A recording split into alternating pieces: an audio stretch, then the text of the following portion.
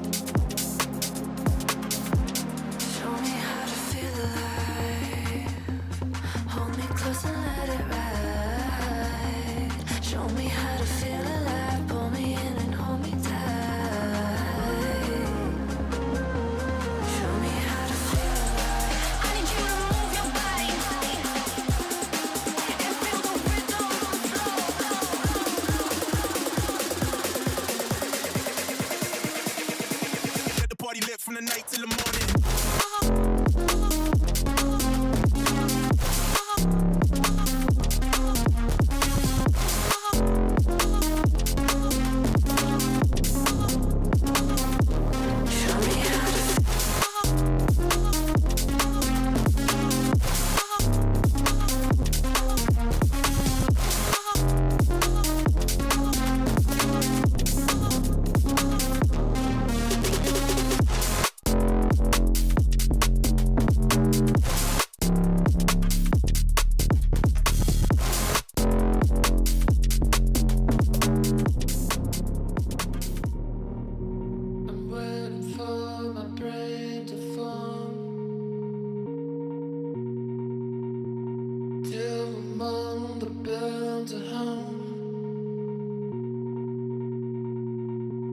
Just a deep losing focus.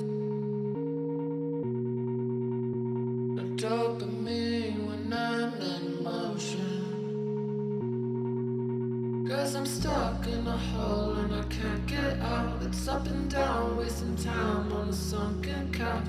Feeling love while I'm drowning with my finger. When the sun's in the sky, I'm still stuck in bed. When there's fire in my heart, it just sinks like that. I'm losing all my thoughts to you. I'm losing all my thoughts to you.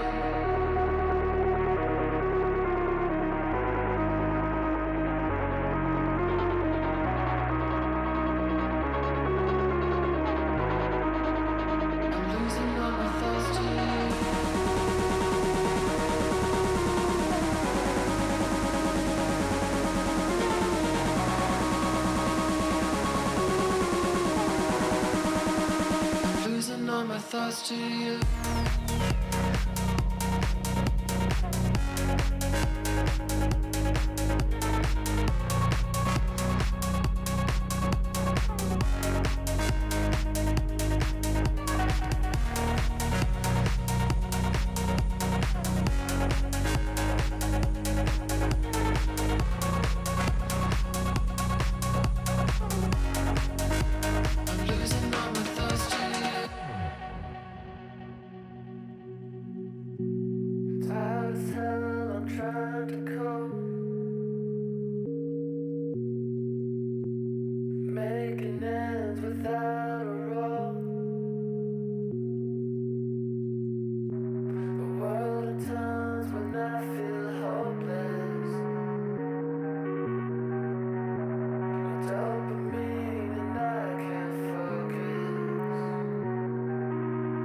I'm stuck in a hole and I can't get out. It's up and down, wasting time on a sunken couch.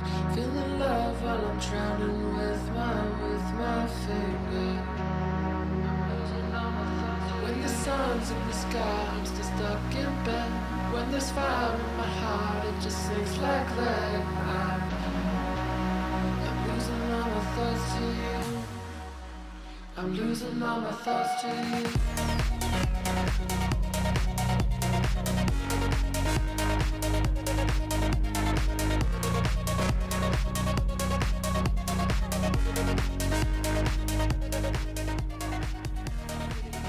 today. It's nice to meet some of you outside.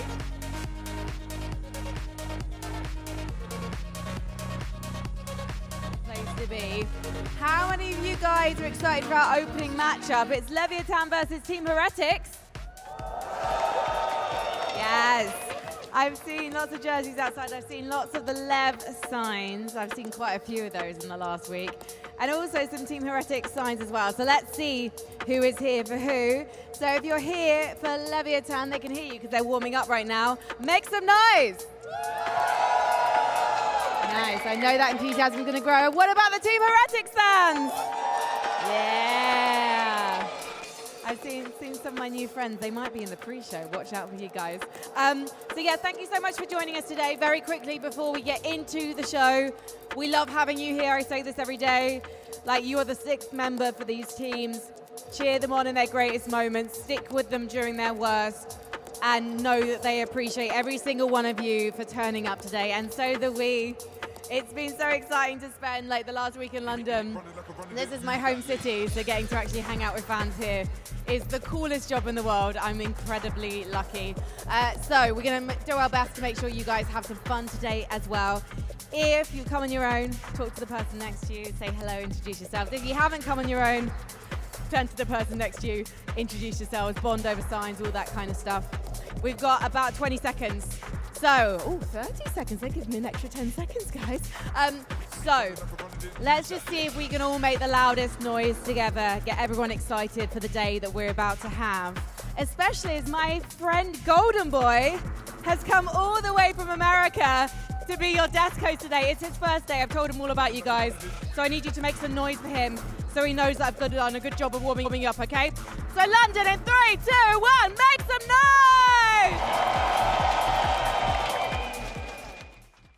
This stream contains fast-flashing images that may affect viewers who are susceptible to photosensitive epilepsy and other photosensitivities. Viewer discretion is advised.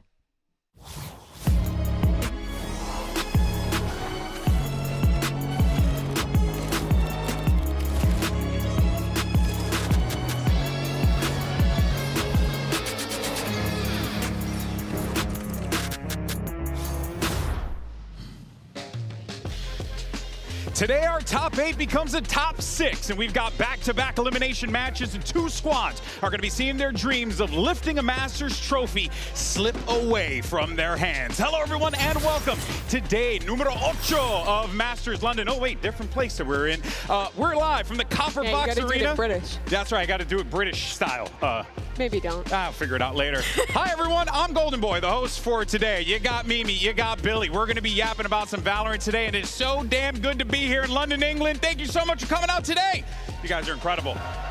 Also, shout out to the Knicks. In any case, though, He had to get it in somehow. Listen, you're going to get at least 3 more mentions of the New York Knicks on this broadcast broadcast today. And no one will know today. what he's talking about. And it's perfectly fine. I don't care. I promised my dad. Now, in any case, though, today's elimination matches are going to be the subject of our Mastercard fan poll because the last 2 America squads are going to be on the chopping block. And I think a lot of people are kind of rooting for America's downfall here. I don't blame them. And, of course, we want to know how many teams you think are going to be surviving the gauntlet. Is it 0? Is it 1? Is it 2? Scan that QR code, cast your vote. We'd love to hear from you, and we'll, of course, show the results at the end of the show. And don't forget to use those hashtags, VCT as well as Valorant Masters. Right, tell us who you're rooting for today. We want to hear from you. And remember, we're only going to put the best stuff on air, not the bad stuff. So only send us the good.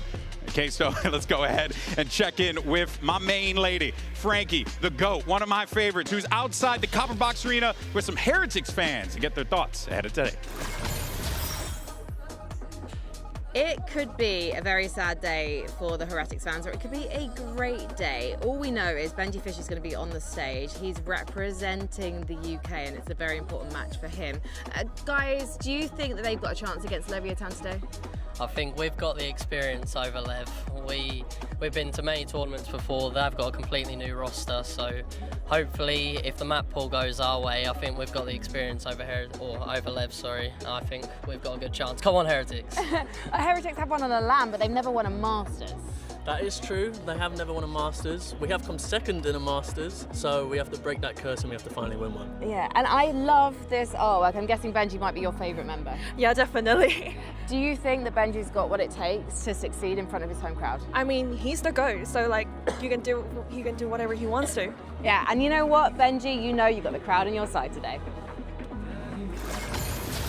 Yeah, I got off the train 3 hours ago here. There was already a sea of Heretics jerseys coming in. The support, the love for this team at this event already has been massive. But this is a pretty grim position they're in now. Yeah, for sure. I think having that home crowd buff will hopefully be able to help Benji come into today as well. You don't want them going out of this tournament 0-2, considering he's one of the last English boys that we have on the global stage. Yeah, you want to see him pop off, but at the same time, he's got himself a really tall task ahead of him, taking on that Lev roster. But as we mentioned, there's a lot of tension today, right? Everyone's feeling it a bit. So we decided, let's lighten the mood. Earlier, we asked Team Heretics to keep a straight face against truly incredible odds. Check it out. What is up, guys? Welcome to the dad joke battle. I am joined by Benji Fishy, who looks very ready for today. Weber and Neil Zinho, we're going to be playing a game. Okay, sorry. Take a minute, settle yourself. We're gonna play a game where I read out a prompt and then a punchline. These guys' job is to keep the water in their mouth. And as you can see, it's going swimmingly already. I have a feeling we know who's gonna be dumping out that bottle the quickest. We might need backups. Gentlemen, are you ready to start? Benji, my guy, I've not even read out the first line. I'm sorry. Come on. Oh my God. Oh, okay. Okay, we're gonna take a breather. Deep breaths. All right. And let's go. Gentlemen, the first one for you. Which days are the strongest?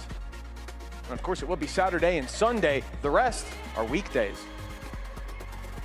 Did you hear about the restaurant on the moon, by the way? Supposedly it has great food, but no atmosphere. Oh, Benji.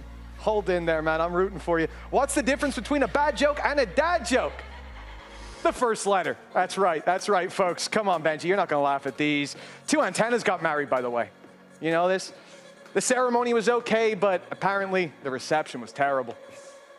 We're doing well. Okay, well, a dragon would never explode, but a dino might. Okay, we're holding strong. Let me ask you, what do you call a belt made out of shrimp, clams, and salmon? Well, that would be a waste of good seafood, wouldn't it? Oh, no. Oh, I didn't want to see that. That was worse. They're so bad. They are. And don't worry, they get worse. What did the frozen crow say? Ah! And he's made it through. We'll give him the... Oh, no, Benji. I'm trying to help you out, man. We're a cleanup over here is going to be a nightmare. Okay, all right, round 2, gentlemen. We've gone through the generics. You've done very well. Let's go to round 2, Valorant-themed dad jokes. Maybe bad jokes as well. Why did Mosh get fired as a gardener? Because he couldn't even plant the spike. Why do Valorant pros have a tough time ordering from the menu? You know, they just keep on switching sides, don't they? What was Harbor doing at the bottom of the ocean? He was trying to be a good anchor. What do you call a honeycomb with glasses? B-site. Oh, yeah. No? Keep going? Okay. Sova started a botany blog. All he does is post plants. And gentlemen, I think we might have reached the end of the list. I think you've done a fantastic job here today. 2 of you. The others have something to be desired. Can we call the cleanup crew? This has gotten out of hand. Folks, that's all the time we've got for here on the bad or dad jokes, whatever you want to call it. We'll catch you in a bit. Thanks for joining us, boys. Stay hydrated. Thank you. I don't know about you guys. Those were all funny to me. This is great. Big fan. I'm the audience, clearly. You are? You're the dad joke audience. I'm the dad joke audience. Kudos to Mitch as well. Good job on the delivery, kid. You'll get there one day. You're really nailing the dad joke cadence. You know, that's is an art form. It didn't seem to take much to get Benji to No, it does not at all. It actually doesn't bode well for him today. He's cracking that early on the stage. Jokes aside, though, you know what, though, folks, here's the thing, right? We got to talk about that matchup that we did see, Heretics Vitality. You know, we're going to mention it here.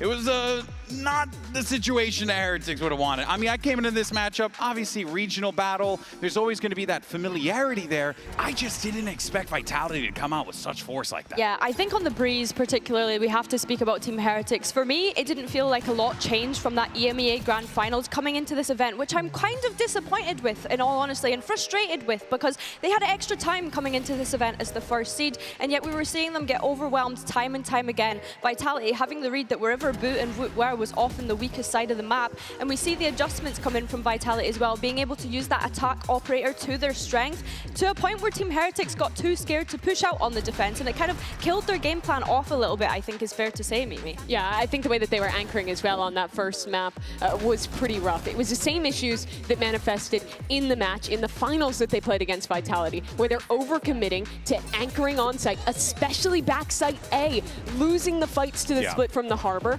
and then not being able to win out in the man disadvantage retake. You look over at map 2, and I think there were fundamental issues here as well. The attack side op you brought up on Breeze was prevalent as well. They could not be proactive on their defensive side in the way that their comp wants to play into, but on attack, I felt like it manifested more in just fundamental issues, not playing together, underperforming to their expectations. This was a Heretics that was, I think, a massive disappointment compared to expectations from the team that won EMEA. If I may have a little bit of hope for a second, though, I think the fact that that second map was fundamental issues, I'm hoping that those are pretty easy cleanup things, right? I think for me, the biggest disappointment was coming into a map, having same things that you had shown in EMEA stage finals. I think that's the thing that caught me off guard. Yeah, it's a frustrating thing, but on that note, Team Heretics, they're no stranger to a lower bracket. They did it back in EMEA to win that grand final, so hopefully they'll be able to do it here. Yeah, 4 weeks though. Like, yeah, it's insane. Your first point to me is the biggest one, that not enough changed from EMEA. There's not a lot of time now to turn it around, but we only saw 2 of their maps. There was underperformances on top of it. It has to be way better today. Yeah, well, I'm sure, you know, all the Heretics players feel exactly the same way. We had an opportunity to catch up with Woot about that loss of Vitality in this HyperX player moment. Hello, it's Woot. I'm playing for Team Heretics. I'm frustrated because we couldn't fight back. Like, we showed ourselves like fools. Like, I mean, they showed it really easy against us, and it's kinda unacceptable. I think they're playing good. I mean, they were playing good in grand final as well. That's why it was 5th map overtime. They're really like playing well, but I think the difference was us, not them. We played really bad. All into elbow, right behind this wall. It's a good shout. How far does he go? Does he stay on this? Get out of my way! He's gone! He's got a double! I mean, being frustrated while losing is fine, because that means that you care and you need to fight back. So for me, it's not like calming yourself down, it's like more what you put in game. If I'm frustrated to myself that like I played bad, I'm talking with my teammates and acknowledging and, you know, telling my teammates that I played bad or I made a mistake. And then next round, I'm just resetting myself fully and then focus on next. You can certainly see that composure there from Woot, and we're of course hoping to see that on the stage here. Now, focusing on some of these 1v1s, you know, more individualistic battles, right? We got an interesting one here between, I would say, the 2 players that are just kind of the neons. You know, they're rolling with this agent. They're not really changing anything up. It's Kashmara as well as Spike. They're going to be face-to-face today here, and I think it's very fascinating because, you know, we're seeing like teams kind of figure out where they want to put that duelist role, what they want that to be. These teams have settled. We like Neon. We're going to roll with this. Which I respect, but I think it ends up in pretty different ways for the 2. How so? When I talk about Team Heretics, I think their biggest thing is on their attack side, having early set plays around Kashmaras. I think they're very reliant on him getting opening picks for the team, and that's how they play their mid-rounds off of it. I thought in the game against Vitality, in the rounds where he would fail in those openings, where he would be shut down by Vitality, that that next layer was really rough for them. When I look across the field to Lev, well, they still play those early rounds with the Neon. They still rely on Spike to get those openers. I think they do a much better job of being able to see a map where Spike is underperforming and have other guys step up to fill that void. I think there's more depth in terms of the talent with Lev versus the Heretics that I think is extremely reliant on Koshmaris. Yeah, it's almost as if it is their only win con, which is disappointing when we consider the preparation. And I think the contrast between these two is that Spike, he took a little bit of time to warm up to this tournament, and I think it's fair to say the past couple of games that he's played in, he's looking really great. But as you mentioned, Mimi, he's not the solo reliant player of being able to go in and get those first picks. I think when I look at Kosh, we had high expectations of him coming into this event because of how he performed regionally. We just need to see him step up a notch now that he's here at the global stage. Yeah. Bear in mind, he is a rookie to the global stage. He was only playing in Tier 3 less than a year ago, let's not forget. So yeah, I think seeing him step up today should work for them. Yeah, truly an incredible journey for that player, right? I will say the thing that does give me some hope about Lev is their demeanor. They're a very, very calm and collected squad. They don't really let things rattle them. So I think like when the crowd is very much going to be on the sides of Heretics, that could very well be a thing that Leviathan could use to their advantage. That calmness might be the difference factor in this game here. But of course, let's check in with Boo of Heretics ahead of this matchup because he had an opportunity to catch up with Jen Lee earlier on to get his thoughts. Here with Boo of the Heretics. Now, Boo, what did the last Vitality series expose from your side that needed fixing, and any truth to the first seed curse? I think against Vitality, the worst thing was we didn't start really well. We were not present enough, in my opinion. So I think in terms of like in-game stuff, there's not much to fix because we didn't really get into it too much. For the first seed, I don't know. I mean, I didn't believe it before, but, you know, practice shows different. I have my own reasons. I wouldn't say I believe in it, but I can't ignore it as well, so it's like a bit weird. But yeah, I mean, it is what it is. Okay. So you need a hot start today. Yes, for sure.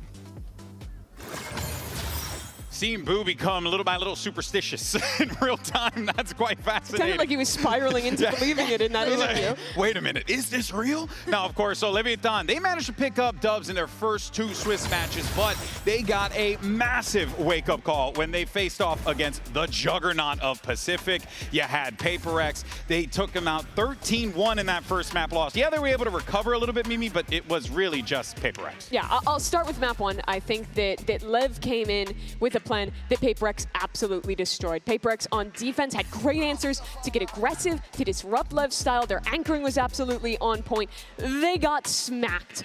But what impressed me was the recovery after that. I think they went into Lotus with a great game plan. Play slow after faster opening rounds and wait for the PRX re-aggression. They punished it in that map, which they failed to do in map 1. And even though it slipped away in the second half, they lost another pistol and it looked pretty rough.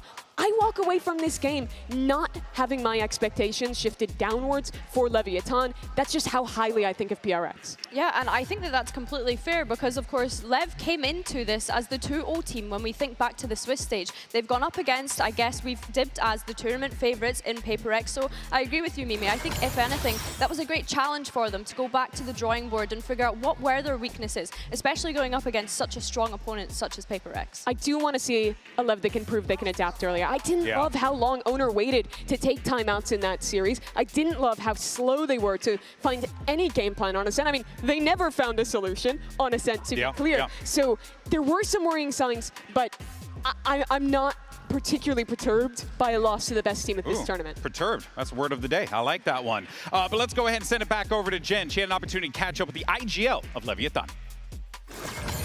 Jen here with King of Lev. King, how did you guys put your loss against HyperX into your perspective? I think every loss always help us grow, and this one especially because it was the first time we played the first match. Our routine kind of got a little bit messed up, but we also learned playing against HyperX, who's a crazy team. I think they're one of the best, if not the best team in the tournament, so it definitely helped us grow, and we're going to show a way better face today. I mean, first match is like esports early in the morning, but good luck. Yeah, thank you. Can't speak from experience. Waking up in the morning playing, GB, that's just tough. The first game starts at 3 p.m. It's too early. It's 3 too p.m. early. It's too in the early. afternoon. Mimi, I don't know how many times I have to tell you this, girl. Okay, get me going at 5, and then we're chilling. Of course, it's time for our 1v1 showdown for our skirmish side select. We got a duel between King and Weber. Okay, so we got a little coach action here. Yeah, we like to do this in EMEA, I feel. They love to send the coaches into these skirmishes, and I think that it's actually kind of a good thing because it takes the pressure off of the players. Let's not forget, Weber had a little bit of a semi-pro career once upon a time, but King looks to be taking his head a little bit here. Kind of started this one off quickly. Yeah, I mean, just beating coach feels like a pretty good way to warm up. And it looks like it's going to be pretty dominant here from King. It's a 5-1 win. I feel like Weber just wanted to see how he fared against King. Yeah, maybe. I also start to question, was today really worth the risk of sending your coach into a skirmish when it's an elimination match? Good point, good point. Let's go ahead and see where we're headed with our map pool picks and bans. Check it out. Alright, hello and welcome guys. Let's do the map battle real quick. It is Leviathan versus TH today, and Leviathan won the skirmish, so they are picking their side. Team A. Team A. And Heretics is Team B, which means Leviathan is banning first. We ban Breeze. Alright, Breeze is banned. Now it is Heretics. We ban Pearl. Pearl is banned. And Leviathan is picking the first map. We pick a split. Split, right? And the side for split, please. Attack. Attack. And your map pick? Lotus. Lotus. And the side for Lotus, please. We pick attack. Okay. We have Ascent, Fracture, and Haven left, and Leviathan is banning first. We ban Fracture. Fracture is banned. Last two maps are Ascent and Haven.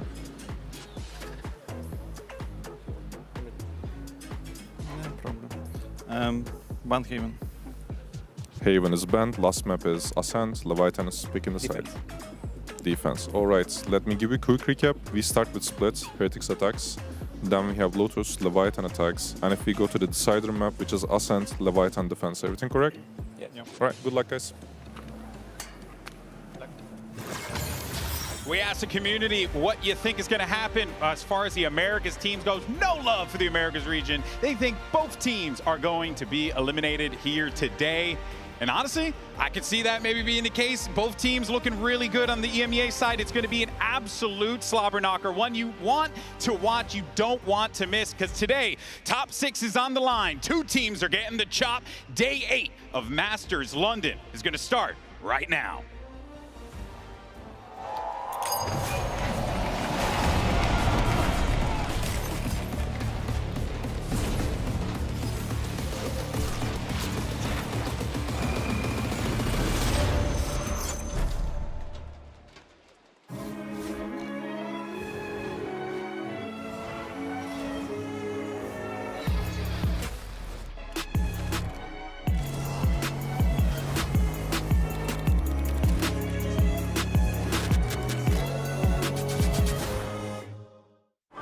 Could be the killing blow. Heretics, you have to string something together here.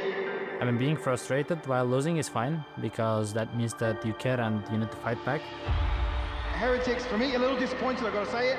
We need to wake up, we need to change something, and we will try to fix it fully for next game. O que eu sinto jogando contra a Team Heretics, eu acho que contra os campeões do EMEA, né, acho que vai ser muito bom, porque a gente não jogou contra um time do EMEA até agora, então vai ser um estilo de jogo meio diferente. Eu acho que vai ser muito legal também jogar contra o UT. Então, depois desse jogo da HyperX, tenho certeza que a gente vai voltar mais forte e estejam preparados para isso.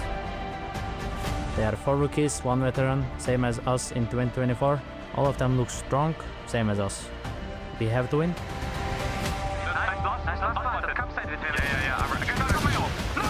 Talvez possa ser o nosso último jogo aqui no Masters, mas tenho quase certeza que não vai ser, porque a gente está muito mais forte que antes.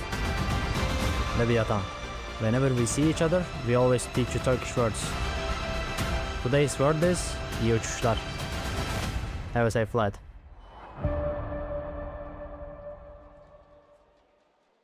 Show me how to feel alive. Hold me close and let it ride. Show me how to feel alive. Feel alive.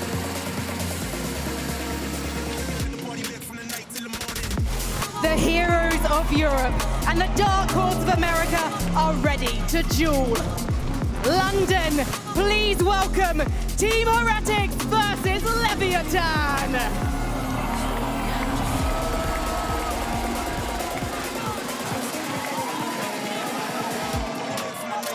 And here we go, an elimination game to kick off today, and it is a good one. Heretics versus Leviathan. Leviathan, a team that surely is the underdog in this matchup. And this audience, this crowd is firmly behind the Heretics. It's going to be a slobber knocker, and I'm excited for it, Mimi. Absolutely. 2 years ago, it was Team Heretics stepping onto a master stage. 4 rookies, 1 veteran.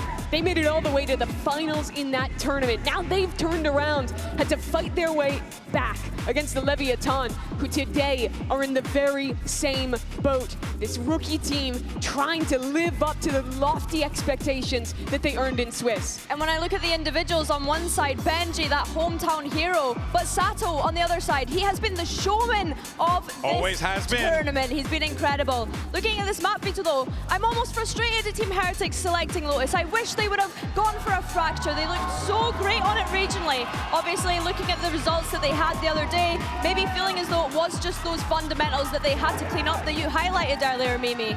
Yeah, for the side of Leviathan, I think having a permaban really hurts them here. I don't like that they have to get rid of this breeze in that series. I think it looked pretty weak for Heretics in their last 2 showings, but that's gone. So the maps we get end up being interesting. Split, in my opinion, the strongest map for Leviathan when they were playing this in Americas. And I think that's really the one that I look towards. How much of a game plan can Heretics have? Because I thought their prep yesterday, their adaptation in that game they lost was really weak. This is their chance to show us what they've learned, what they rallied after that loss, and come out for a game plan in, Billy, what I think is a super predictable map pool. They didn't have adaptations, and this was the issue. At least they were too slow to react against Vitality. We need to see this team that was once in grand finals at global events, because otherwise they're going to be eliminated here completely winless. I think we have to speak about that split, though. Yeah, you do, because it looks like for this Leviathan team, this is the tone setter. This is the one where if they are able to shut down Heretics, I will be very concerned about this team going into map 2, Billy. And when I think about Lev, they had such great controlled aggression on this map against Global Esports. Being able to adjust the tempo, set the pace, really. I think going up against Team Heretics, we had mentioned the composition that we saw in EMEA. They were leaning into that Vise, and I think that could actually be a strength for them here against this double duelist composition that we expect to come out from Leviathan. Yeah, I think what's interesting about Lev is despite playing that double duelist, that no Senti comp, they tend to play a pretty metered attack side. They like to default a lot early into B main and bait out Vice utility when it's set up on that side, but for late rounds, looking for re-clears, for space back towards mid. So what I want to see from Heretics is playing strong to flood into the B site, playing heavy to control mid on their defensive side, and not engaging with Leviathan in that B main fight, but taking space elsewhere. We see that double duelist up here, but Heretics as well going to be rolling with it too, and we mentioned that Vice, Benji Fiji. He's going to have a lot to work with here. Yeah, and don't be so readable, because that's what we saw in the Vitality Breeze in particular as well. Having the tells where the oppositions could abuse that. We speak about Benji being on the Vice here. He usually plays towards the A site, which is a little unusual for your site anchor, I think is fair to say. And watch out for where he's placing those walls. It's not always just on main, it's not always in mid, often the heaven wall that Leviathan will need to figure out quickly. Yeah, and for Heretics, looking at that earlier attack side start before they flip over, my eyes have to go to Kashmaris. Had a slow start to their opening game on stage, was such a paramount player for this team in their victory back in EMEA. I think he has to start strong here. He has to come out swinging on split on a map where domestically he was so good here in this double duelist look alongside Wu. All right, folks, this is it. London, England, let's make some noise as we get ready for our first map and send it over to your casters. Their accents don't seem so special now that I'm here. Bren, Sideshow, the floor is yours, fellas. Crazy way to open. Listen, let's get to it then. It's elimination today. It is the best of really America's and EMEA. Well, maybe not, actually, that's why they're in the elimination portion. But it is going to be good games regardless of that. EMEA versus America's all throughout it. And for Leviathan and Team Heretics as well, we're packed to storylines, packed with narratives that we've got, because there's a certain amount of pressure, I think, that's going to be on both of these teams' shoulders, but to varying degrees. Lev, a brand new roster, realistically, with a long-term vision of where they want to be at in 3 years' time. Owner has spoken about it, and that's in contrast to Team Heretics that have known repeated failures, repeated defeats, essentially. Yeah, Team Heretics, they're in their 3rd year, but without that global trophy. And this year, having broken the curse of lifting a domestic trophy, finally getting onto that throne in EMEA, it feels like something should be a bit different. But they would have to run the lower bracket the same way that they did inside their own region to have a chance of anything like that. And that's a story that we'll be telling way later. For today, it is EMEA against Americas all day long for survival. EMEA dominated the early years of Valorant. If you think all the way back to, 2020, 2021, then Americas took over as top region, recently ceding that to Pacific. But this tournament, it really feels like is changing that narrative. As we watch, in front of your eyes, you're seeing Chinese teams doing incredibly well. Both Pacific teams crashing out during the Swiss stage. It feels a bit more volatile. That parity that's always existed between the regions in Valorant showcased again here at Masters London. Yeah, definitely so. And I mean, if you're an astute watcher, you might be wondering, hold on, there's an agent select again. And that's because, not going to point any fingers, but it was someone on Heritage who picked the wrong agent. Yeah, so, nice work. We're going to redo it, and there it is, finally. We got it. I mean, it won't take much investigation to find out who it was. No, you just, listen, just rewind on the VOD, mate. Yeah, you're going to be able to spot out who it was, but we're getting into the game shortly. But I don't think this is really going to change too much. The map pool is interesting. Split, I agree with the desk, is going to be a big deciding factor, but to me, that map too, I got to agree with Billy, who was talking about Heretics probably should have leaned into their fracture. Right? Yeah. Leviathan came out with quite a nice fracture in terms of their tactics at this event, but it has not been a map that they've been great at. Heretics, it has been a gigantic strength for them. And instead we're going into the Lotus non-Viper mirror as our map 2. I think that's going to put the pressure on Team Heretics unless they can have a good performance in map 1. And we are going to be going into things here as the timer is ticking down for the pistol. Pistol rounds, vitally important for Heretics as well, Brent. Yeah, they ended up losing all of the pistol rounds yesterday. I think it made them look a lot worse than they perhaps should have been. I mean, you think about how impactful they typically are, but Kant and I as well, a lot of the players, a lot of the talk has been around Team Heretics not making the right adaptations, not using the time off well enough. Well, this is their opportunity to prove that they have actually had that time off, that it has worked to fruition. Elimination, do or die. It's Leviathan versus Team Heretics. We start on Split. This is the bread and butter map of Leviathan. They got countless wins at it. Many a team has tried to anti-strap them. And there wasn't very much time for Heretics to figure out who their opponent was. There's Blows with that spam from his heaven position, knows the angles well. But as Team Heretics predict, Lev mostly give them the site, so it's a 4v5 post plan. They've got ideas of pushing screens. Quick little ramp take as well by Lev. They're not messing around. Make sure to rapidly take this one. Given a lot of space towards CT. Perhaps an indicator as well, hearing a bit of that util being used. This post plan from Heretics could be quite potent. Wall's going to have to get baited out here. Time is of the essence. These seconds are going to get bled off the clock, and it looks like Team Heretics are getting antsy. They want to activate. Oh, my! It's Neon just decapitates 2 of them. Waiting and wondering a little bit too far here. Snappy stuff from Sato. What a hell of a pistol round to kick things off. It's an incredibly aware retake from Lev.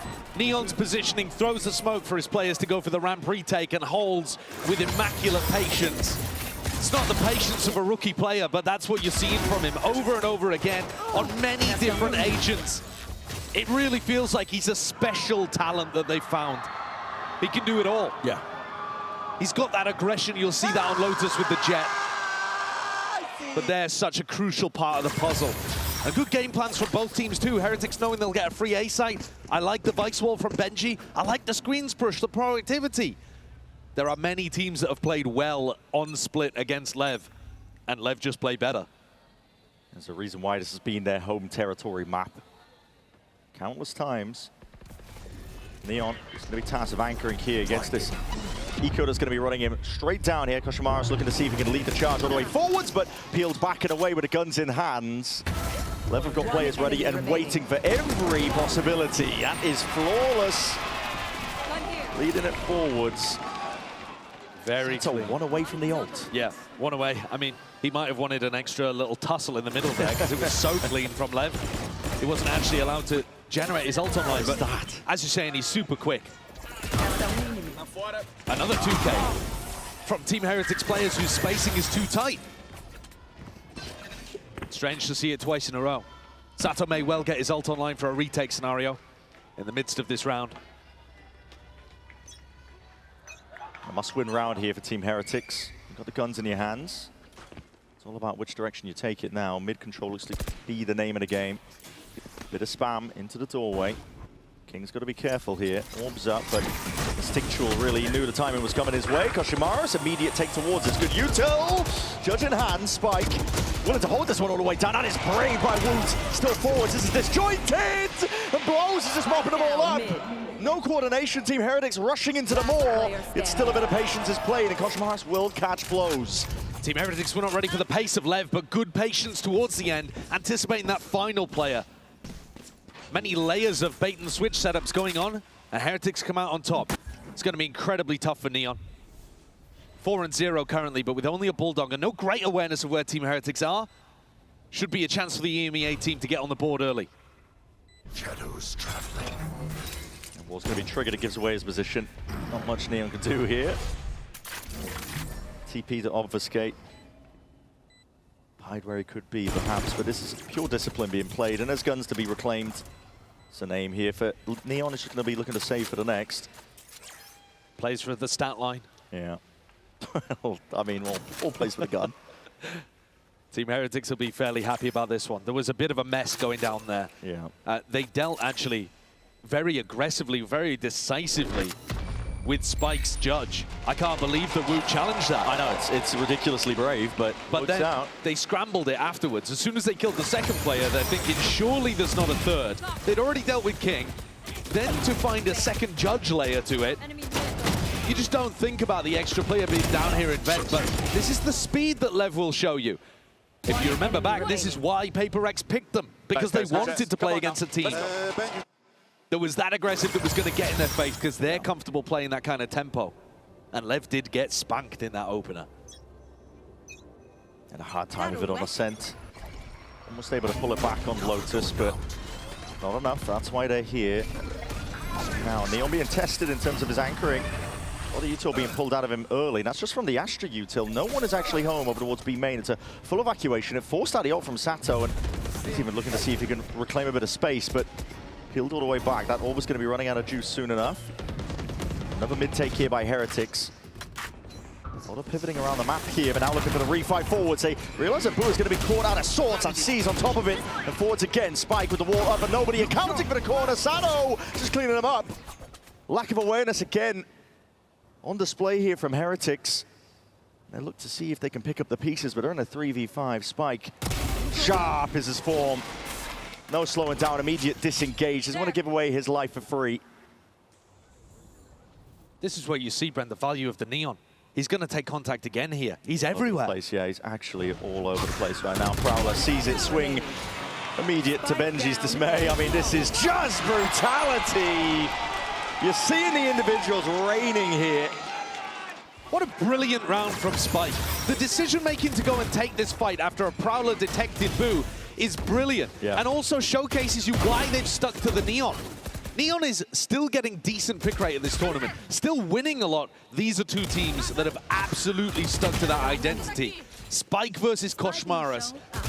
They might not go head-to-head very often. We're not talking about Neon versus Neon, but how much value they respectively get for their team, especially on defense side reclears like that, it will make a difference. Of a fast play over towards this B main angle. It was conditioning before, but this time feels very much real. Sending him flying forwards. A stun as well. A Reciprocate. Oh my god! King's just beaming them all down, and Neon still left to be dealt with. Sitting up towards the back of the site, just a smoke to partition it up. It's a 2v2. Very much winnable here for Team Heretics. Benji could be the hero. He could be. He needs to square up, and he does indeed. Finds his mark, finds the target that he needed. Now a 2v1, and there's guns to be picked up. Recycled now into the palms of Boo. This was a light buy. Still out away. This was a light buy round, and they're doing such a good job here. Baiting blows in. The curiosity. Hold on, taking a peek. It's quick reactions from Benji. So what to see from them? That was beautiful from Benji Fishy the whole round. Such a crucial player there towards the end in that 2v2. Grabs that first kill with the Sheriff, picks up a rifle. How has he done that with 1 HP? Lightning fast reactions, he's up out of his seat. Benji and Sato are going to be up a lot. They feed off the energy, not just of the crowd, just of their own game, of the passion that they feel in matches. Team Heretics now just trailing by the 1 round. Ultimate's close to being built up. Look to send this in many different directions. For now, though, biding their time, waiting it out, listening to Heretics. Are they going to be ready for this refight attempt? Three on B main. Spike down B. Taking orb. I'm coming to you. Can mid push. Yeah, I don't see anyone. I'm just waiting to smoke. Can I fight for you? Yes, yes, yes. Wait for me. Bro, can you do Astro Stun here? I think and I reveal this and we pick it. I'll also smoke this. Wait. You can do it now. They have Phoenix Flash. Yeah, Phoenix Flash. Looking for that one here, already pushed back, postured. Leviathan, that refight into main. Cooked him, and Rian's just looking for ways out of it, but the smoke completely cuts him out of the angles. It's got to sting for Heretics, being fought in refight styles like this, when that was their bread and butter. The big thing that Heretics innovated in their first year in 2024 was this kind of style, where they would refight with flashes. Oh, at that time it was double initiator, so they were using the KO, but here, Sato coming through with the Phoenix Flash on a refight, utilizing the double duelist, it just looks beautiful. There are similarities, there are echoes between these two teams. It is like looking back a little bit to that first year of Heretics. And yet they've spent 3. This year they're first to be able to pick up a trophy in EMEA. Oh my God. Bit of random spam finding that one blows. Team of the Horn, it is dealt with in time. Happy to concede up this space over towards the A site. Name of the game for Lev here is just surrounding them on multiple fronts. I think they've got a good read that they're going to be able to get A every time they go in that direction, but the spam is dangerous from heaven. And they're so fast around it. Already a bit of a read here. At least from the pistol round that we saw, they know the Team Heretics were making a play towards that CT angle. This one, though, could be dangerous here. Off angle for Woot. Adjustment over the movement, not quite in time. Still nasty shots there. Benji Fishy head clean off there off Spike King. Looking to see if he can just sideswipe them. And a complete pinch and collapse. It's all up to Boo. Just the Sheriff at hand. It's not good enough.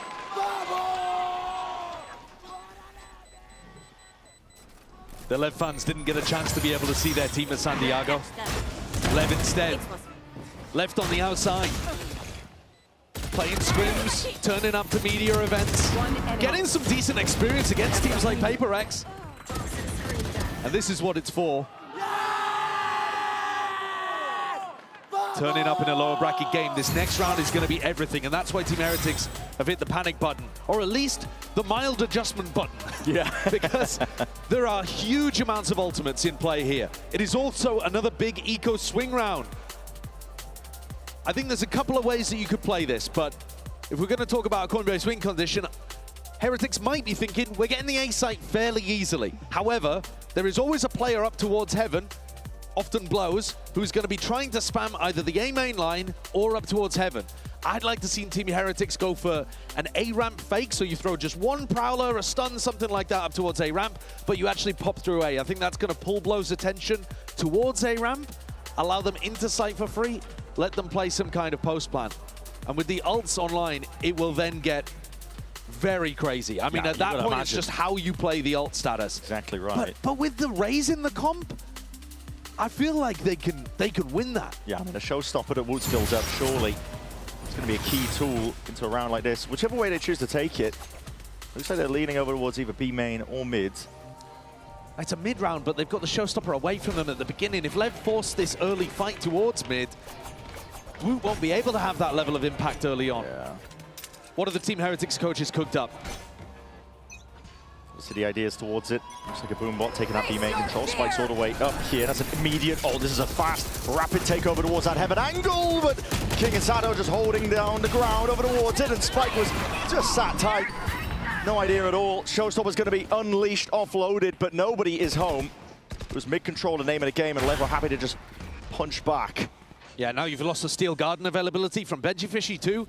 Lev have got the advantage in numbers. Prowler. Fast lane to cut this one up. I think this is all on Boo and the flank through mid. These kills need to come in now. Wood's individuality is needed. Sharpane, the marksman, but this is a tough fight indeed. Now the overdrive can be faced by this one. Running down, what a prospect that is. Spike. Taking no liberties. It's all up to Boo. Playing from long range, but listen, already half on the diffusers. Win cons being played for and Ert out. Lev are fully dominating this. The strat from Team Heretics completely misunderstands the pace and the aggression that Lev are going to bring to this game. They're throwing a Fade ultimate towards P-Heaven. There's 3 players in mid. None of these players are getting hit by that. They're all stepping in front of it, looking to crush one side of your split. And the Showstopper launches its way into sight with no targets. Heretics have a misunderstanding currently of how Lev want to play. And Lev are running away with things. They've now knocked Heretics down onto an eco. Yeah. And Benji's ult, despite being great, they're not going to find many opportunities here, you would imagine. Could be good if they find a couple of picks. Heretics desperately needing to pick themselves up here. Now Koshmaras is going to be sending it flying forwards. Bit of a pump fake in terms of what the identity was of the round, but here's Heretics now sending in a different direction over towards this B site. Looking to put the pressure on King. Onto that Ravenous position, barely traded out in time. It's brought time for Sato to get involved and sidestepping out of Steel Garden. Benji, Fishy and Boo. Use the timing to see if they can reclaim a gun or two. Yes, they've got some rifles, a Guardian at least. Benji was the key player in an eco round like this before. He's managed to find a Phantom and slip into spawn. But it puts a lot of weight on Boo to actually get the spike in the floor. Yeah, and Lev, look at us, just waiting it out. As soon as they hear the spike tap now, they're looking to see if they can move forwards. The second one is going to be order confirmation they needed. Stun's going to be sent out, ricocheting, flying forwards, and that is the connection they were looking for. Planted into that default position. Benji reveals his hand. It's not planted for him. But everybody's going to be watching for this one. A tap to see if they can drag him way out into the open. 33 HP, just not enough to work with in terms of the health pool that was offered up. It's another situation there, Brent, where a player gets absolutely bullied by Spike. And it's Boo once more. Yeah. Forced to try to stick it so that Benji could possibly clutch. King's done amazing from this position, by the way. Somehow got 2 in the midst of this. But look at this. What is Boo supposed to do there when Spike's able to keep all of his util and just dump it onto you? The Neon is still great. And there is a clear Neon gap right now between these two teams and which one is getting more value. We talk about Spike being young and being fairly inexperienced, but you've got to remember he does have an extra year over Kosh. He played in that 2G team, was more of the flex role for them because it wasn't a Neon meta, but now he's back playing the stuff that he was incredible at during Tier 2, and he just thrives, man. He certainly does here. Second timeout being called for Team Heretics. It is dire straits. You've got to correct the course really at this point, going up against Leviathan. They are a potent team on split. If they don't come prepared, even if you do come prepared for them, to be honest, they will still give you a run for your money. They have to turn it around. There's urgency here. Just a call back as well to what we were talking about at the very beginning. This is a position that Team Heretics, a lot of these players, they've been in before. They bombed out of international events. They bombed out of tournaments. They've also been to some of the very highest peaks, making it all the way to the grand finals. This third year, really, of the Team Heretics project. This is where it was starting to come to fruition. This is the year where it was supposed to be a little bit different. They secured that #1 seed in EMEA, but right now, they're not playing like it. They've got to pick up the energy somehow. And I just mentioned Kosh is going to be the tip of the spear over here towards A-Ramp. But really, you can't put that level of weight on the youngest, rookiest player on your team. He needs help. Setting him forwards, though, it's a stun for a stun. Pound for pound, just trying to deny that ramp control, but immediate disengagement. Pit in mid is going to cause problems. Spike used his counter stun, so now doesn't have that available to punish somebody in the mid or late round. Sato's inside this pit for a moment, thinking that they're going to contest King. Early ramp clear, though, with the Haunt, reveals that Kosha's not stuck around. They're sniffing out that Heretics want to try to peek into this ult in mid. Yeah. Re-clear with the Prowler on ramp. That's going to be good information for Lev. No, this one is entirely clear. Yuto's going to be sent flying forwards, but there's no real commitment to try and clear out this pit. The rest of the pack moving up into B main. But there's no Neon stun. Oh, Neon pressured early. Yeah, he's going to be pressured now, and this is where he's really tested as an anchor player, but already calling for reinforcements. Orb's going to be propped up. Attempt to see if they can flood defense all the way in here. The trades on point. Immaculate work. Shots all ringing out. Raining true here for Leviathan. And Neon always just being cheeky, adjusting, TPing back and forth. And here's where the discipline again shows itself. Left. No one oversteps, no one overpeaks. It's a crossfire setup that is impossible to get past for Rians. Immaculate macro from Lev. They have full control of mid with their Viper's Pit. They re-clear with excellent utility coming out of blows. Proactivity, confidence coming out of Spike. They realized the A-ramp pressure was fake. They stack B. And Heretics' entire game plan here seemed to be, let's get util out of them. There was no stun, there was no snake bite, there was no, stuff to stop them at the door, and yet they still ran into the stack. Checking the situation. Heretics are lost right now. They're drowning, they're floundering. Two more rounds left into the half. A bit of a team flash potentially could pave the way, but that Horn reveals just 2 players. Actually gives a massive indicator. The rest of the pack is moving in a different direction, and King more than ready for it now, but still being assailed from multiple directions. A lot of damage done. Just the 1 kill claimed, but look at how rapid it is. Lev leaving no stone unturned. They're following the action, they're following the heat. Willing to give it to him. You will get no free space. There will be no avenue of split that they're not willing to fight over. And King dances as he moves during that, overwhelmed by bodies, but did enough for his team to come in and clean up. Spike is 12-4, Sato's 12-5. Meanwhile, players we've seen dominate tournaments before on Duelist years in the past, Woot is 2-11. Heretics need to wake up. Desperately need to. So running out of chances. 9-3. It's a possibility if they manage to earn an extra round. A lot of damage being just pumped into them, but that counter spam okay. Kashmaras is right on point. Same with Boo. He's going to be catching the rotates, finally punishing this over-rotation play. There. It's an open site for the taking now. You can get into this post plan with a 2-player advantage. They should be more than set up. First round where they've had an enormous advantage. Face your fear. They don't need to be too proactive. Night 4.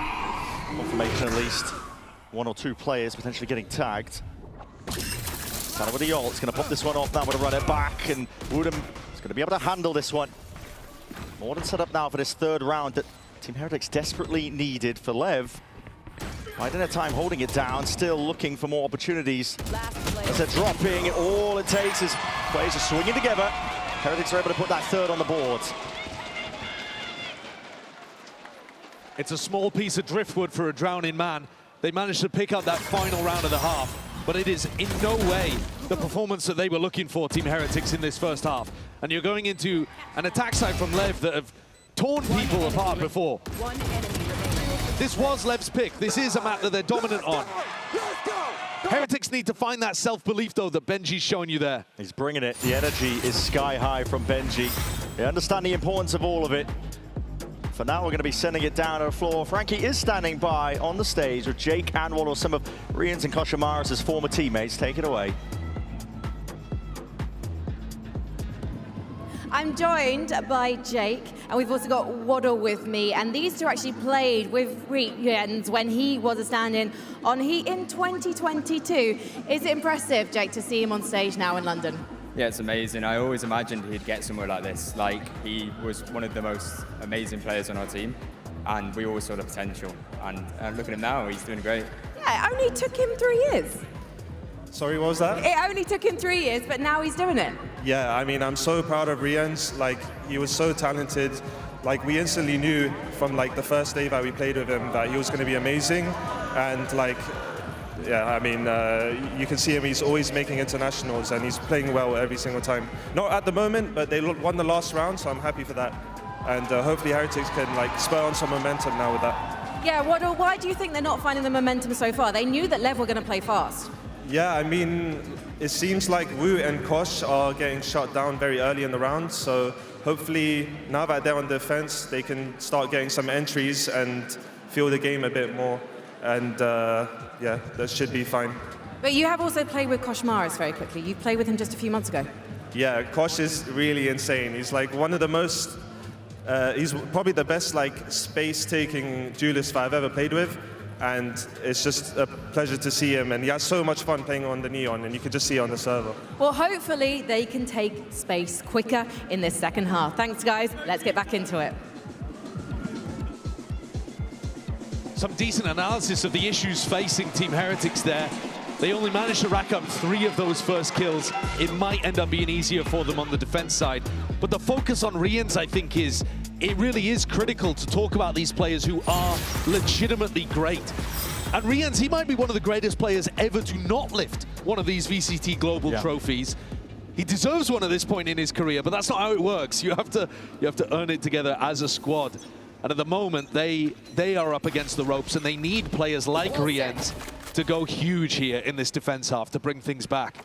Goes without saying, a pistol round is necessary stuff here. Benji Fishy, they're going to be aware of this one. He likes to anchor over towards the A site and just be able to disengage away from a lot of this spam coming his way. And Team Heretics themselves looking for a bit of a refight attempt. The C's goes wide, it's a bit of a whiff. Hits the corner of the wall, and as damage is being done, Heretics players are being softened up across the board.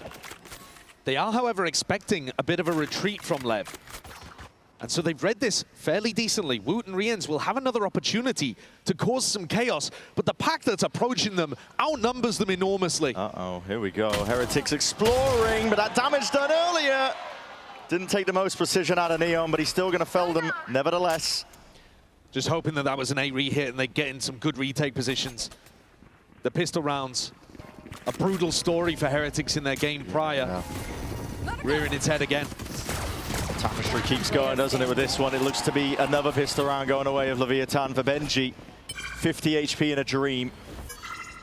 Opposite side of the map in a 1v5.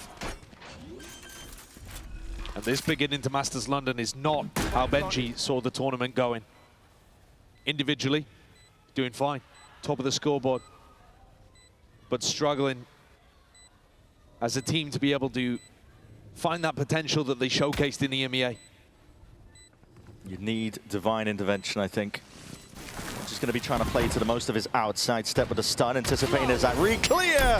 But even a first layer, first obstacle to get past, doesn't go his way. It's Sato.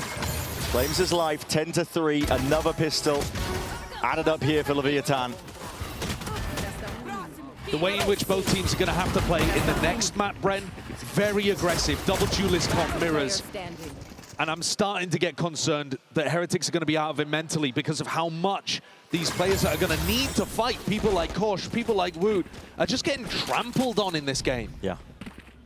Not only is this about Split right here, but it's about their ability to perform in the rest of the series too. Great players have short memories, but this will be tough to shake off if Lev convert easily here. Almost certainly so. They've got an eco stack in the right place, though. There was ever a chance for it. They were waiting for that one, though. The flash and a peek! Lined all the way up. Oh, my! I'm out of here. Sato just cleaving through the opposition.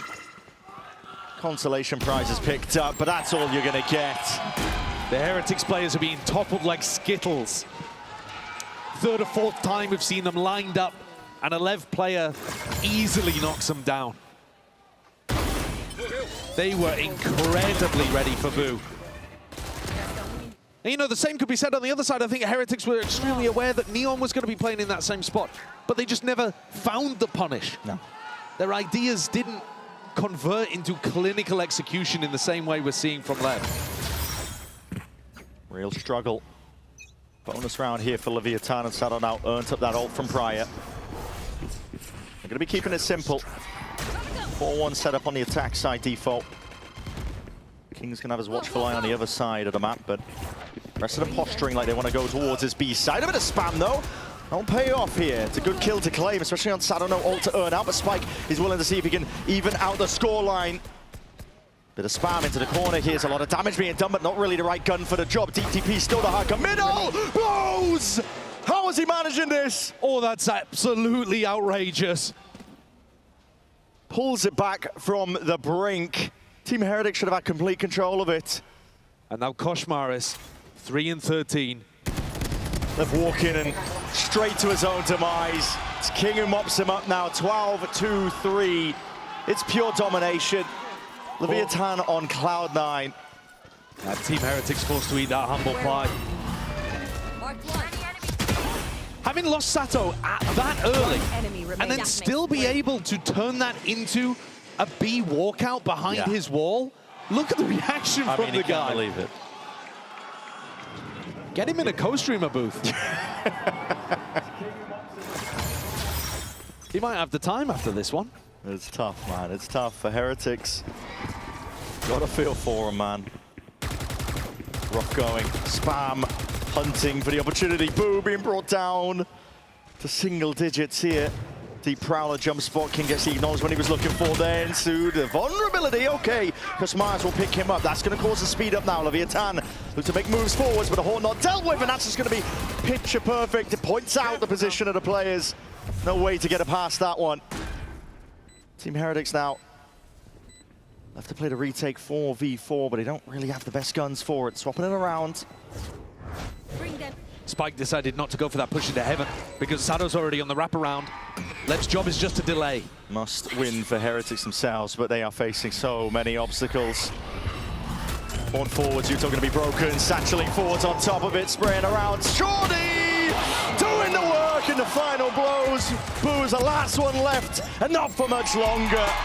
4-piece to finish it for Spike.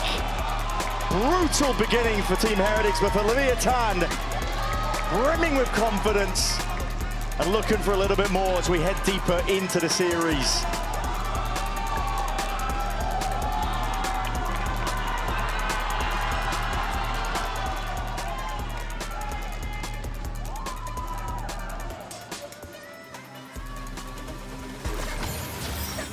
Nice.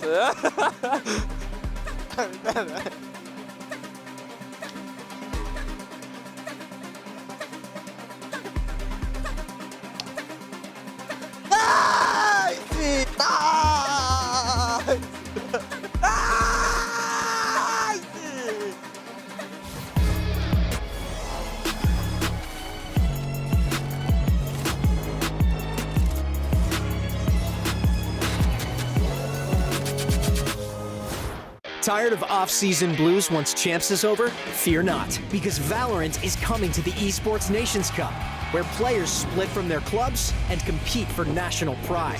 Will EMEA turn every round into a chess match? Is Brazil about to turn every map into ranked? Will Team USA ego peak every single angle? The final event of the year is not to be missed. Esports Nations Cup 2026. See you in November. Here we go again.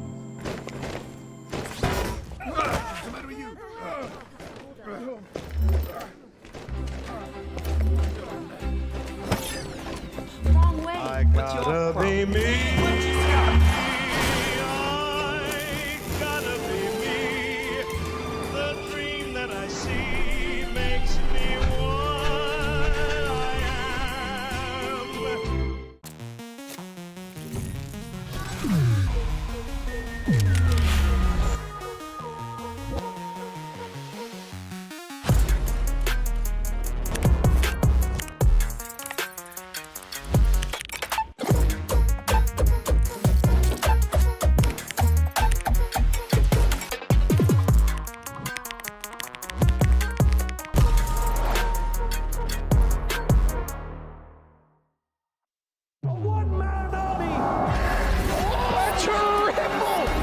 He's hunting down that title!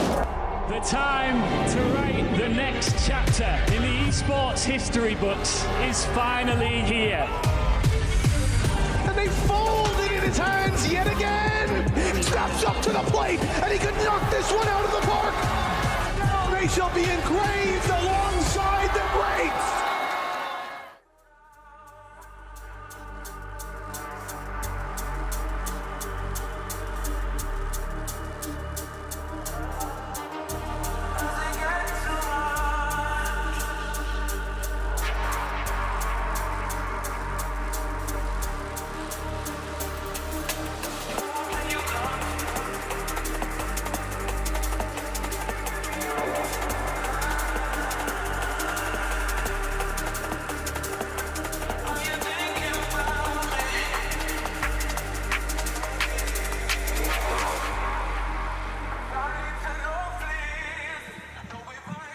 Here with Neon of Lev. Neon, what is the mental approach for today when stakes are so high? Entonces, nós sempre, tipo, todo yo igual que sempre. Vamos yo por yo, no pensamos tipo tanto no rival ou tanto no que temos na frente. Só fazendo as coisas como sempre fazemos no dia da rotina, sempre igual. Então, se nós tipo está com pressão, coisa assim, só abraçamos a pressão e seguimos fazendo o que nós sempre sabemos fazer. I would rather say that we try to treat as like a day-by-day kind of situation. We just try to play next game as the next one. We don't worry much about the rivals, who we face. We just need to make sure that we are doing what we do through our routine for the game. Okay, that's a good mindset. Thank you and vamos!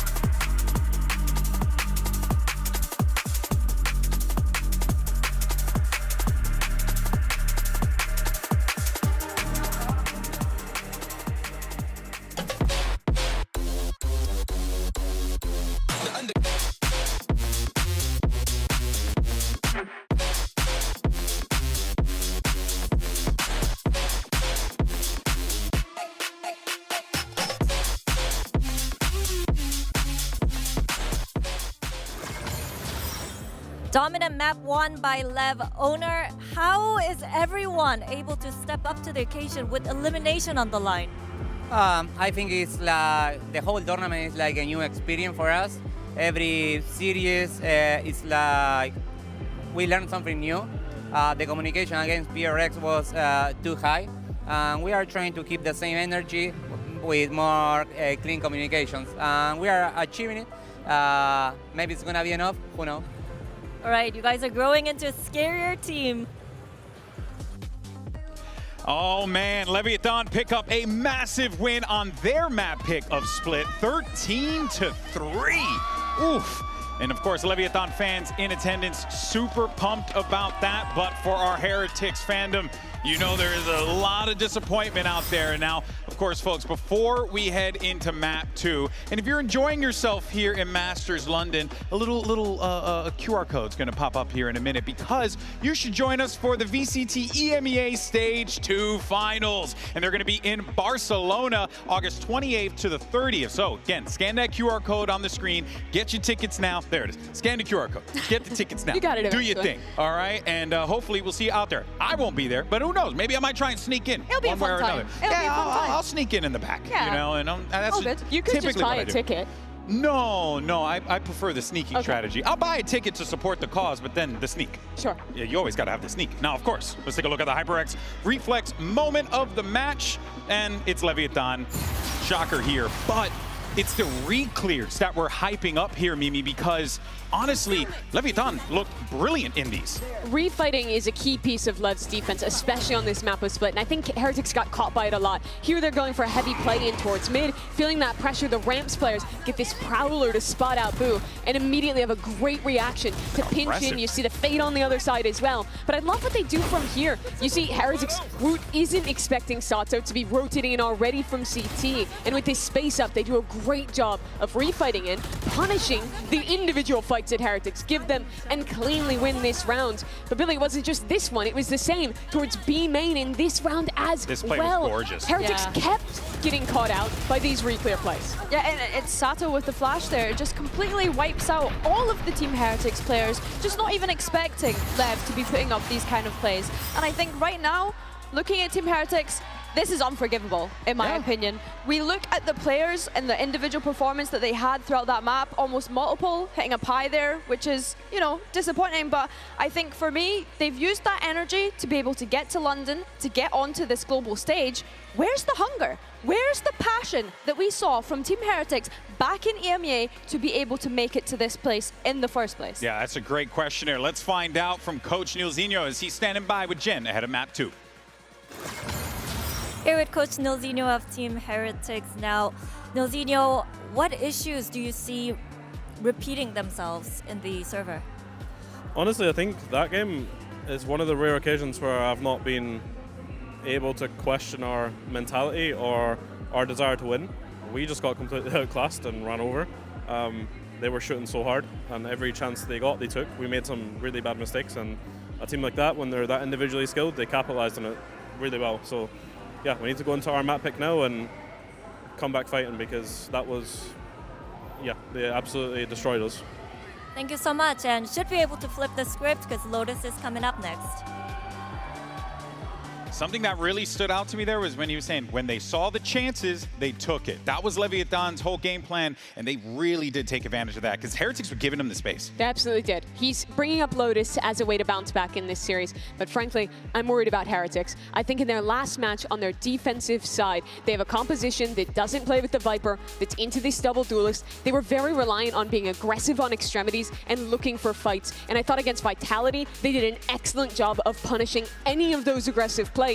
When you look at the last match from Lev on this map against HyperX, they did an excellent job of the exact same thing, shutting down defensive aggression, slow playing the attacking side, and showing excellent late retakes. So the Heretics players, it's got to be a complete 180 from the despicable performance that was map number 1 against a team who I think is strong on Lotus. Yeah, despicable is definitely a word choice there, Mimi, and I agree with you. You need to come into this potentially last map of the event, let's not forget. I think for Heretics, starting on this defense in particular, I want to see them taking control of that A lobby. Stop sending Koshmaris out to just do these individual heroic plays. Someone give him some kind of support here. Yeah, help the boy out. But more importantly for Heretics, this is it, Mimi. They need to put up or shut up. They don't win this one, they're out. Their journey here at London concludes. This should be their way back in. This was Lev's permaban before. Sure, they played HyperX close, but this hasn't been the top of their pool. Team Heretics, on the other hand, sure, you have a young player coming in, sure, you have changes, but this is a team that in the past always had excellence at global event, was in the discussion to make it to finals. They got to turn it around. Well, folks, is this going to be it? Can Heretics bring back for map 3? Let's send it back over to your casters for map 2. Here's Bren and Sideshow. Lotus abound here, and it's a must-win for Team Heretics. It's elimination on the line. The other ones on the cusp of being knocked out of this tournament. Leviathan on an absolute tear, heater realistically as well. I think Nilzinho really just summed it up in the coaching interview, Josh. Yeah, just saying we got completely outclassed. I mean, the desk were criticizing maybe the mentality. He's inside the comms and he said, I don't even think that was the problem. I think we just got utterly outclassed on split. Well, I'm just hoping their mentality hasn't been affected by how badly they got outclassed. They should be able to bring the game to Lev, but I liked the way that Lev played their attack side. Neon was a beast in the game against HyperX. Admittedly in a loss, but a close loss. Yeah, close loss. Putting in a lot of pressure over towards this angle. Boo! Get involved. Flipping a switch over towards the door. It's a complete crunch, and Team Heretics on the verge. And there it is, a pistol round earned. Break that string. Cursed rounds that they were unable to get. Finally one on the board right when they needed it. It's a great round as well. Not only is it a really good strategy, but they executed with a lot of decisiveness, a lot of aggression, immediately dispelling any doubts that they were going to come in timid to Lotus. They are here to bring the fight to Lev. We're going to get a high-tempo game by the looks of things. which means we're going to get a lot of those kind of brawls. Yeah.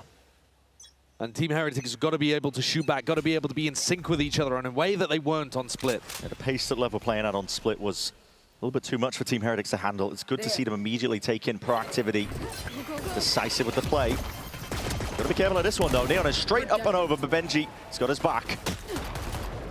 Couple of stray shots there from that Bulldog. More where that came from though. Players just waiting for the right time to strike, but good level of awareness. Koshimaris just dominating the smoke that a lot of teams will throw out on the attack. Anything to see if they can lurk in, find a cheeky play off of a timing.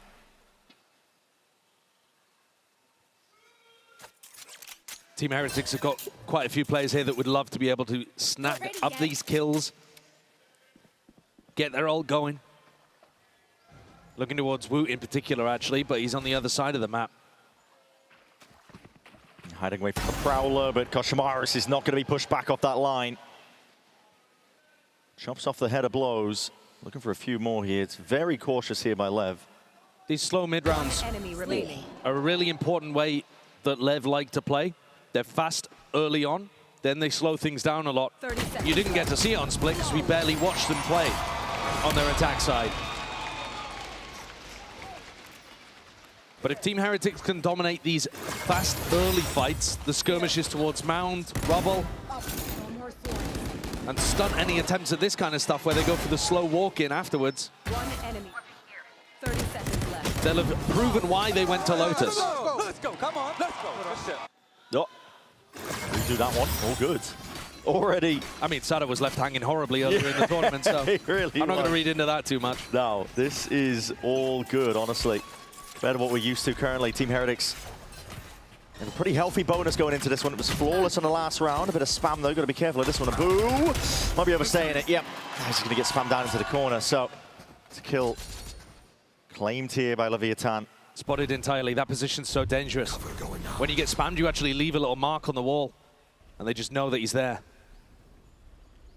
Rotations, though. Team Heretics going to be reinforcing up towards C. Trying to poke out where this Vice wall is. That's why Sada was just walking up to it. One satchel as well, removing a bit of the util. It's very calm, very patient from Lev, actually. King calling quite a defaulty style here early on, but this is what they like to do whenever they get into an advantage position. And without smokes, Team Heretics are going to find it very difficult to pull off a retake if Lev find that open side of the map that right now is over towards A. But they've got no interest in lurking over there. No. With no Viper in the comp, it is hard when you don't open Rubble to go back in that direction. Heretics with the right read. Yeah, stack of bodies here could do some real damage and more. Heretics, got to be ready for it. The dog's going to be broken nice and early. Deep dash. Neon inside the smoke, but doubled up here. Players are ready for it. An A towards the back door, not anticipated, and Wood's going to be going down. Spike is just chasing down his adversaries. Door opens up here. Sharp shooting from King. Puts Koshimaris into his grave. Heretics had the right read on the macro, but Lev with a really good exec. Take a look at how this util goes in onto Woot.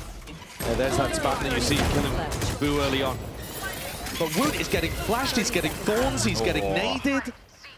He does not get a chance to play that round. And now into the next. We get to see something we've only seen glimmers of so far, the Koshimaris Odin. This is a speciality that he's been running a ton in EMEA. He picked up the Ares one round on Split. Got a kill with it. In the fast lane, flip of the switch as well, going to be called for here. Lev are going to be hearing a lot of this, but refighting for the A main control looks like to be the name of the game. They want to try and take this fight forward. It's a good flash. Dash to the side. It's all compounding now with a util. Augmenting this hit, and Koshimaris looking to see if he can do anything at all. The Odin. Right, two over the job, just takes away two, but not quite enough. It's still a player advantage for Lev. Open access now towards that A site. Benji would have to be a monster to be able to take this round away, but it's a 1v3. It might be winnable. V3 just going to try and isolate some of these fights, given an opportunity just for the one. He'll creep ever closer here, fully healthy. But look at this setup here from Lev. Contacting all the way. Benji's got to try and play this one with intelligence. No cues given away. Flash as they choose to fight it. I mean, it's smart stuff, but King just snaps onto the angle regardless. Too many bodies and too much discipline from Leviathan there, backing up into a great anti-clutch setup. Sato plays towards the crowd. This strat, though, this tactic, not one that I've seen from Lev before. I don't remember them doing a delayed rubble reflight, you know, 10, 15 seconds into the round. The timing's unusual. You expect, from Team Heretic's perspective, for them to either be off barrier scrapping towards rubble, or doing that, I guess, really late in the round. Completely caught them. The paranoia and Neon being aggressive. So difficult to hold on to. Perfect utility. Team Heretics are on an eco. Woot goes and snatches up that orb. One away from a showstopper. And they're stacking the right spot again, but Lev are already in. Yeah, much faster now. Lev, not messing around. Heard a lot of that util being used, I believe, outside A-main. They want to call for the speed up, the right reaction, but can they deal with these players just sitting tight towards the back of the side? Sato is walking all over them. Benji trying to do his best yet. That's 4 already for the young gun. Sato.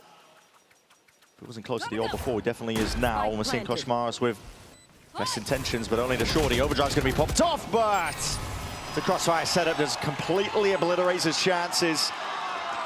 And Sato playing to the crowd again. He's such a showman. You know, we've got some great personalities here at Masters London. Benji may have came into this tournament thinking that he was the hometown hero, thinking that the crowd would constantly be on his side, but it's been unexpected heroes here at London. Koshmaris picks up the operator. It's interesting. Did this before in a Vitality game. He's trying to take a fast timing, potentially to land a shot onto Neon, but Neon's got an op of his own. It's going to be squaring up, anticipating the updraft, and comes out of reaction times here, but posted up, Koshmaris. It's going to be favored there, especially with Neon peeking into him. Yeah, nice crouch position. Let's take a listen into Lev. Fique muito bombeado. Abre a porta e sai aqui. Aí chega até comentaria. Apagou. Que isso? Tá, árvore, o homem. Preta. É o pelinho que serve. Tá bem difícil, gato. Tinha um cara na caixa da barreira. Homem A ainda.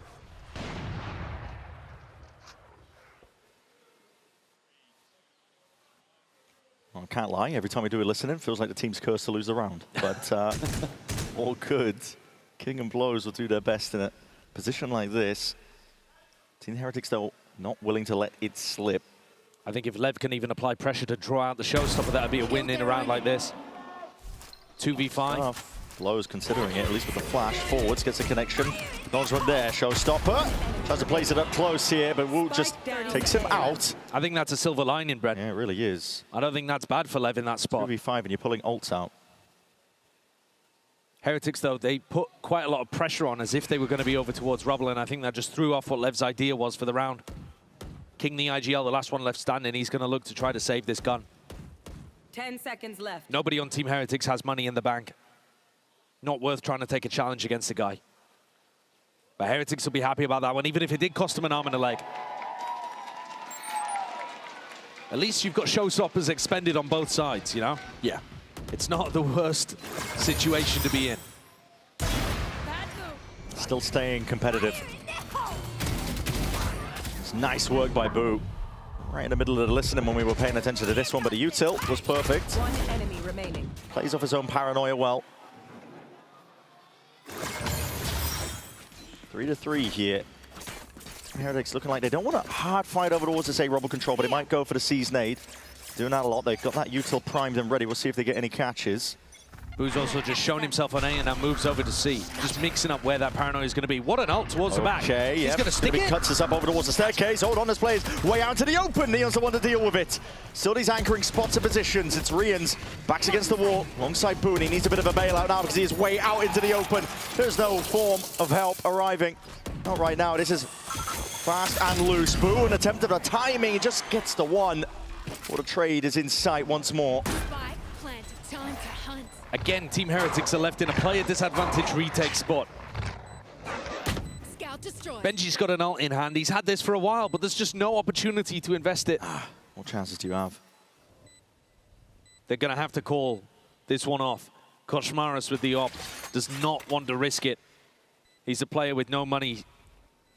And Lev are going to get what was, to be honest, a fairly easy one, frankly. Yeah.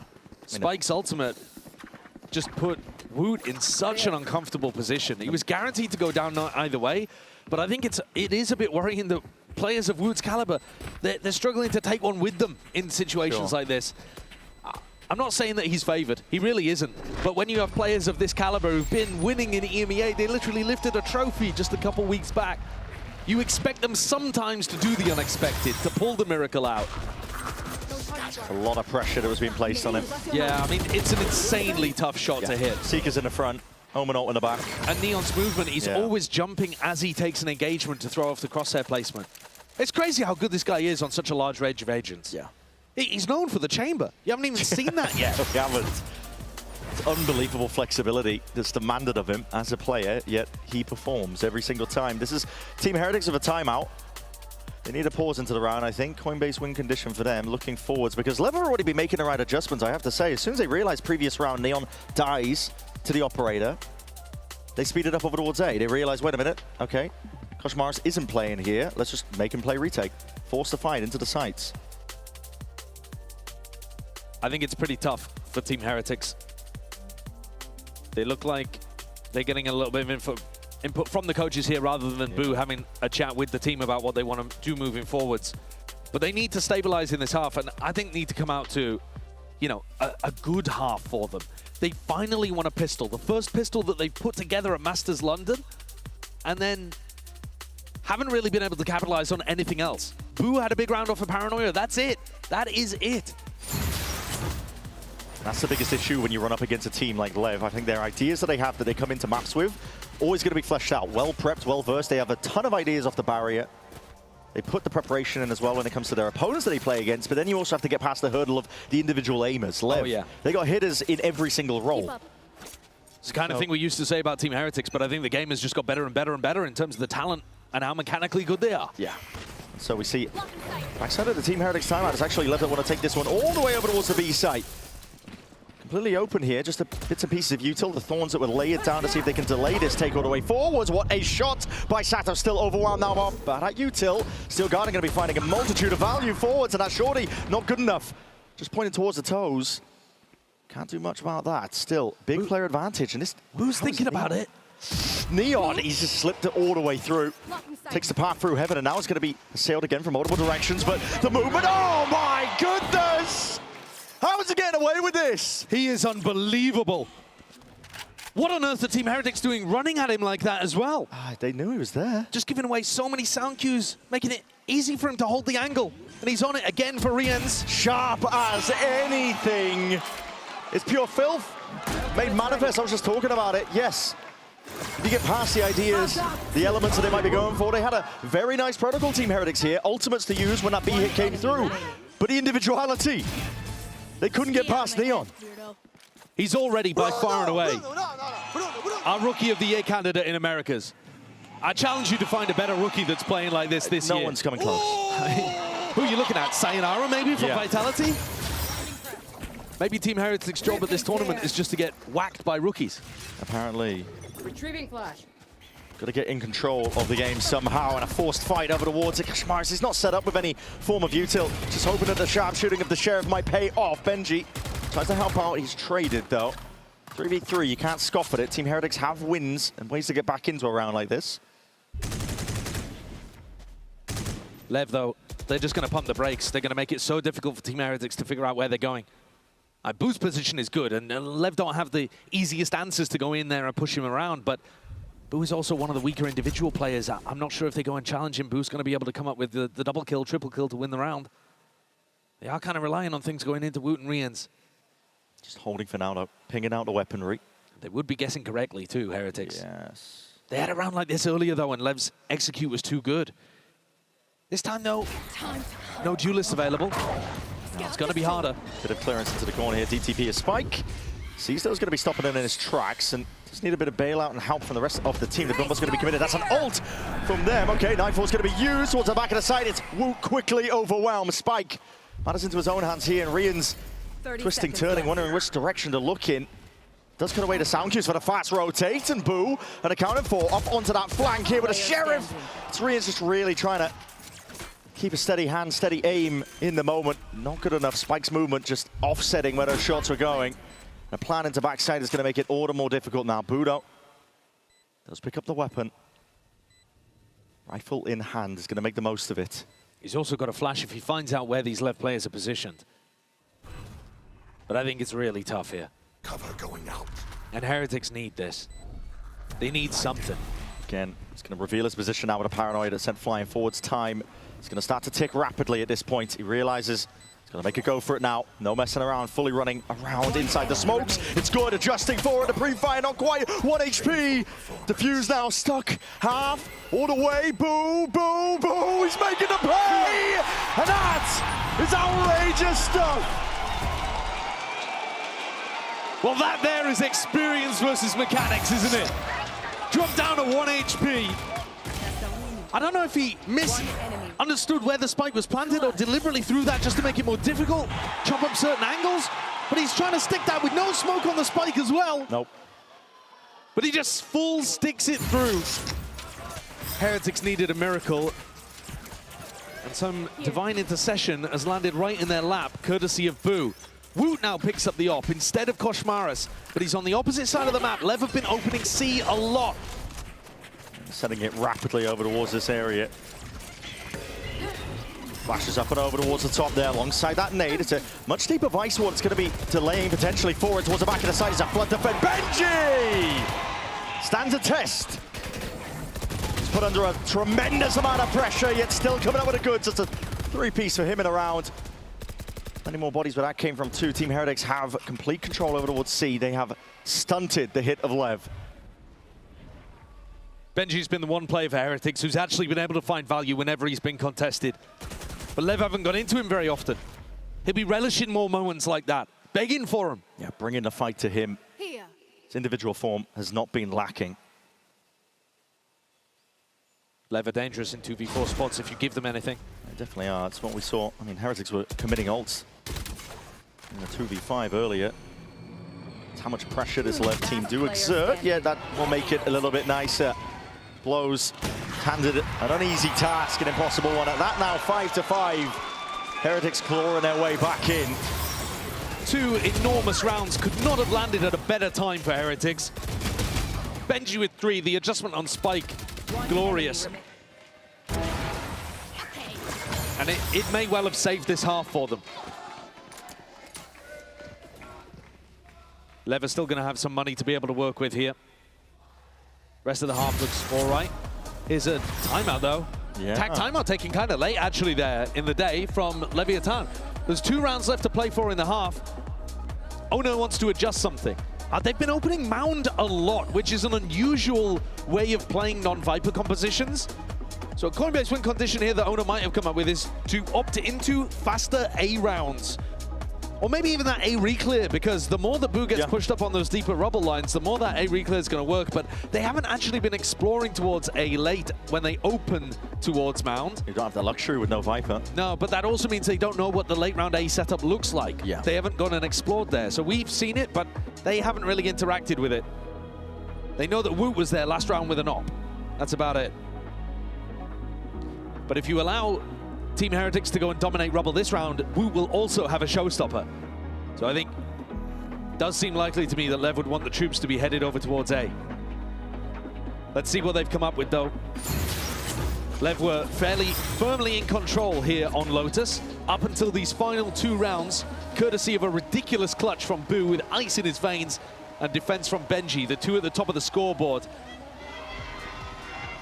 As Woot and Rians, the bigger names, continue to have a little bit of a struggle. See Woot, he's got the operator in his hands here. Deep TP into the back. This is a fast play. He's going to be cutting up the angles. A full stick might be punished. Yes, indeed. Koshmaris is straight onto the line. Perfectly played. Through the door, slipping a net. That's going to be caught by Benji Fishy. And they've laid out the trap. Leviathan just walking directly into it. And the wiser towards it. Even the shot's just not going that way. Heretics! They slap Lev back down to earth. They ground them in a round like that. There's been an enormous swing of momentum here. Heretics have not been themselves at Masters London, and these last 3 rounds, maybe they're remembering who they really are. Yeah. This was fast, it was decisive. They got in, it felt a bit more like round 1. You know, they know exactly what Lev are doing. And they have a strategy to deal with it. As I said, though, Lev have still got the money to be able to buy up for the rest of this half. So another opportunity to tie things level, or for Team Heretics to take a sizable lead. Yeah, might be another correct read as well from Heretics. Got 3 players postured towards that B site. Leaving Benji Fishy to his devices. Trusting him. Not misplaced with the way that he's been playing. It's another mound open from Leviathan, but this time they leave King lurking over towards A, so they have options maybe to look to sneak back in. He's looking for a little bit of information on that A side, just audio information, but it is hard for Lev to try to get back in on that side of the map. The later Leviathan played us as well, the worse it's going to be for them with Woot's Showstopper. Pace might be required. Woot, very deep TP, and that's just purely for information. Didn't see anything up towards that rubble angle. There. Shmara's going to be taking point. King's giving them an option to pivot away from this C hit if it doesn't work. Well. And Woot's Showstopper. Okay, there it is, immediately unleashing it directly into the corner. Blood being drawn out, a horn reveals 2. 30 seconds left. Where the hell do you go if you're Leviathan? Flip it a switch, but you are panicking at this point. Yeah, King didn't even keep the space on A, so Neon and Blows can't go back to him. Not anticipating it at all here. You have big ults to utilize, but only 20 seconds to do so. Off into the corner, Neon finds it, still 30 HP. Whittled it down, still guarded. Now going to be used. Execution style, this is the shorty brought out. Boo's going to be overwhelmed swiftly because Mars straight in there, knifing! Stabbing away in the back. It's not even necessary at the end of the day, but 2-round lead for Team Heretics. Exactly what they needed. The energy palpable from this squad now, the self-belief evident. What has Benji been teaching the boys? Koshmaris, I know it's London, but that was ambitious. What a great defensive recovery from Team Heretics. These last 4 rounds have been exactly what the EMEA fans needed to see from their top team. Giving us a proper game. They're back in it. They're favored even. Back in it. We'll see if they can take it all the way to Ascendant Map 3. The second half of Lotus going to be coming up.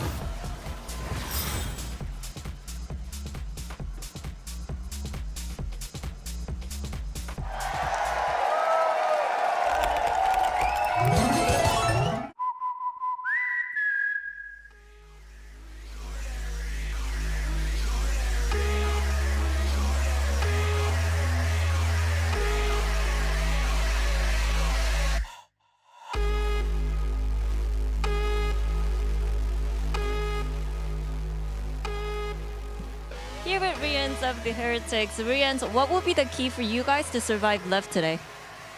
I think if we just play like ourselves, I think that's the key for us. Because last time against Vitality, we didn't play like ourselves. I think we did really bad stuff, you know. So I think this time, today on stage, if we be like real Team Heretics, and yeah, I think that's the key. Thank you, and good luck.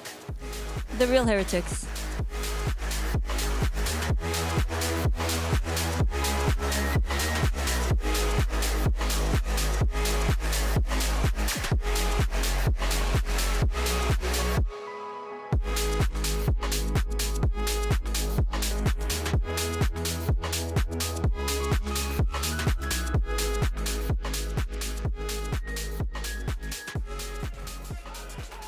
Well, the job's not done by any stretch of the imagination here for Team Heretics, but it is a much better beginning than they've had so far at London.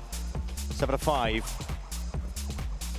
I think it's fair to say that Riens has finally come onto something here where he was saying we didn't show ourselves. We didn't show the real Team Heretics in that game against Vitality.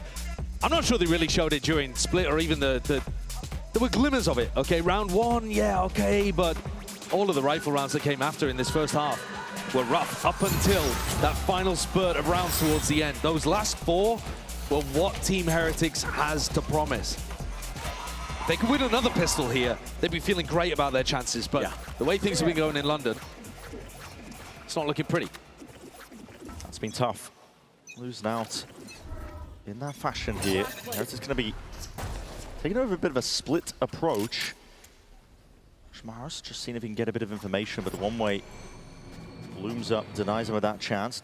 Flipper's going to be on the switch there to the door, taking B main control, this time over towards A to Scuttling and scurrying at her footsteps. Couple of bullets also whistling past. And King might be looking for a timing. Hold on. Body blocks that one. Oh my god, what is this? Taking the play. And matters into his own hands there. Just a 1-for-1 before the trade is in sight. And now a pivot into a different direction. Over towards the B site. Slow going though. It's contact plays all the way for Heretics. And they've got themselves deep map control. Spike. Level of awareness here. Holding tight. The plant's going to be going down with no real pushback. Boo still has a paranoia for post here. They're going to be fighting this one surely. Hold on, that's Util out into his hands. The most unfortunate timings, but Spike is going to be paying the price as a result of it. Neon, deep dash. Cuts up the angles, but he's still hunting, searching for a couple of these heads. Hold on, his discipline! Celeb just biding their time, and suddenly it's brought into a 1v2. Kosmaros, all in his hands. High-low setup being played, dashing, sliding forwards. Makes the best of a foul moment there. It's all lev at the end of the day, and a pistol round claimed under their belt. I love the idea from Heretics. I think the way that they played that round, making it really difficult for Lev to know where they were ending. But the challenge from King, into 3 players and he gets one? Wild. And then this retake. One enemy. Sato blows a Neon in. Last player standing. And they put a lot of pressure on Heretics there. It's too much to ask of Kosh. Just devious. Devious replay. Again, Kosh, though, he's at the top of the scoreboard now. He's got more kills just on Lotus than Woot's had in the entire series so far. You know, there are issues here for the Heretics players that you expect to step up. And they need to show that same level of brilliance that is being echoed across other players at this tournament, other players in this match. Reinforcements there. I mean, Kosmaros as an outlaw, as full armor. Not too many half armor targets though waiting on the other side of things here. It's just Neon and Spike that'll be susceptible to it. They've really fully investing into this one, not wanting to let it slip away by trying to min-max the economy. Yeah, I mean, if you see that your opponent likes to do this kind of thing where they force by the outlaw, then makes a lot of sense. Yeah. Let's see how this one goes. Team Smoke up onto the staircase. They are really contacting. Yeah, they're trying to threaten, and that's 2 shots. It will bring down King in the end. Still aware of it now. Position away here. Eddie is up with a Bulldog. Blows. It's not really that favored into that line of sight. It's going to be taking a lot of damage. Still trying to weave in and out, but it could be given opportunities here for Heretics to get back into it. They have a player advantage. Pump fakes now, but now overwhelming amount of util. Kitchen sink being lobbed towards the back of the side. Kosmaros is straight there with the rest of the pack. Moving forwards here. This is good from Heretics. Still need to get the spike down though. Playing it safe. Towards that default angle. Needs to be covered in time. Kosmaros is going to be going down. And the players are being picked apart 2 pieces. Weaponry picked up though. Reans with a sting. He makes the best of it. Brings it into that 2v2. Trying to play the crossed-up setup here with a wall and that double face, the 3-2-1. That is great proactivity. Dropping down though. It's now Neon versus Benji. Big gun in his hands here with the rifle. Trying to ISO these fights out. Sound cues being made. It's Neon just trying to pull Benji way out into the open. He's not one to be working with this gun. Neon gets half. He's already earned himself potential win cons even more. Look for the second tap of it. And he's finally found where this player is. 6 bullets remaining. It's all he needs. We'll get that defuse online, but my God, was it costly. It is a good eco round for Heretics, but when it comes down to a 1v1 like that, when it's so winnable in the 2v2, it's just heartbreak for the EMEA squad. Neon's so skilled, man. That drop down to deal with Riens is spectacular. And because he likes to fight, because he's an aggressive, confident, mechanical player, Benji doesn't think the first tap is him getting half. It puts him in much more of a difficult position. But the economy, you are right, it did do a lot of damage to Lev. They're coming into this with what's essentially an eco, just relying on Neon. Fully invested into the anti-eco. What a shot by Woot. Okay. Aggression. Full on opting into the C-mount fight. Gonna punish the Leviathan players entirely for it. That is the kind of thing you need to see from Woot. If he can get his legs under him here on the attack side, this might be a very different game. Showstopper online as well. That's exactly right. Earned that up from the plant. They are going to be in a prime position to take this even further forwards.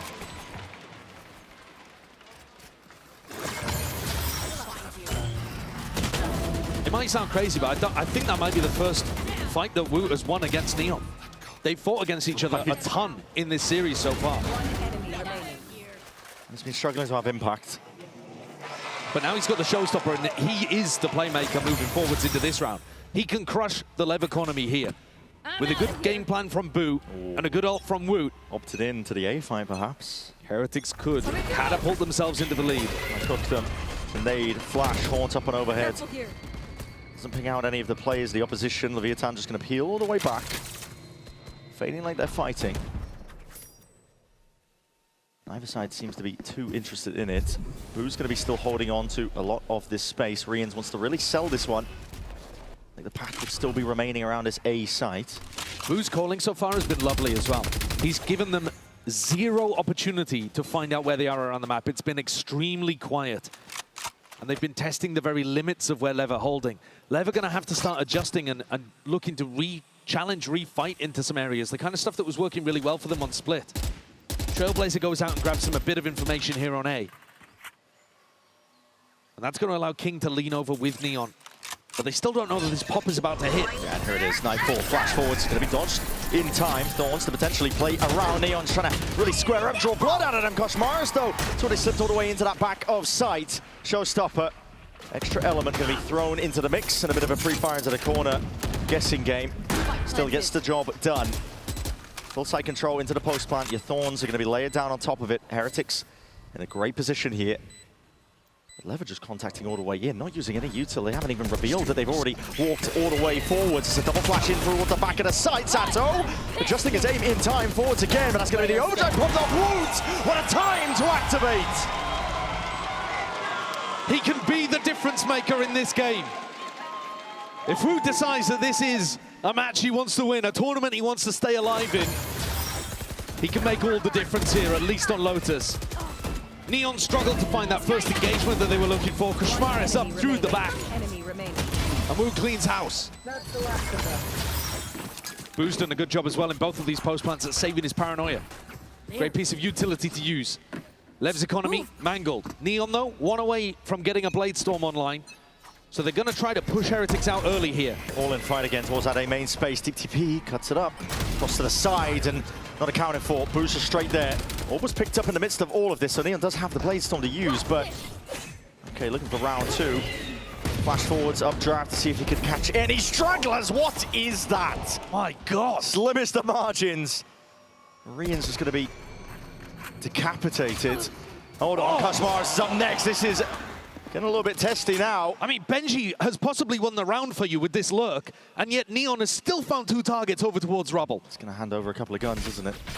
If they're too noisy, though, these Thorns are going to get popped, and it's going to slow things down and give Neon another chance to contest at Waterfall.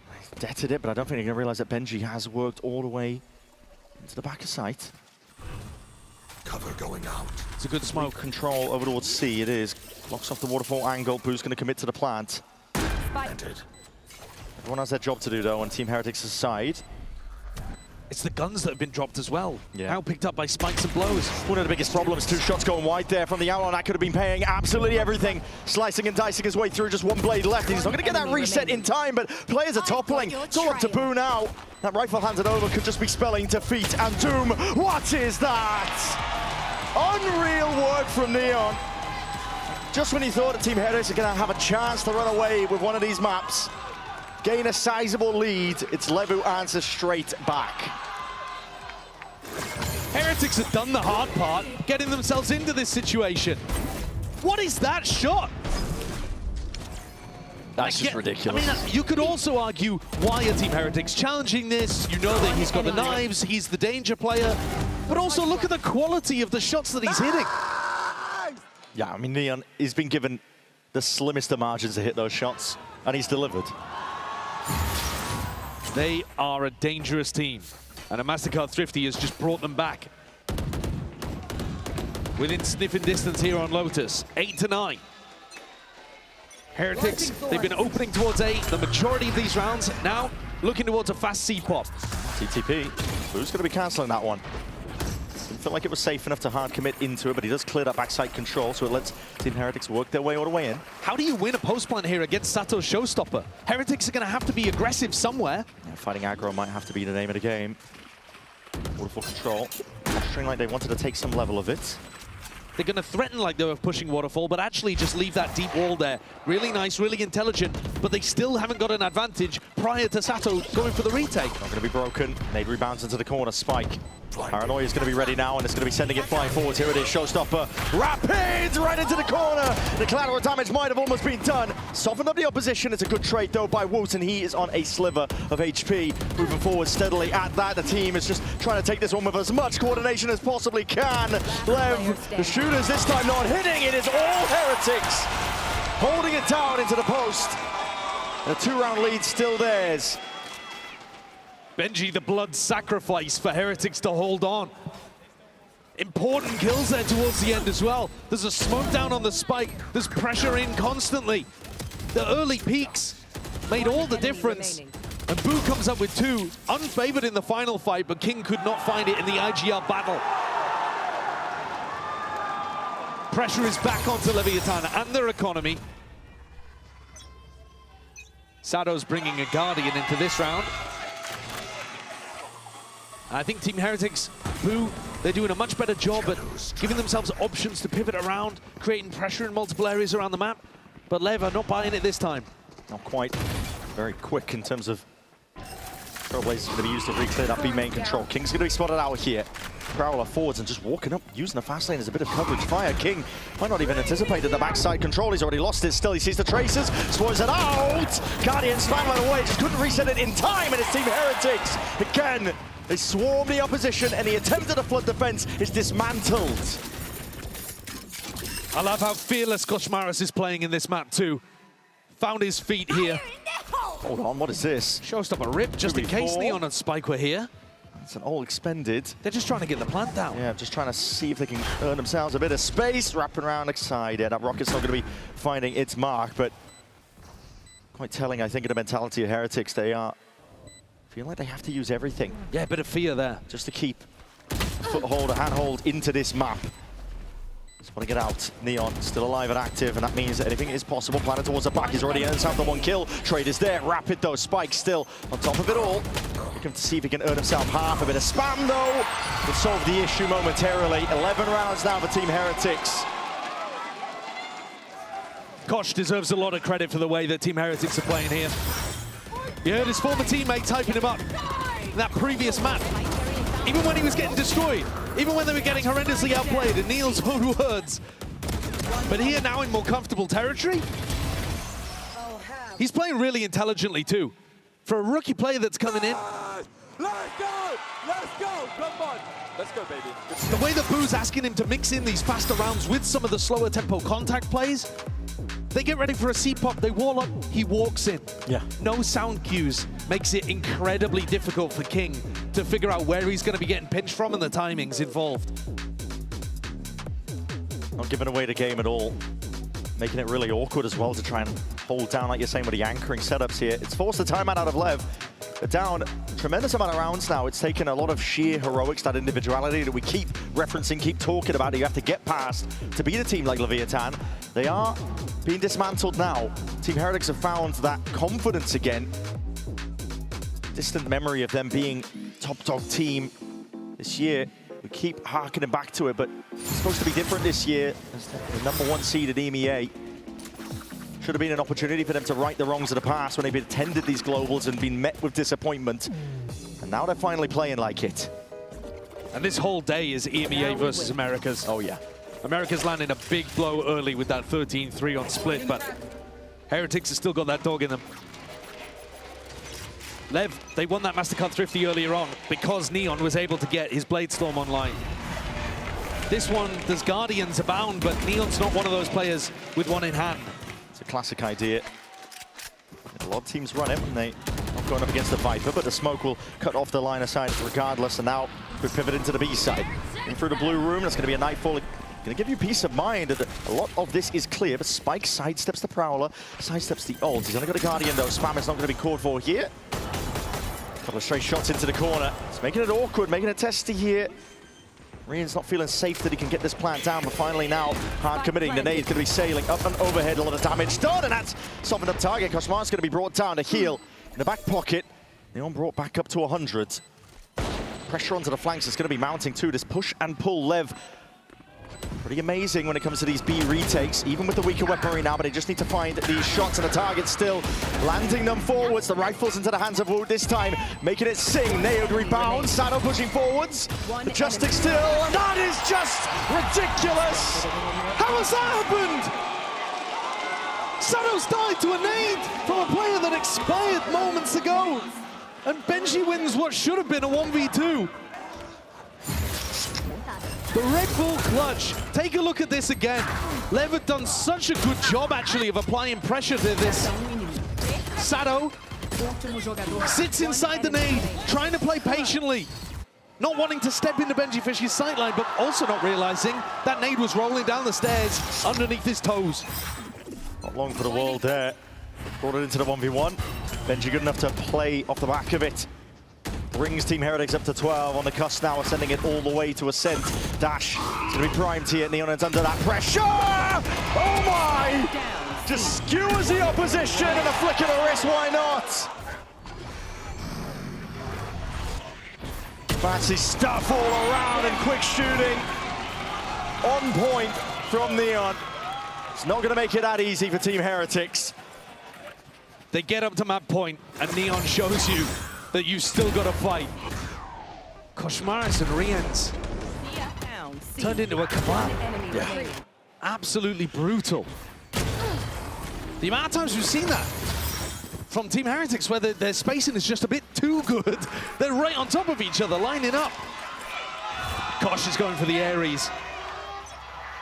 We see him with these kind of guns. Ares, Odin with the Neon. Weird stuff that he's formulated. 4 players looking to fight as well from Lev, though. Fast lane, up angle as the door is opened up. Gives him access to a sight line. Neon's going to be collapsing. Also going to be offloaded, though, and this is over towards the B side. Cosmarch is trying to create that sound pressure. Lev not buying it, though. He had a stack of bodies ready and waiting over towards the B side, and now desperation as Team Heretics will move over towards C. Big ults could be utilized, but with the player disadvantage, they probably want a little bit more than that. The spike is not committed to the C-walk. Team Heretics have done this a lot, where they try to contact into space that they think is going to be a little weaker, a little open. Retrieving flash. But Boo doesn't have his ult to be able to reconnect with the rest of the team. He's going to have to make it a bit noisy. Cover going out. Decision time here for Team Heretics.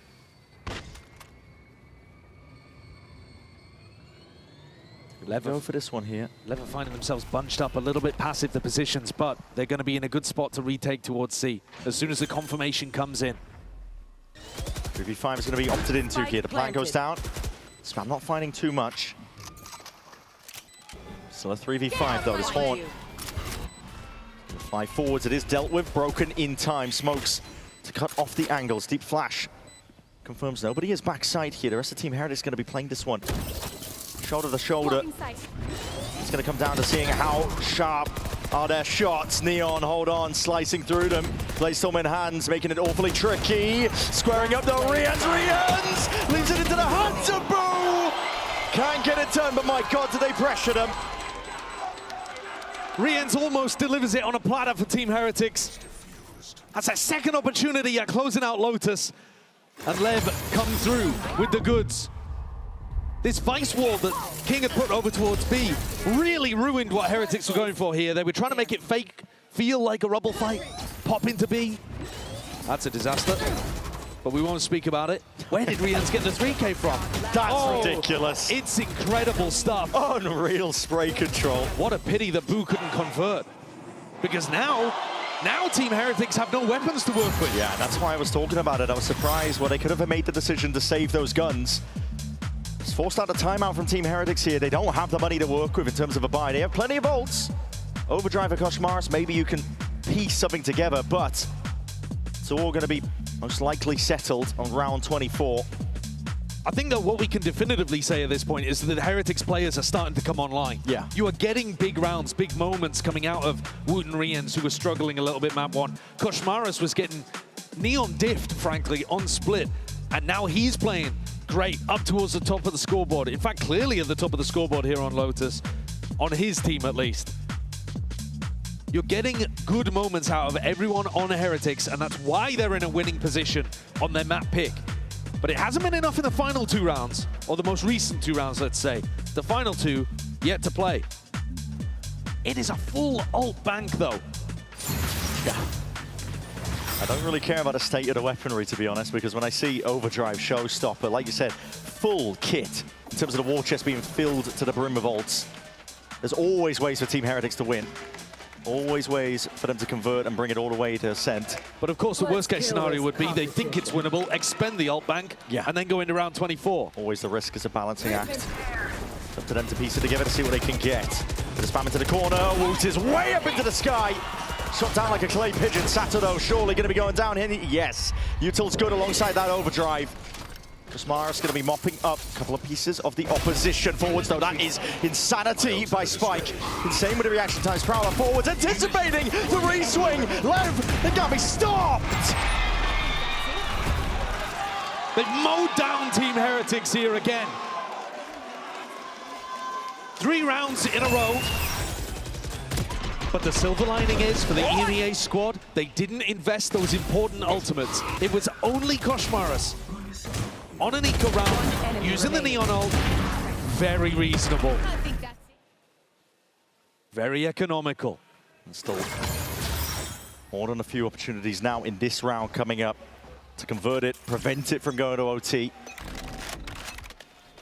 They're doing a B and C default here. Looking to try to push Neon away if he was opping in an aggressive position. Threatening the B pop, but there's a ice wall there. It's going to be a fake B pop into C by the look of things. Immediately force out the Seekers. Lev are not messing around. They are following the sound cues. They need to bait this Vice wall without getting anybody killed. Biding their time for now, anticipating there could be a refight from Lev. It's very passive positioning from Lev on the A side of the map. I don't like it. No, they've lost all of that info. All the control very early on. It's because none of the Seekers are moving over there. But at the same time, the Vice wall at B, not being tripped. Dogs. Close Okay, one's it's a going to fight. get the spot, yeah.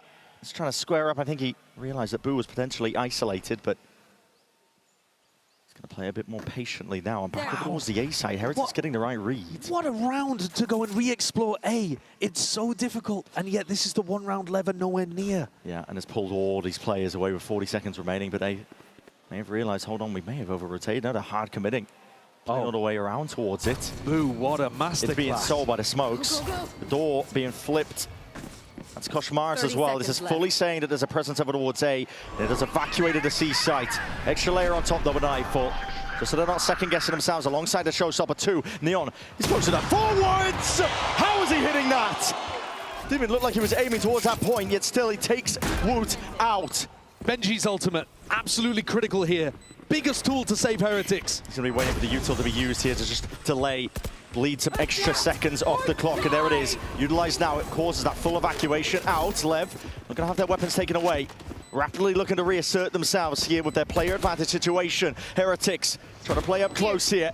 Chances at IoT to take it all the way to map 3. Wall's going to be triggered.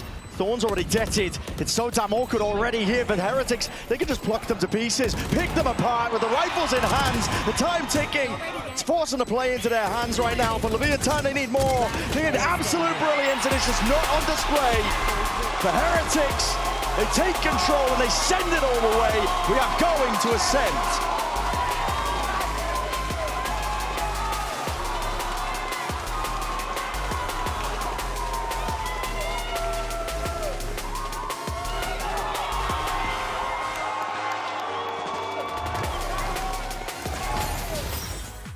Guys, look at my score, look at my score. Go, go, go. 6-7.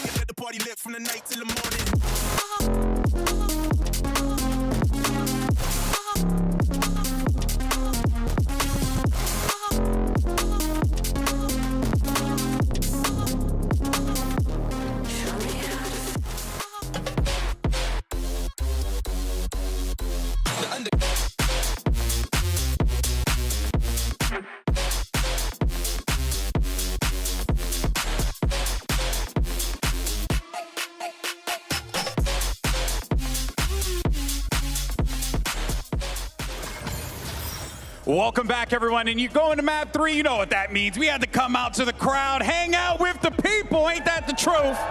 It's a beautiful crowd. Just want to throw it out there. If you ain't here, you're missing out. Now, of course, let's talk about what we just saw, because we needed to see Heretics come alive.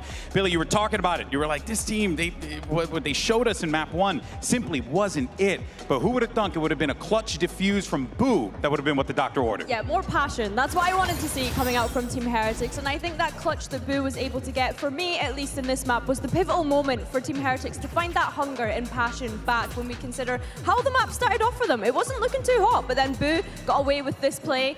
I think that really that unlocks a lot of confidence in a lot of the players that we weren't seeing in that first map. Yeah, it was quite close in this first half, but after he gets this defuse, it's a few more rounds won. And what really impressed me in this game from Team Heretics was how they followed that into this attacking side. I think they had a really great approach of how they wanted to play. Both these teams are running the Viperless composition, which means it's pretty tough to play that slower style and actually be able to pressure going back in towards A. But I think they did a great job of playing slow, of figuring out where the stall utility from their opponent was in Leviathan, dealing with that, and then getting these excellent late round hits. Almost too slow on the last round, though, I must say. Got a little scary. Slow as molasses on that one. I mean, they were moving really slow, and I was a bit concerned. But on the other side of that, though, one player that we were a little concerned about, because he has often been the entry, the tip of the spear for this Heretic squad, Koshmaru. We wanted to see this kid step it up. Did he do that for you guys in map 2? I think it's safe to say he did. I think this is the best map of the tournament from him so far. I've been honestly pretty disappointed in Koshmaris in this one. I think he was okay in the second map of the first series that they played. But for me, this was one where he was actually delivering. And going back to the success on their attack side late rounds, I think so much of that was down to Koshmaris. He was doing a great job on their C execs of dealing with the solo anchor from Lev.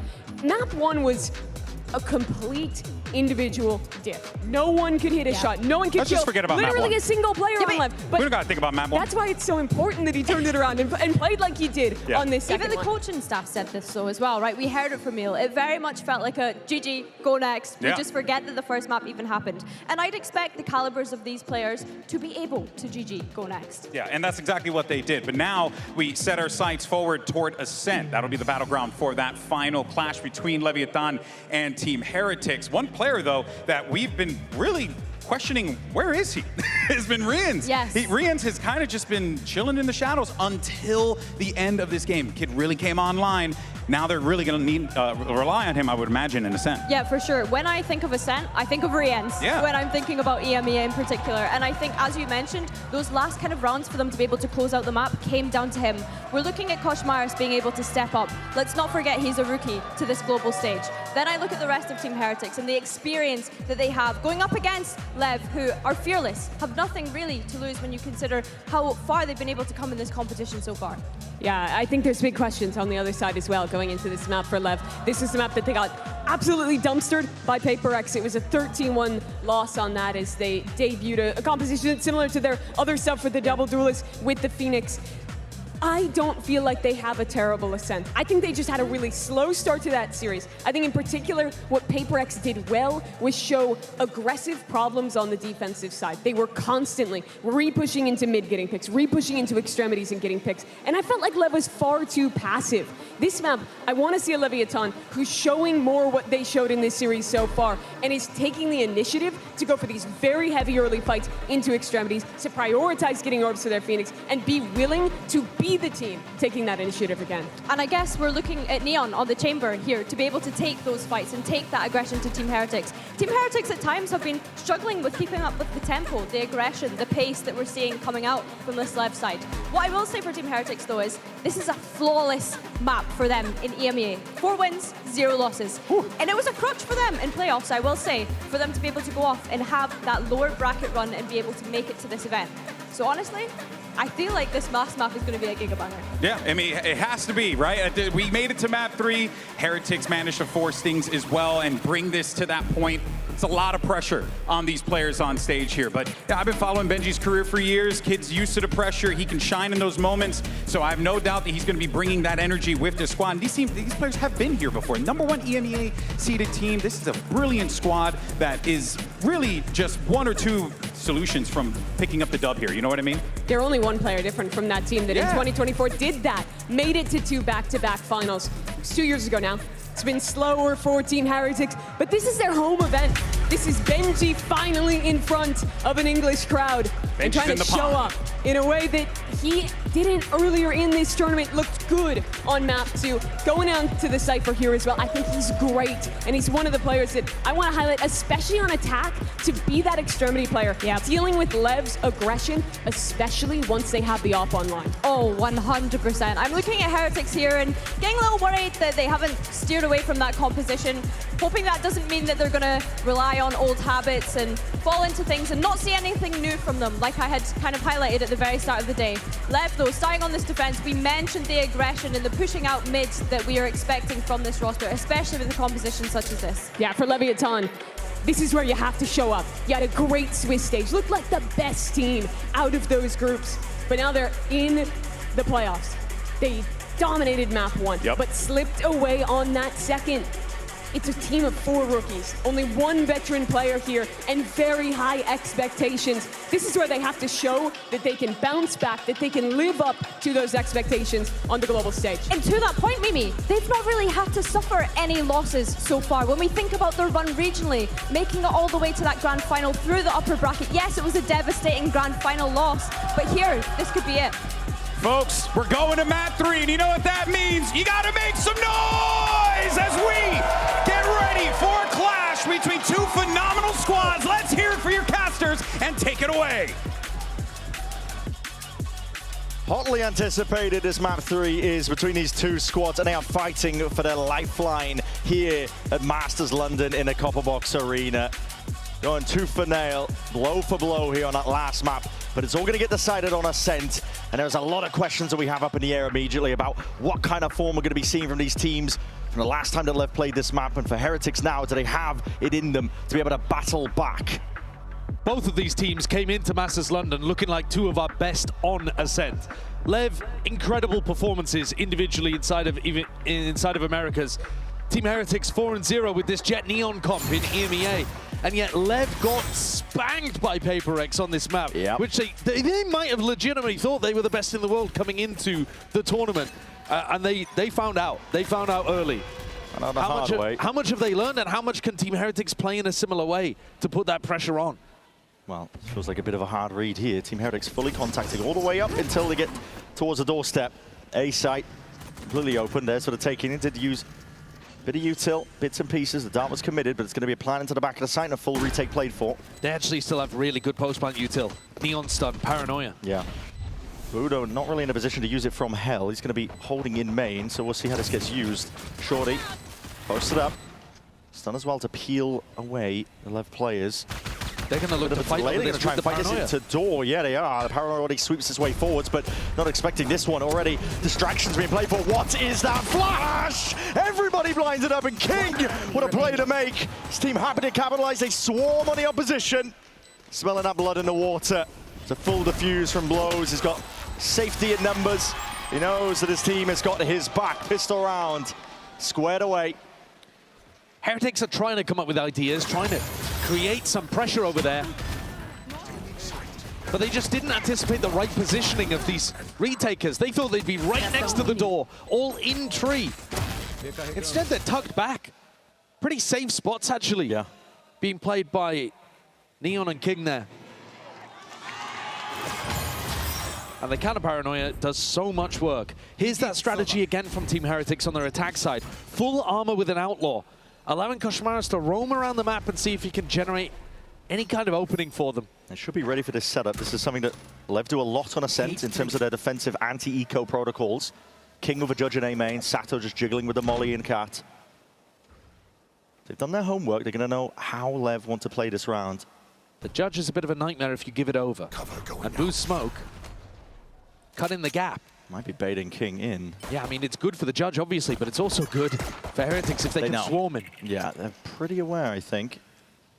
And there it is. Another level of awareness. Sato just with the Molly out, couldn't retreat in time. I mean, the way that Team Heretics are handling even just round 2 here at a disadvantage shows that they do have an idea of what Lev are going to be going for. Yeah, this is something that Lev have been criticized for not switching up their setups too much in terms of adding to the playbook, being too readable. It hasn't really been too much of a problem for them. They've usually been able to pack enough of a punch when it comes to the firepower that even if you anti them, they're still difficult to get through. Looks like clear homework being done there by Team Heretics here. Still, they are running out of time to make a play towards this. 30 seconds roughly in the round to work towards, and they're making a lot of noise as they look towards B. Trademark's going to be slowing them down potentially if it's not broken in time. It does indeed get detonated, so they're going to be slow to a crawl. 20 seconds remaining. Neon dominating control over towards main. Multiple players now spotted out. It's done a lot of damage in the process though, but that rendezvous peels all the way back to safety in time. Blood down to just the final few seconds. These players have been softened up. They got to get a move on. They got to get a move on. It is getting mowed down by blows. Bulldog in hand. Heretics with some nice opportunities to open, but as you said, the time being their biggest enemy there towards the end of things. 10 seconds left. One enemy remaining. Blows is ticking on pretty early here to his Hunter's Fury, which is a difficult ult to get online early doors. Lever about to head into their bonus. They can be extraordinarily aggressive in rounds like this. You will sometimes see them go for a tiles crunch. We've seen rounds in America's over in 8 seconds. Yeah. But this time, patient. And a good job for Heretics because they weren't thinking about it. Yeah, Rian's a little bit too far forward there. Neon's going to be caught, completely unaware, unscoped up, trying to post back up onto the line. Blow's wondering, what the hell do I do from this spot? Cycling for the util, but he's going to peel back. He doesn't want to give away his position. He's a good sheriff player, but this is a weak weapon to have. A real tough angle too. It's not going to be favored onto that line anymore. That's going to be sent up. Now we're going to be pressured. He can't adjust it in time. It's a good slide. But Koshmar is going to be playing the rest of his team in. Very simple, good round here from Heretics. Not trying to get too fancy with it. Boo's attacks like calling was lovely at times on Lotus. He can mix in those very intelligent rounds. Whoa, what is that timing? Okay. Pulling out a weapon though, it's going to be traded pretty quickly. Boo not expecting the spike would be there with him.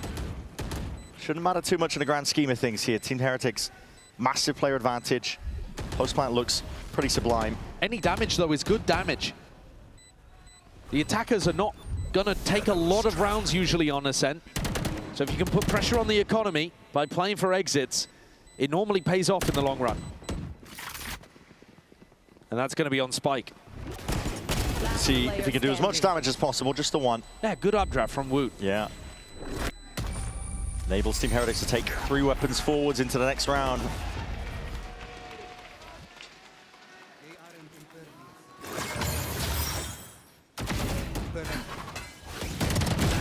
It's very simple stuff. They just post up on angles and are looking for the aggression to come into them. B-man default, go into a B exec, utilize your Neon to be able to put a lot of pressure on the side anchor. Usually, though, Leviathan are going to have much better weapons to be able to work with. Around like this. Let's see it utilized. Odin, operator in play here. We'll listen in to see what Lev have got up their sleeves. Vou botar garagem, guys. Cypher tá pra B.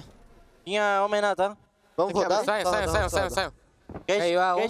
Queixa M1. Cansei, fazer algo meio?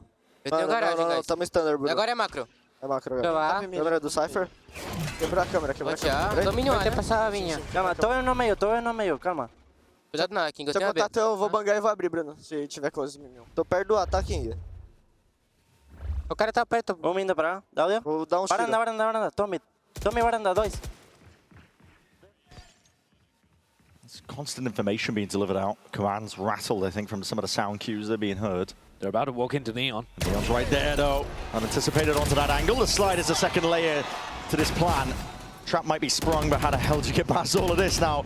King reveals his hand, but he's happy to do so. He knows that they're not going to want to wade into the judge angle. Not too willingly. He is at some point going to run out of these smokes. He's got around 20 seconds until another one can be deployed. Dissipates. There's a gap here for Team Heretics to look for a pick. Just about 30 seconds down onto the clock here. 3v5 though.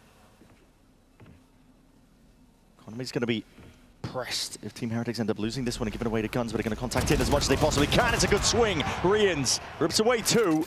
Now there needs to be a bit of a speed up here from the rest of the Heretics squad. Who's going to be TPing in, trying to get that plan down. Coverage! Not his side, Benji Fishy. Take it out. Bullet to the chest, and Neon is just unreal. He does it all, man. Doesn't matter what agent it is. And we finally, in this match, get to witness the signature one.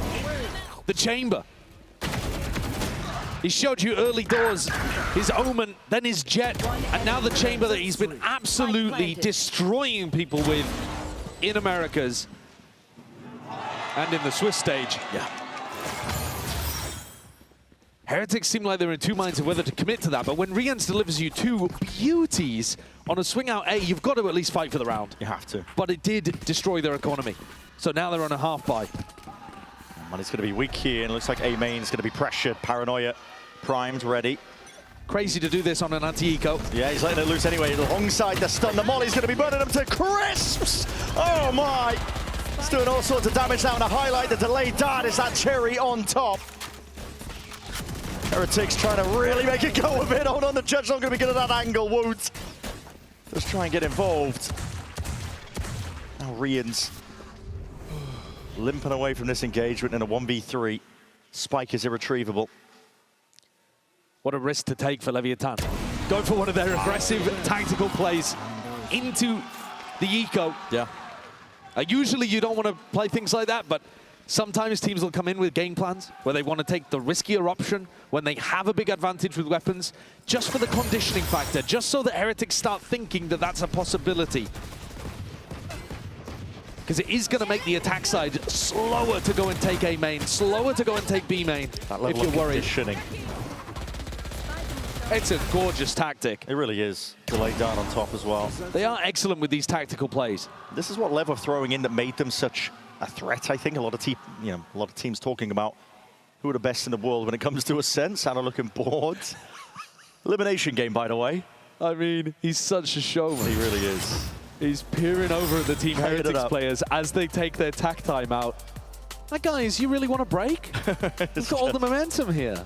And that, I think, honestly, goes to show the difference of pressure on both of these teams' shoulders. We've been talking about it all series long, but for Leviathan, they're playing with house money. This is a squad that, expectation-wise, they are playing for the long con. This is a journey for them, essentially. They're just looking to rack up experience. The trophies, for them, are something in the distance that they have yet to grab. They are looking to play that long con in terms of the journey that they're taking with this squad, but the Heretics, they've been through this before. They've known disappointment. They've known grand finals where they haven't been able to lift the trophy, and now on the verge of elimination.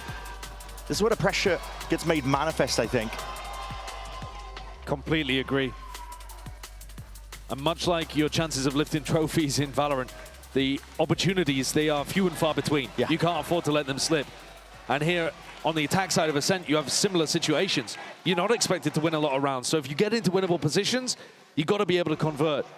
With rifles back for Team Heretics, they just disrespect A main instantly. Lev are not going to run the same strategy again. They call the bluff and go and take this space, depositing somebody in there. He pushed though with Neon. Cam's going to be spotting him. Oh, Neon's stuck here now. He is. Not too sure what's going on here. Just pot shots raining down on him. Players on multiple angles here. It's going to have to be insane reaction times. Call for the pause, though. These players are still hard committed onto different angles, though. Yeah, he's always got his teleport to be able to escape here. Yeah, he's playing within range this time. The bench is going to be close. Shoulder to shoulder, and that's just a little brief fire. Rians, not only angles like the back of his hand. He was fishing for that one a couple of times. Yeah. Re-exploration by Lev. Yeah, Lev want to make a play now. Down a player, what a response. That's spam. Yeah, beautiful. Straight through, up the gut. Sado is also getting involved, just takes a peek, takes the head clean off, and he's going to be risky business from Lev here. They're down a player. Looking to see if they can even things up. The drone is going to be met with a paranoia, but it gets the tag that they were looking for. King is in a lot of trouble. That is lovely work by Rians. Preempts it. At least the TP was going to be online, just swinging it way forwards. Blows has gone down too, and that's going to crack over the B side, calling for that immediate adjustment. Sado's burned his ultimate there, thinking that it was a full A-pop. King even got lucky. He failed the teleport, and that actually let him survive. Rians otherwise was perfect with the Hunter's Fury. This might even just be a save round for Lev. Yeah. You don't have a clue where any of the Team Heretics players are, but with that kill, Sado twice now, just barreling into Heretics, taking heads, taking names. Not quite entries, but he's just taking straight up raw aim duels. Still going to be the save, though. Yeah. They're too far away to make anything of it, and King too low. But he's scoping out some of the setups. I mean, playing for exits here is also really good, though. like trying to do some level of economic damage to Heretics is what Lev should be looking for. Their money is still fine. Saving the op is all right. Yeah, it's an abundance of wealth. Keep piling it all the way up here, but for Heretics, critical round. And a round that showcases experience. How many times has Rien's played Ascent to know exactly how to play that angle? Yep. And Kosh also, great punish on the spike as he's running away. Yeah. 2 kills that are remarkably similar opened that one up. And despite Sado's best efforts, Heretics get another on the board. In terms of asking questions about like how many do these teams need, no idea. Nope, not a clue. Lev's defense is potent though. Any amount of attacking rounds that Team Heretics can get will be good for them. It's even out immediately with that pick from Neon, but oh my god, he's going for a little bit more. Anchoring it down, holding it down over towards the staircase, but he needs a bit of a bailout, needs some assistance. That's going to be the fast lane. Try and help him out. Insert some of his teammates with reinforcements, gives him possibility of peeling back, but Rien's cutting it up, tight to the angle, not anticipated. Benji's right there alongside him, shoulder to shoulder, but again, snappy, magnetic stuff from Spike. Looking at a multitude of directions now, wondering where the next fight is gonna be coming from. Boo, deep TP, past the line. This might be completely unexpected, but Neon has got his eye well trained on it. Waiting for the overextension, waiting for the signs of life. Smoke though, it's good stuff by Boo. Postured and pushed back up onto the line. Spike was just making sure to lock down the angle, and Neon's job was made simple. That's a remarkably good defensive setup that they find themselves in towards the end there. Spike locking down B. Neon getting a bunch of good kills, but I've got to give huge credit to Spike in this. He throws the fast lane to try to help Neon, swings out to take the fight into Rien's, closes the market door so that there's only 2 angles to hold with 2 players instead of 3. You need players that are willing to take a risk in a spot like that, and that's exactly what Spike did.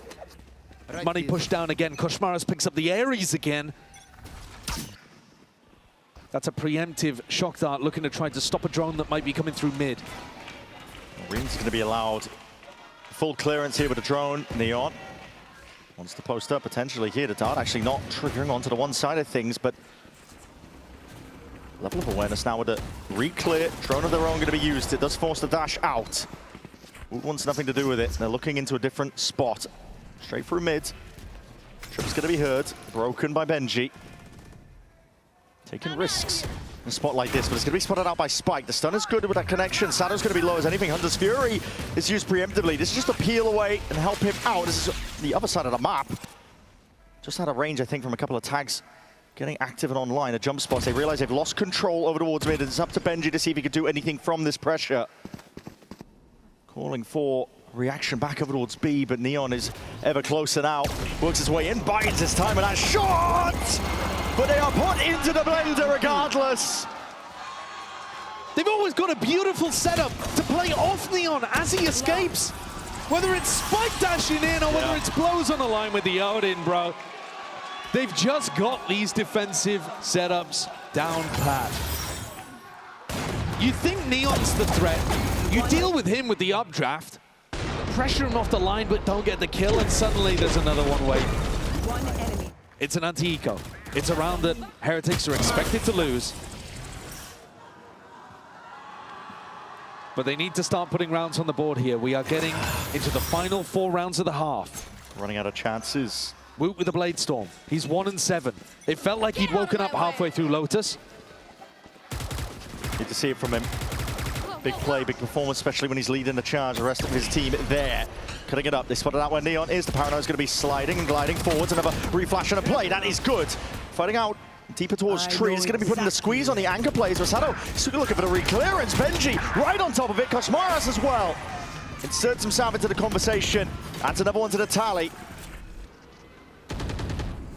Now you've just got to lock out these other 2. Make sure that there's no opportunity of throwing away a 5v2.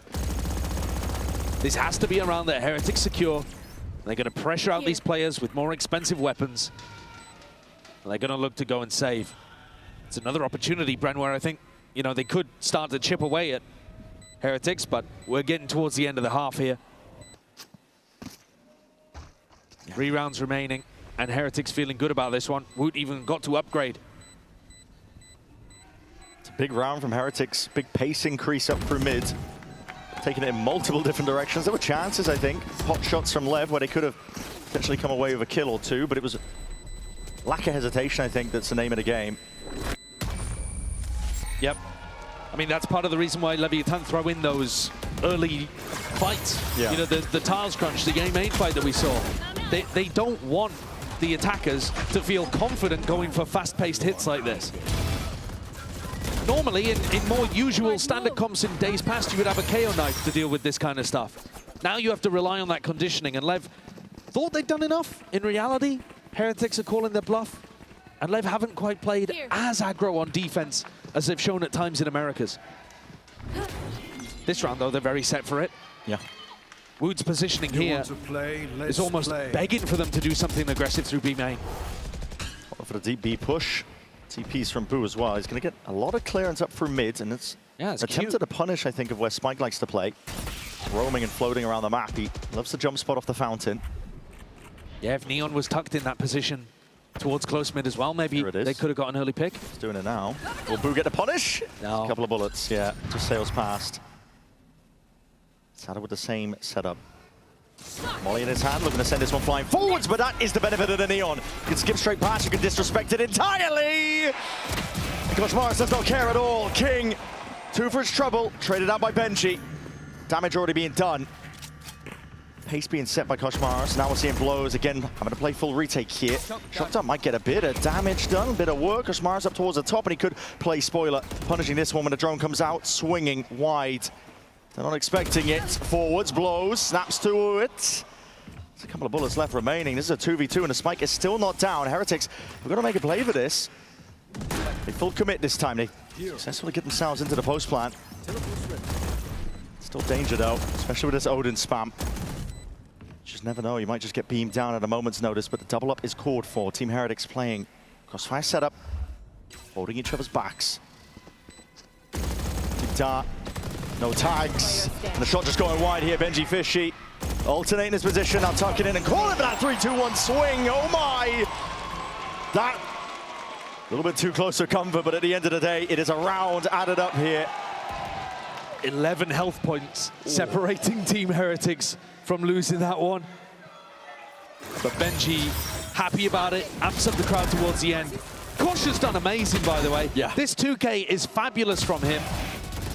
He had the read early on of where Sada was going to be playing. You saw it. Round 2, in fact, where he was looking with the Outlaw and caught onto Sato. And this is another round with the exact same outcome. Come on! The finest margins, though, separate that round. A lot of pressure coming out from Blows and Neon. Lever going to take a tag timeout. Owner again calling it for the final 2 rounds of the half. Looking to find that Coinbase win condition. They've had a lot of money to play with. They're not going to be on an eco at any point. But it's about getting the shutdown on these faster plays. When Team Heretics commit to stuff, especially through A, whether that be a split or a hit, it's been more successful than any other avenue that they've tried. Pressure over towards A, getting the read and where Sato's playing. Like you mentioned, a lot of punishes occurring from him. Lev taking a timeout here. It's a major difference between potentially worst case scenario 6-6 half or an 8-4. Potentially game winning. Tournament extending. So all the pressure now steadily mounting over the course of this series. It's starting to reach the pinnacle. Heretics again not dissuaded from taking this A main space early on. They're rapid, using util. It's paranoia. King's got a judge. Does he go for it? They're not hiding their intent at all, but there are players that potentially could make a play. It's a no-scope into the smoke. Young going fishing for it. Doesn't actually find it here. Way ahead of it. Forwards now. That's a big reveal from the dart. Boo's going to get tagged up. Counter spam to find these kills. Koshmaris has got it. Drone's going to be used to clear this one out. Fast and loose now. It's the way that this is being played. Lev grouped up. Hunter's Fury now. This is meant to stop and punish. It's stunted them for now. Blows are being caught way out into the open, and that follow-up tag softening up King. Now we see the ult offloaded, run it back from Sato. He's jumping down, eventually traded out, but he does claim the one. What is that by Neon? Finding these kills. Shrouded, covered up. How are Lev doing it? That is just ridiculous. Sato 4 kills and around the him. But what the hell was that from Neon? I guess just answering back, Pushmaris' blind kill over towards Heaven as well. Look at this. This is where the recon comes from. Wow. Combined with the flash. Sado's just done so much though in this round. Has the Phoenix ult, but it's these drop-down kills as well. Just squeezing Heretics. I thought Riens had done enough with the Hunter's Fury. Yeah. But even when these experienced players on Heretics have a moment, there's one responding back immediately from Lev. Last chance of this half. It's everything here for Team Heretics. Another round where they want to go over towards A early on, but King, he's here. Instead of helping Neon over towards Cat, he's trying to stop that A push if it did come through. This round though, Boo calling a little bit of a slower pace, prodding in both directions, and getting Woot set up on that angle. Great punish on blows. Attack side up though, Neon's time to shine. Points out the barrel, and that gives him the timing to take. It's evened out almost immediately. Blow for blow there, Woot and Neon. But Sado was the star of the prior, and if Benji Fishy tries to make a play, thinking that B's gone a little weaker without that Sova in position, he may have a bit of a difficulty on his hands. It's diligence here by Team Heretics, just trying to pick away at the defense. Taking out the trip, slow going, but 45 seconds left. Benji, complete control of B main. Spike drop. The call is made, looking to end over towards B. The pressure is going to be on Spike here, alongside Sato. See what they can do in a spot like this. A lot of Utah waiting, but they've got those rifles trained regardless for it. Trying to adjust it in time. It's just the one. Leading it forwards though. Benji is all the way forwards, and no one ready to trade him out, but that is a bit of an overheat. Spike setting it flying forwards. He wasn't expecting a couple of more players, I think, to just scale all the way in. It's a TP by King. Cemented now, rooted, anchoring towards it with the judge in hand up towards lane. Shots fired, it's traded immediately. Neon straight there in a 1v1, but time, 7 seconds remaining. The pressure's on, a tap from Riens. A tap from Riens, he hasn't committed! And Neon with the read! Plays the time, peels back, and earns Lev that 8th round. Switching sides. Boo took a risk on Lotus, and it paid off for him in the clutch. Riens takes a mighty risk there at the end of the half, and Neon reads him like a book. Absolutely absurd ending to the half. All on the line, elimination between these two teams. Plays being made across the board, but it is Lev with a sizable lead.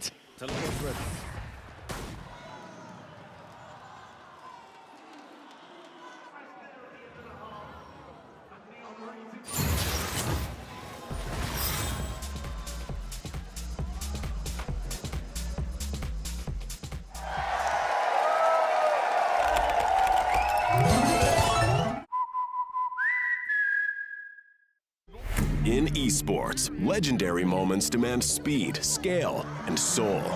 Players and fans bring the heart. Technology brings it to life. Every frame, every stat, every decisive play. In partnership with the VALORANT Champions Tour, we're driving digital innovation that empowers the esports ecosystem to keep expanding. So players can focus on the game, and fans can focus on the moment.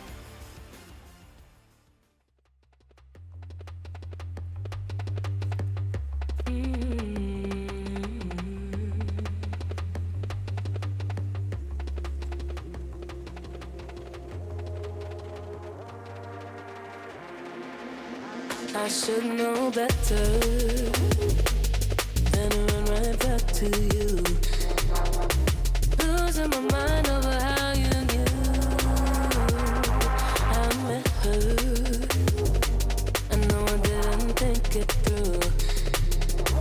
Caught up in ways I can't undo.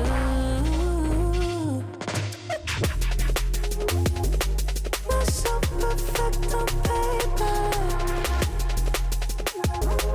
Can't get you, I can shake you. Got nothing left to lose.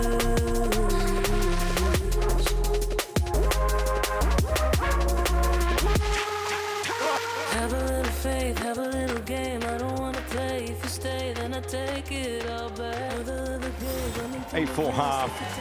Hell of a hurdle to overcome if you are Team Heretics here in this elimination game. Americas versus EMEA. For Leviathan, lead like this would just be cemented with a pistol round win for Heretics. It's essential they stop that, earn it themselves. Looking for a bit of aggression down mid. Off the rip here, spotted out, Woot. And a jump spot, hard committed into this corner. Now a double face, double swing out, Lev. Sharper shooting here with the pistols in hand. Koshimaro is not done yet. Picks up the upgrade, immediately going to be disengaging. It's another early death for Woot. He's having an absolute nightmare. Needs to find his footing, needs to find his form. It was so important for them on Lotus. But now he's left the task to the others. They want to re-clear this. Nataja's missing the timing on that one, but Neon, he's able to just peel back to safety. That was crazy that the first ping didn't get him. I know, just from the smoke dissipating, right? 4v5 and a re-clear through B main. They at least have that information. Allows Kosh to move over towards mid, but I don't think he's going to go for a challenge here. Looking to play things quite passively, Heretics. Yeah, safe as anything. Giving up a lot of control up towards Cat, though, but Cam's going to be spotting that. There's no paranoia for Boo. There's no real trips even to interact with. Nothing to anchor them back, forwards and away. Big reveal. One way, at least with the cage. Something to play off of Boo. He's trying to play this one close, cutting it up! It's two players. Blink of an eye. It is traded now in a 2v3 for this pistol. Koshimara's feeling like he has to go for this one now. Visually gliding his way into the fight. Spotting multitudes of targets, but it needs pure heroics. He can't stand up to it. The test that Lev are putting on display right now. Good shots from Rians.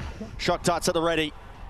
It'll be sidestepped and dodged for now. The dart not revealing it. 75 health to work with. Double dab, leaping into the fray. Pissed around her tuck for Leviathan. That could just be the death blow. First nail in the coffin for this Team Heretics squad. Everything has been going wrong for Heretics here at Masters London. They've lost to a Vitality team that they were, in my opinion, clearly better than in the EMEA. They couldn't win a pistol. Here the pistols have slipped away from them again, repeatedly. And their players have not found their form. The Heretics coaches have known misery before, but this is, again, them being plunged back into those depths. This was supposed to be the tournament where things would be different. First seed, skipping the Swiss, but Heretics just meeting obstacle after obstacle. Not able to come up with answers. You contrast that with Lev, the way that they're playing, it's freeing almost. Jumping out of their seats, screaming, playing to the crowd. They got to experience the other side of this too. They got absolutely dominated in their first game of playoffs, playing against HyperX here on Ascent, a map that they wanted to go to. But they still had faith today. Still left it available in the map pool as that map 3. And you're seeing why. Heretics have got the wrong read here. Went for a gamble stack over towards A, but Boo's managed to slip the net. He is back in. Well, I saw him though, and they're going to be using Util to clear him out. Stun, it's a good connection, but a right click could do the job. Gliding forward, Spike is more than ready for it. Woot though, he's buying some time for the rest of the team to get in. Hold on, the Sheriff's starting to light up the feed. Classic in the hands of Rian's also doing a heavy amount of work here. Doubled up, bodies out into the open air, being chipped away, whittled down. And a weaponry in the hands of Lev, but his post plant is anything but comfortable. They're not even in it yet. They haven't even got the plant down. Blows Uming and Arin, but now fully committing. Player advantage here to Heretics. It's a grand opportunity, but it needs a little bit more to bring it over the line. The fast lane's going to be causing that pressure. Spike fighting forwards, brought down anyway. The movement trying to adjust to the game, as Sado left now alone. 1v2. Oh! It's misery and heartbreak again for this Heretics squad. And it's Sado again. He runs Ascent. The desk was saying when they think of Ascent, they think of players like Rians. You better start thinking about players like Sado. He's outrageous here. Adjustment here.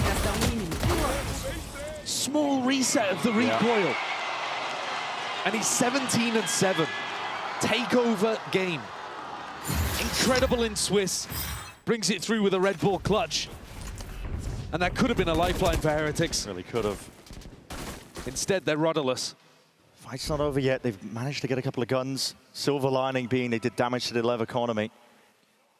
But this is a bonus. It is. I mean, you should be able to win this one. Exactly. And Lev, all those kills racked up. Sado has got to run it back ready in his back pocket.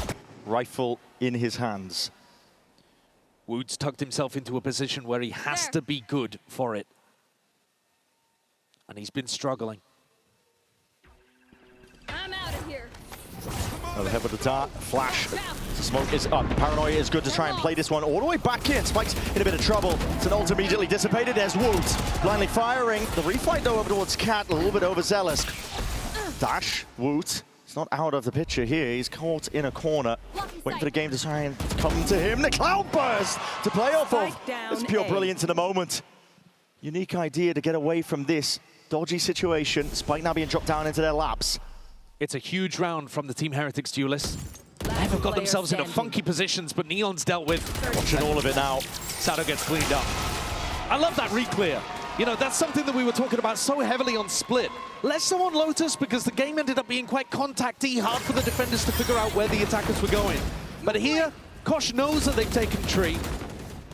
And that setup as he goes back in is beautiful. And Woot delivers.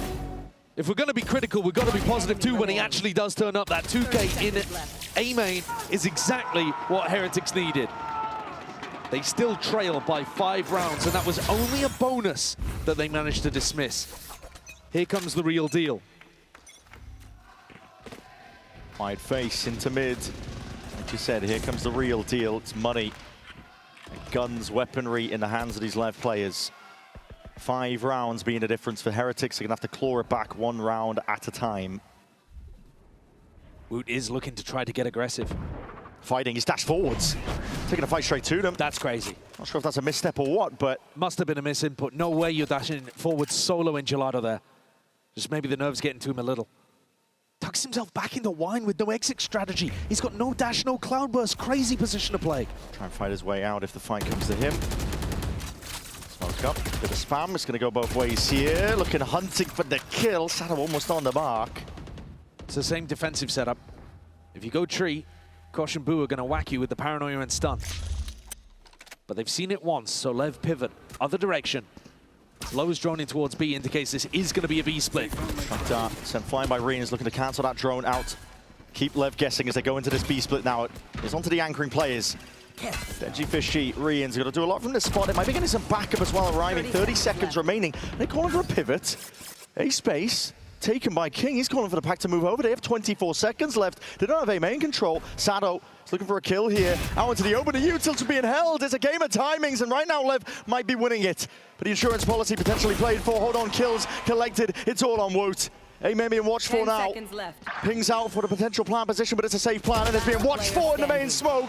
Spike protects the VIP, and Benji is to watch in dismay as it all falls apart. This whole game, they have not wanted to go towards Benji Fishy. He's just never had an opportunity to influence the game the way that he wants to. Lev have cooked up something beautiful there. That setup on the B split, and then the little pump fake making it really feel like they were going to commit. It opened up entirely the tree position. That same trap that they ran into before with King, with Kosh, dissolved in an instant, and King just walks on in. This is brutal for Heretics. Don't hold back. Got to put together the rounds, the gun rounds especially. They've scrambled together a bit of a buy. Glass cannon with the operator, Woot. Placed in his hands. Boo's not working with much either here. The smoke, cause for concern. Hyper War, at least the Phoenix War, I should say. That's a spam up straight through mid. Rians is caught out. Woot and Kosh are going to feel like they have to make a play. It's an alternate up. Neon's just picking them apart now. To round 11, feeling inevitable that it will move to 12. Woot not going to get his chance here to take the shot. It is patience being played for, calling for the pause once more. Lev just making Team Heretics stew. They make these moments excruciating to play. You feel like you've got to do something. You're down a couple of players, but Lev are giving you nothing.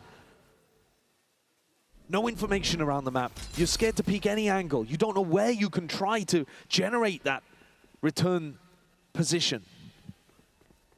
And Heretics are just forced to kind of fall back into a passive 3v5. More defensive positions. It's going to be on the shoulders of Benji, Fishy, and Boo. Benji's been asking for a moment to make his mark this whole game. This could be it. It's time to shine, but unlikely odds are going to be stacked against him here. The one-way's already going to be deaded here. Alongside this Cages, Sado. It's going to be saved up here, soaking up an abundance of this Utah. We're trying to play forwards and around inside the cages. A bit of spam forwards. Benji reveals it. Now his position's noted. Inside, gliding to the side. The trades are through and thick and fast. But it's all a feed filled up in red. Blood spilling out on the streets. And Lev find themselves up to 12. The pause and the patience is so nice. There have been multiple times in this match so far where Heretics have expected Lev to lose control of the game and get a little sloppy. In clutch scenarios, they always think that they're gonna peak. This is an owner team, first and foremost. They have that discipline to close out these 5v3s. And they have 7 chances to close out this lower bracket match and send Heretics packing. It's all in now for Heretics. It's a matter of survival. They've got to drag it back 1 round at a time, otherwise they will be exiting far earlier than anticipated. It was both America's teams up for elimination today. The region hyped up heading into London, but EMEA, first on the chopping block, is their #1 seed. A shotgun. Josh Mars is praying that the action's going to be leaning towards him. The flash, he does not pull the trigger. Does not reveal where the setup might be. Stray shot, Woot.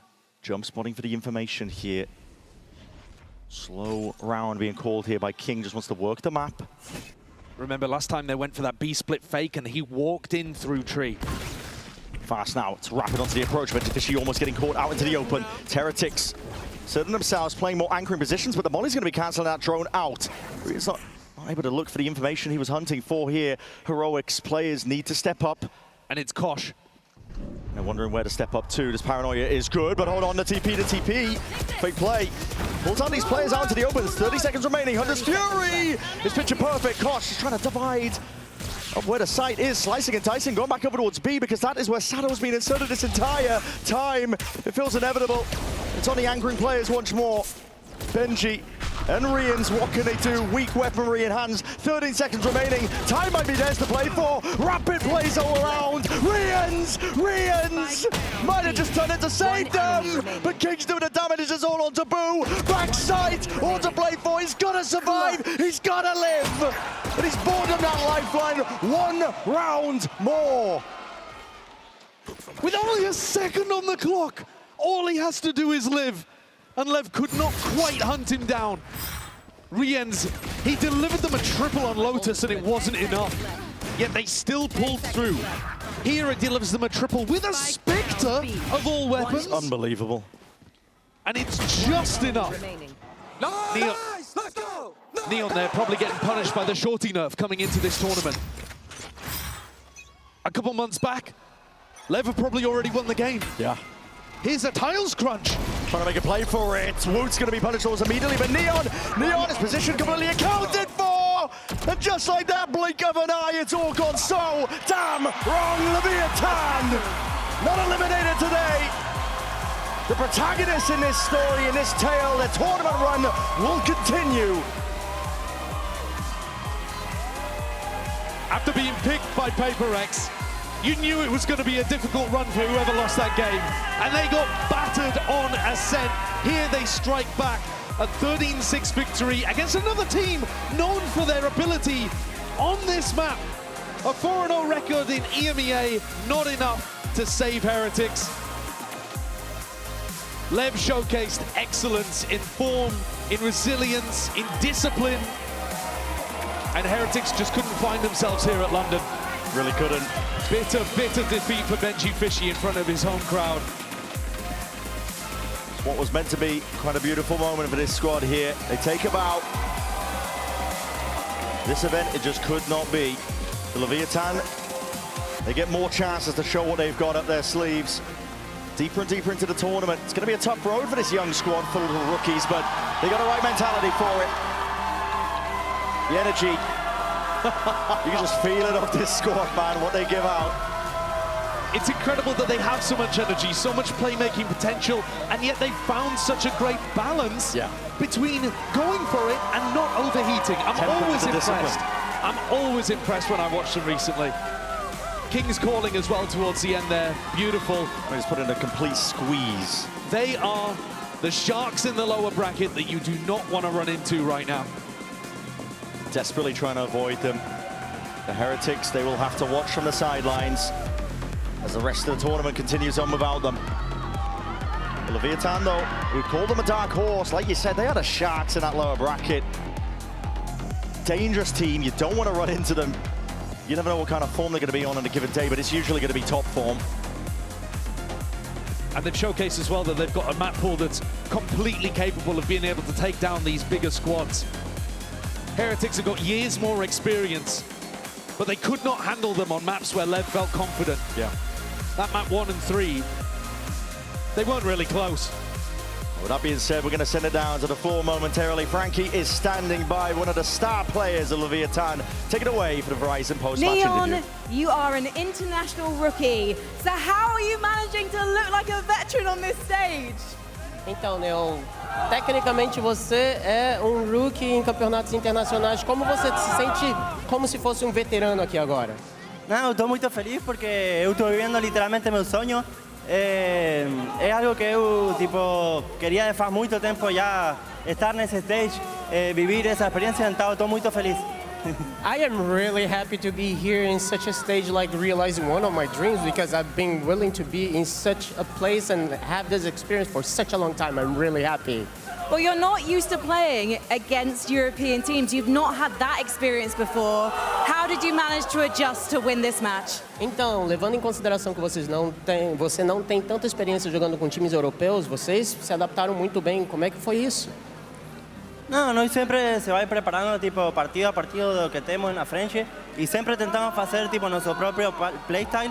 Não pensamos na pessoa que temos na frente, só vamos na cara e vamos a fazer nosso jogado, e isso foi o dia de hoje e amassamos e estamos muito felizes.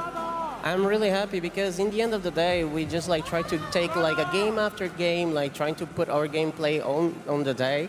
And we don't have much pressure from whomever we're gonna face or not. We just try to do our best on our gameplay against them. But you won this on Ascent, and last time you played Ascent, you got 13-1 by PRX. So how did you manage to get the map right this time?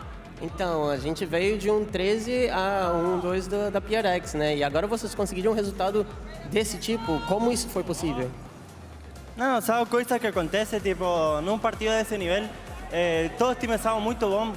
Pode acontecer uma vez, depois podemos vir com coisas melhores, podemos fazer reset melhor, mas o que sempre fazemos é não pensar tanto no passado, senão no presente. Vivemos no presente, não pensamos tanto o que aconteceu contra a HyperX e só jogamos como temos que jogar e estamos muito felizes pelo dia de hoje.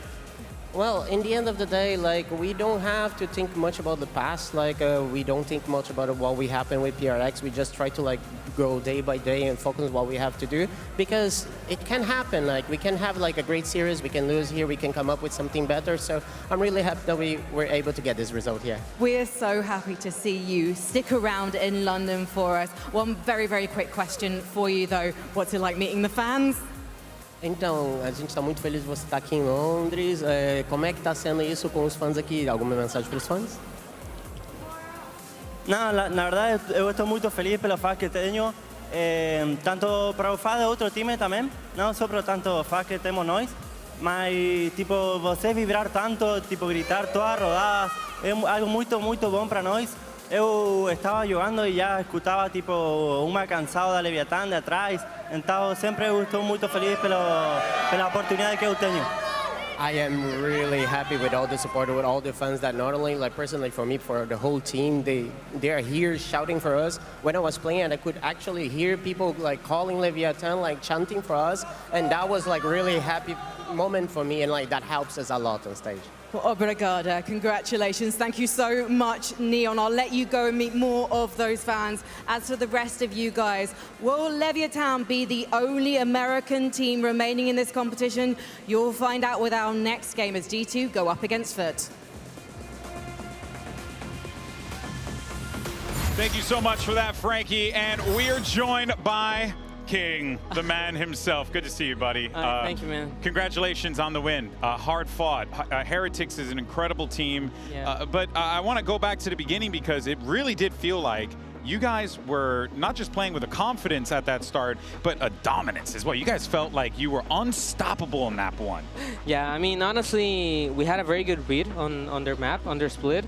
We were yesterday just looking at the rounds they played and stuff, and we kind of knew many times what they were going to do from literally the start of the round. Yeah. Yeah. On map 3 as well, you guys looked great. It was back to that form from map 1. And your trap plays were working consistently. And I think that's been the thing for your team that we're talking about, that people start to know you for, the micro, the trap plays. You have so many of them. Who is the person in the team that is designing these preset ideas? How do you guys come up with them? So I have to give my props to the coaching staff. Yeah. They do an incredible work. They are always consistently like, whenever we show around, it's like, okay, we need to adapt this or just throw like think outside the box between that play. So I have to give my props to them. Yeah, so I want to ask then, because you have had to show a lot. You had a long Swiss stage, you're in the lower bracket now. If you want to win this tournament, you have to go all the way through the lowers. Yep. Do you think your style can hold up to that? Do you guys have enough in the tank to do that? For me, yeah, because as I said, we do have, of course, like our rounds and stuff, but we mix them up so much. Yeah. Like one round we can be doing a set trap, but we're mixing the macro. Like you don't know if we're actually doing a trap or if we're actually playing towards that side. Sure, you'll show the same thing but have a different round off of it. Yes, and eventually just coming up with new stuff, or just at some point I like to just start playing more reactive, like just start off with a default and just play macro. Kind of read off of them. Yeah. Stuff like that. Yeah, and it makes sense. Hey, well, look, we're not going to keep you too long. I want to know who's this guy? Who's this stuffy? Who gave it to you? My girlfriend. Awesome. She's here with me right now. Awesome. I don't see her on the stage, but in the audience here. There she is. Yeah. Nice. She gave it to me, I think, when we were like 1 year in the relationship. Now we're 4 years in. So wow. It's just like whenever I'm alone, because many times I'm alone, it's like the sign that she's here with me. Hell yeah, brother. I know that. I know that. Now I got to ask my wife, where's my stuffy? Come on, lady. Come on, Cynthia, step it up. And, hey, King, always a pleasure to talk to you, my man. Congratulations to Leviathan on an incredible win. But that is going to do it for us here. Of course, folks, we have plenty more to come because it's going to be another EMEA NA clash. It'll be Foot taking on G2. You don't want to miss it. And as always, we'll see you on the other side. Levanta, Koshimaras! Levanta! Levanta, Koshimaras! Levanta, Koshimaras! Levanta, Koshimaras! Levanta, Koshimaras! I'm only all about you.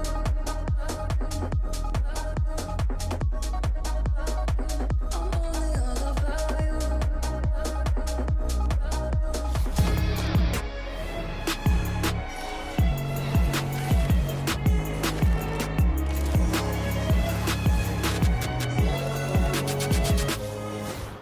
Yep, that's me. You're probably wondering how I ended up here. It all started when I got to the FIFA World Cup, and wow, thousands of Verizon customers. Oh, you got the free Verizon tickets too? No, I'm with amazing seats. I'm sorry. Okay. And even pitch-side access. Are you? David Beckham. A Verizon customer. This used to be for players. Now it's for Verizon customers. No one gets you closer. Only on Verizon.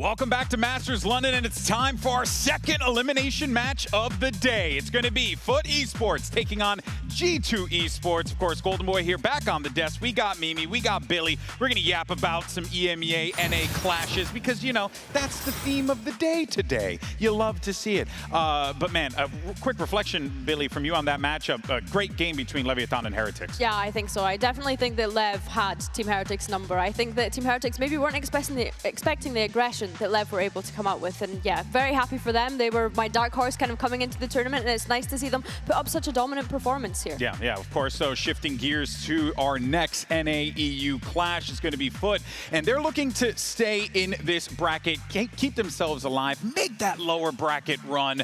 But one player that they're certainly going to be needing in this instance, Billy, it's Zeus. This guy is going to need to step up and really be, as I like to say, the tip of the spear for these teams and set that tone early on. For sure, and I think Zeus coming into this competition wasn't the one that we were looking at when we consider Foot's roster. It was Sop. He was very much the star of the show, but you can see here the progression that he's been able to have from EMEA in Stage 1, and the way that he's been able to step up to the global stage has really impressed me. Let's not forget, this is his first ever global event. Yeah. He joined that Foot roster last year for the year start in kickoff, and honestly, I think that he's one of the main reasons why Foot are able to tap into that Turkish firepower that we get to see here on the global stage. And he was great in the game against CDG on this Pearl in particular. This one ended up being so close. Foot, I think, had a lot of opportunities to be able to close this one out. Started to slip away. The Kung 4K on the pistol round, some big moments from them, and a really good approach to their attack side.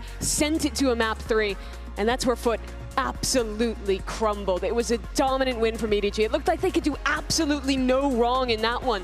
So for a Foot that is already surprised, already impressed in making it out of Swiss in the form that they did, they're now in a really tough position here. There's great teams in the lower bracket. They're coming off of a pretty rough loss, which they'll have known that they should have and could have won versus EDG, to now have to bounce back against a team that was talked about as one of the top dogs in the tournament. Yeah, it's a tough one, right? Because you got a Foot squad that, you know, that team plays with so much passion on that stage. So you know that they're going to be bringing it. And on the other side, their opponents a little bit cool, calm, collected in those moments. We'll see how those emotions kind of play out here. But for more on Zeus, let's actually send it over to Jen Lee. She had an opportunity to chat with him ahead of the match. Jen here with Zeus of Foot. Zeus, where do you see opportunities against G2 today with elimination on the line? Yani günün sonunda eleme maçı olup olmaması çok iki tarafın da umursadığı bir şey olduğunu düşünmüyorum.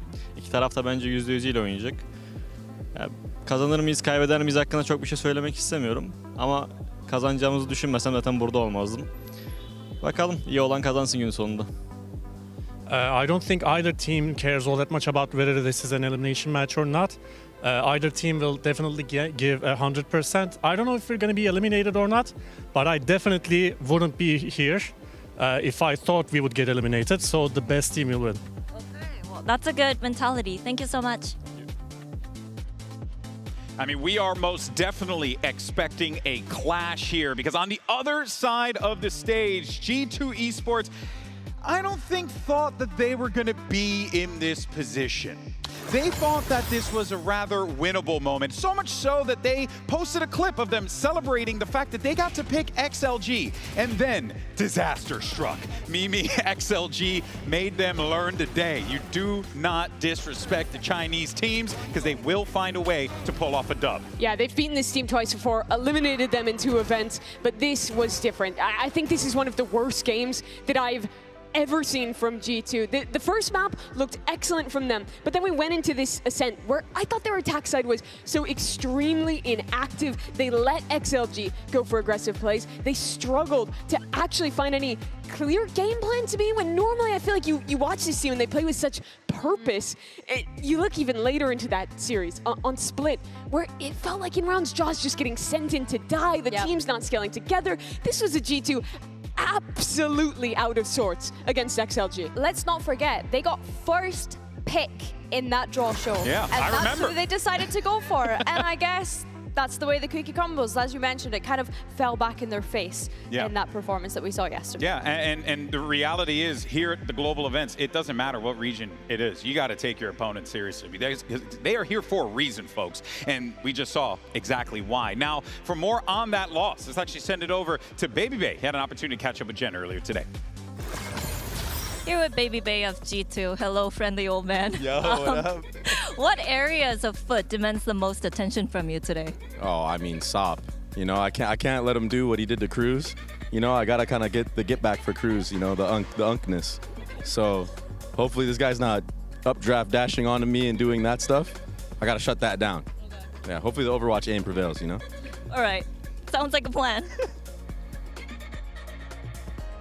Dre, I don't know if you know, this is a different game. In any case, though, that being said, let's talk about expectations for both of these teams, right? Because look, let's call a spade a spade.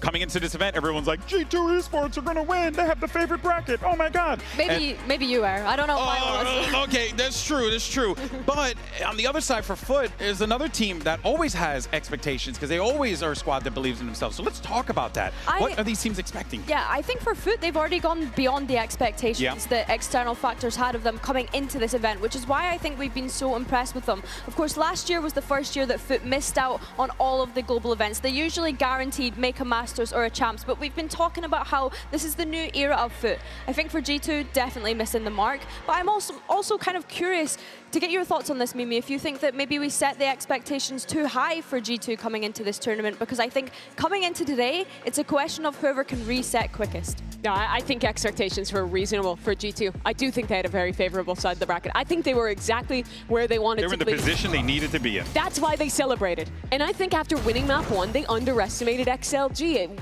Going into that ascent in the map pick, I think the game plan looked rough. This was embarrassing from G2. This was a complete failure of living up to their expectations, because what people are negative about this team, it's always them making the top 4, making deep tournament runs. This would be something completely different if they get upset by a Chinese team and sent home now by Foot. This would be, I think, a low for a G2 that has had a pretty great last few years.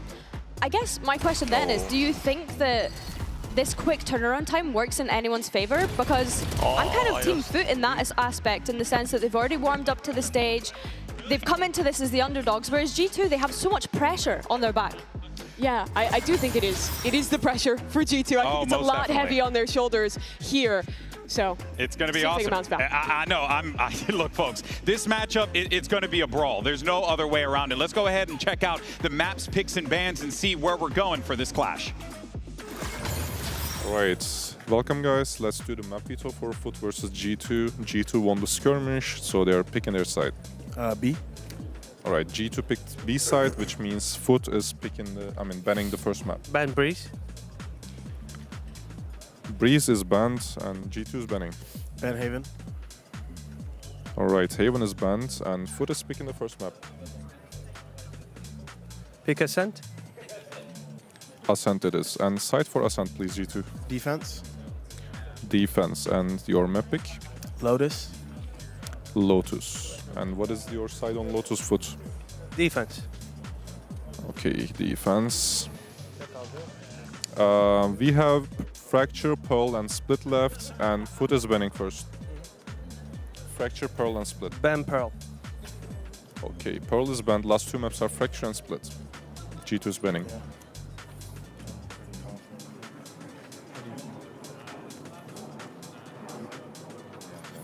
Ban Fracture. Fracture is banned, last map is Split, and Foot is picking the side. Defense. Defense. Let me give you a quick recap. We start with Ascent, G2 defense, then we have Lotus, Foot defense, and if we go to the decider, which is Split, Foot defense. Everything correct? All right, good luck, guys. All right, folks, the stage is set. You see that countdown, 10 seconds, and it's time to bring out your 2 teams for this elimination clash. Let's welcome to the stage and make some noise for Foot versus G2. It's always disappointing that we have to start like this, down in the lower bracket. A team like G2 that's always fighting back, kept in check. we kind of just have our backs against the wall, and we're used to that, but it's still just very frustrating. Buraya gelirken de kafamdaki mentalite, yani karşıma kim çıkarsa çıksın yenmek zorundayım ki şampiyon olabileyim. Zeus! Can't be doing this, man! Bu yüzden lower'da olmak beni hiçbir zaman etkilemiyor. But it's kind of like the new team on the radar. They're shooting on all cylinders in their own respective ways, so we gotta be ready and be confident. G2 ile başka bir turnuvada karşılaşmıştım zaten. Yine zorlanacağımıza eminim. İyi bir rakip olduklarını da eminim. Her zaman gelip International'a çokluyorlar ama bence bu sene farklı olacak.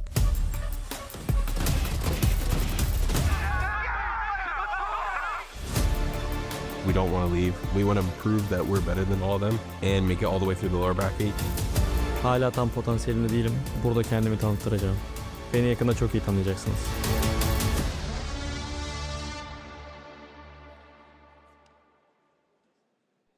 Show me how to feel alive. Hold me close and let it ride.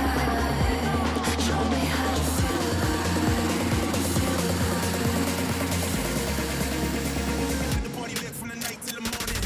The Last Chance pub is open for business. Who will make it beyond last orders? It's G2 versus Foot. And yet again, another elimination clash between two incredible teams. And it all boils down to this. For Foot, you heard Zeus in that video. It doesn't matter who's in front of him. He's going to have to take him out because that is what is being asked of him. But on the other side, Mimi, you have a G2 Esports that came into this event feeling like they were on top of the world, and reality hit them like a ton of bricks. The first match for them, it's not unfamiliar to lose, to be in the lower bracket for G2. It's happened pretty much every event in the last few years, but it was different against XLG, against an opponent they celebrated picking. Now it's time for them to atone, make the run back. But this team they're facing is a difficult one. I think Foot has been the biggest standout team for me that people had low expectations for already. Not only making it out of Swiss, but playing that competitive game against EDG. They've been in good form. We've been talking about how Foot have this new era with this fresh roster, the changes that they made between kickoff and stage 1 to find themselves finally back at a global event.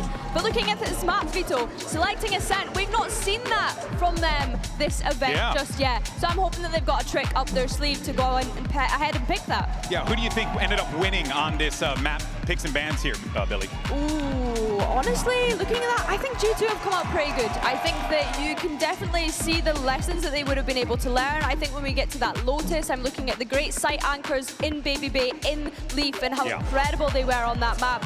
I think for Split though, it's almost unknown territory again because we've not seen Foot on that map this event. So I'm hoping that they'll be able to catch G2 by surprise. Yeah, that would be the hope there for Foot. What about for you, Mimi? Do you agree with Billy's assessment? Yeah, I think I do lean a little bit more towards Foot in favorability in this map, Vito. I think that, well, that Lotus is absolutely a strong point for G2. They're going to feel very confident getting that map into the pool.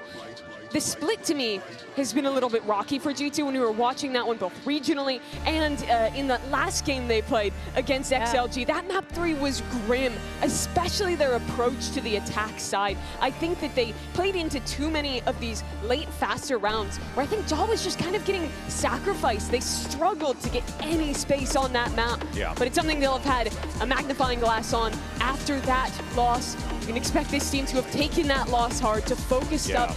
That should be the come-to-God moment after losing to XLG. And look, I mean, I think Jogamo's used to being that sacrificial lamb in a lot of those instances because that is the job that he has. But what if you're not allowing him to get going in the team, like it becomes way more challenging for this G2 lineup to gain that confidence. Because once Jogamo's feeling good, that energy just oozes to everyone else. Same thing with Baby Bay as well. They have players that can very much elevate the mood in that lineup in a moment where they need to, but they need to give themselves those opportunities, Billy. But I almost ask, when was the last time that we saw Jogamo perform at that global level where he was the star player on this G2 roster? We've not seen it in quite some time.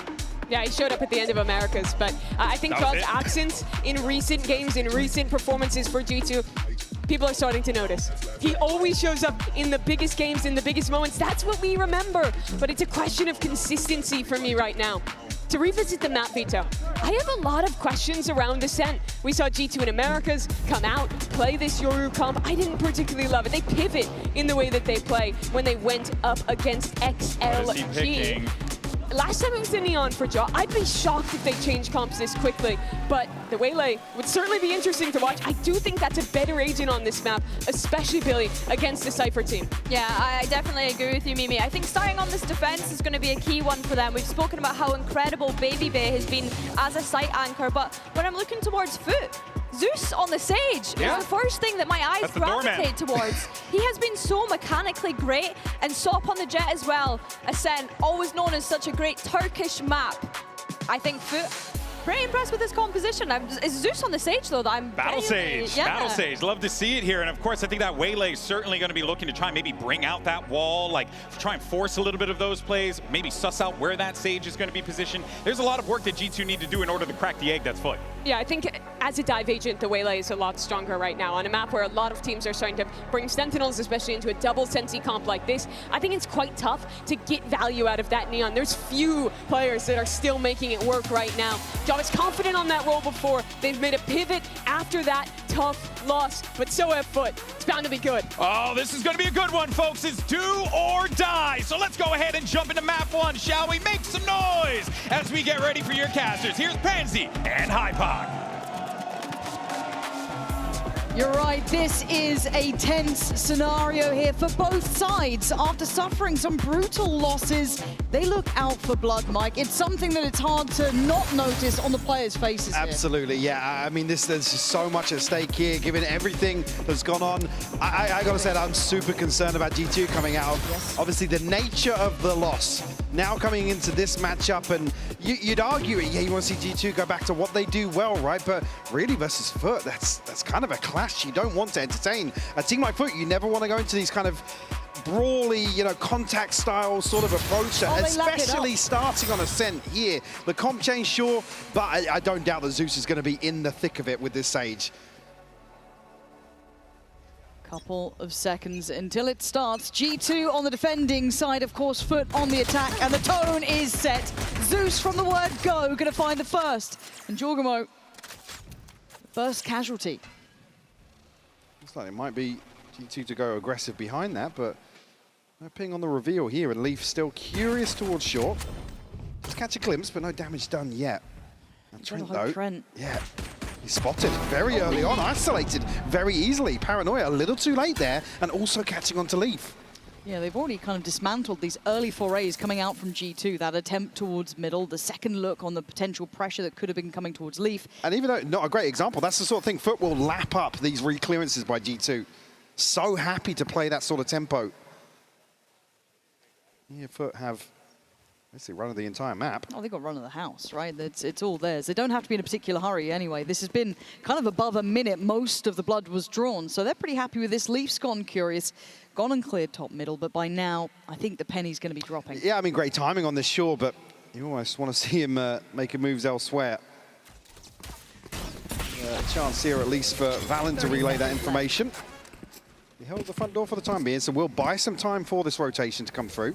This Valen challenge, yeah, it just gets removed. Yeah, and Foot can be up for every single one of these fights. I know that Foot can play a disciplined game. We know that. They play a very solid game, but they are still Turkish players. They will be up for every single fight if you're going to play that game against them. And for G2, I haven't seen them warm up enough, really. Even in that first game, the first one to really do anything here is Baby Bay. Kind of picking up where he left off, being an essential piece to the G2 system. But to find 4 more is a very difficult prospect. 3 on site, 1 over toward main. And Yetta Jade's just going to play safety to this. I mean, he was spotted, but yeah, they have to come and clear him if they want to be a little more proactive towards site. Now the clock going to apply a ton of pressure to Baby Bay. Just going to look for some progress here because this one's wraps. Yeah, the round's out of reach, but Baby Bay... He's going for a knife. You can see him laughing already. Yeah, the grinning assassin waiting. He's going to do good damage on the way out. Good start from Baby Bay. It's 5. Sadly, the round's not theirs, but still, it's going to keep that levity alive with G2, even in a loss. I saw him actually burst out laughing. We got the first kill on Zeus, way ahead of any of this happening, but his Foot to find the pistol. Themselves on the board here. Fairly comfortable in approach. And their consolation, at least a little boost to the vibes, maybe. For an ace here, at least in trash time with the pistol. I mean, another thing key for me, the vibes on stage seem to be very different for G2 as well. You could see they were just, I mean, it was bleak every time we cut to the cameras. Yeah, but for Foot, this looks like business to me. This feels like they've got a very singular goal in mind. And it's so far pathing perfectly towards it. The Aldrome will clear the space and see there is no resistance on the side of the map. And it's going to be a stack from G2, a fair approach considering the purchase. Now the name of the game would be damage here. It'd be lovely if BabyBay could have done the 5 in this one. But let's see what G2 can achieve. Can they lock them in? Can they minimize the reward for Foot? You're looking at silver linings now. The other thing to consider is obviously G2, a number of poor starts, 2 halves. This is XLG. Flank going to come through heavy here. Yetsuj going to be tasked with dealing with that. Sociable at least keeping BabyBay in check here. It's just a farming ground here. Foot clearing. I'm a little scared. House out towards main. Talk about damage here. It's looking like it's going to be a flawless here. Oh, I'm a little bit scared. If Foot are coming out like this, I'm going to keep my eye on it, right? Because I think we all know that they've had a bit of a treacherous path to this point, obviously.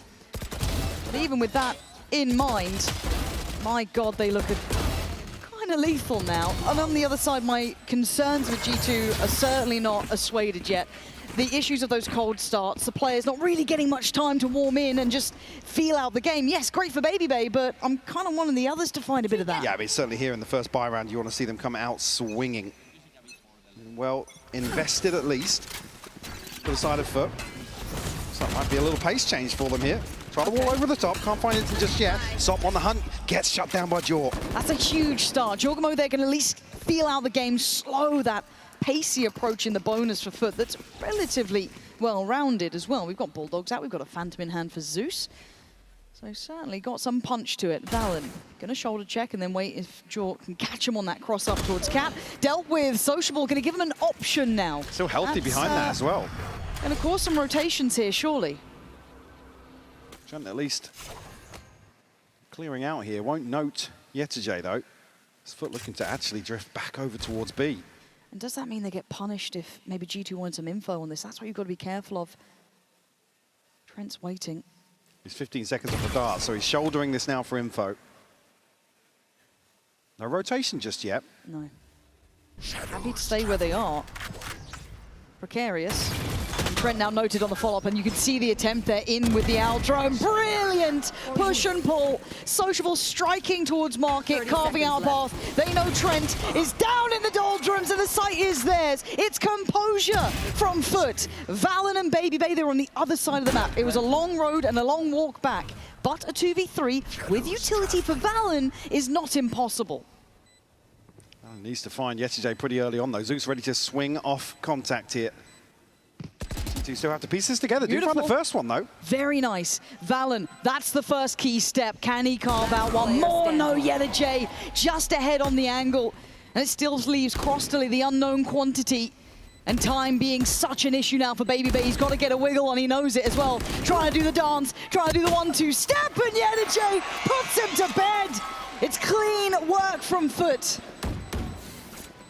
G2 concede another bonus.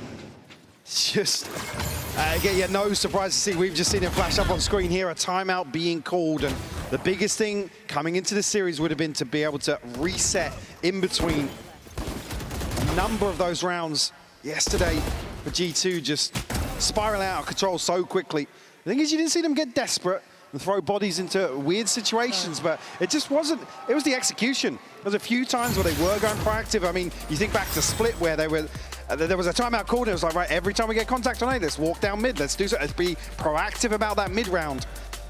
They have to start that early here on Ascent, and we haven't seen it yet. And that could be the Coinbase win condition, really. If you're looking at that in this moment, you could be kind of threading that through because they've got a lot to fix, but it just feels like they're not able to activate, and it's so baffling to me. We know the caliber of this team, and I think it was Mimi who was saying it on the desk as well, our concerns with G2 tend to kind of pop up a little bit later. You're talking those top 3 pushes. Yeah, I mean, those, these are the sort of late on. performances where you see them dip out, like towards the end. Yes, but here it it's would be hitting the early. Yeah.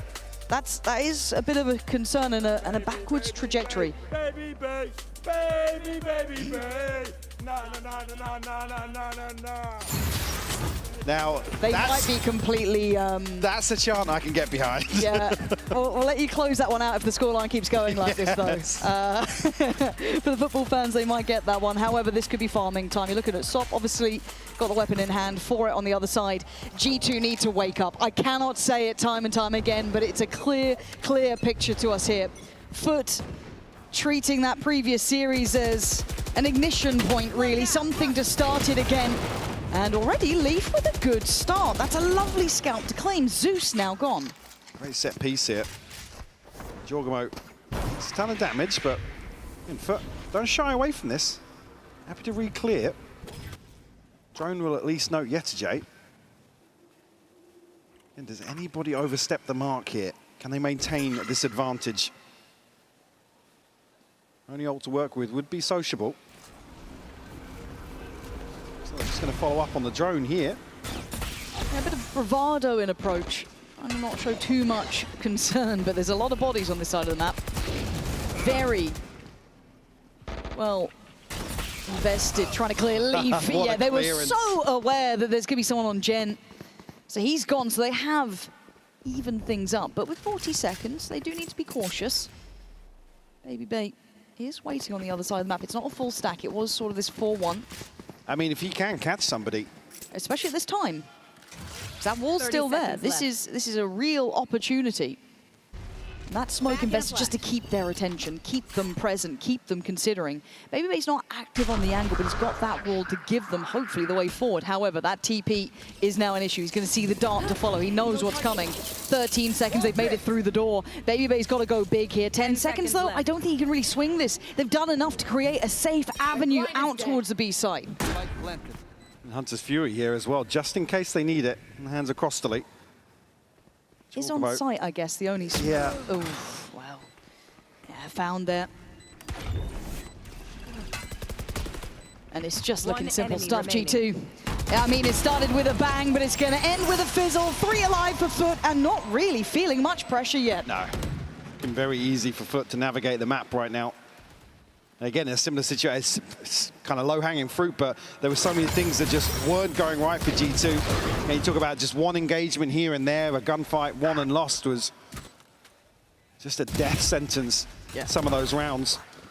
I guess the only redeeming factor now is it has to be, whatever the timeout was for, needs to be in this round. Whatever G2 came up with, they know are going to a lighter purchase. Now they've got the buy behind them. Now they've got Baby Bait's ult. They're one away from Leafs. They have key tools, but with that in mind, does Foot then kick up the tempo? Sop could be in trouble. Has to evacuate and reset a little bit on A main. They would have bait out this trap, though. No value found here. That'll be the res in hand for Zeus, so they can get a little more audacious here in terms of an opening engagement. Back in a flash. Drone will spot. Actually, Valorant he get back onto that. Yes, Sop just got around the corner in time, but Crostally creating more and more safety on the approach. Door to be shut. Spike now ferried through. Again, G2 not looking like they're in the server. The round where they're actually looking again for Yetajay, but quick switch up here. Neural Theft will go through. Information flowing now for Foot. Maybe to reset, actually might even look at Yetajay going back towards Catwalk. And it's so well considered, so heads up from Foot. They knew that ult could be coming in. They sit incredibly deep. They're proactive on that wrap through Cat. But Leaf with a very diligent recheck, but Sociable removing the players. It's all really on Leaf for now. Baby Bay trying to clear the side. He finds it in the smoke. They're still doing work. G2 not down just yet, but it is getting tense. And that time is going to start ticking. They put everything towards this, but Crostally could not care less. Leaf, you look good, but it is not enough to deny the walk, the run that Foot are going on. Great awareness from Leaf to even hold for the second player there. You can't fault them, they just have to run down the clock. Basically, pressure from Cap prevents anybody from really getting back onto site. There's this opener, there's no nuance to it. It's just a Hunter's Fury to really open up this execute. And then the other two players from G2 forced further back onto the site. They can't contest onto main. And even there, in that situation, like I said, Zeus has got the res. He gets the orb, so they can kind of gamble in engagement there if it goes wrong.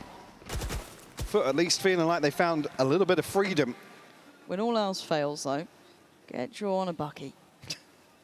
He's done some pretty nasty things on this side of the map. And he's shock darted away from the choke point.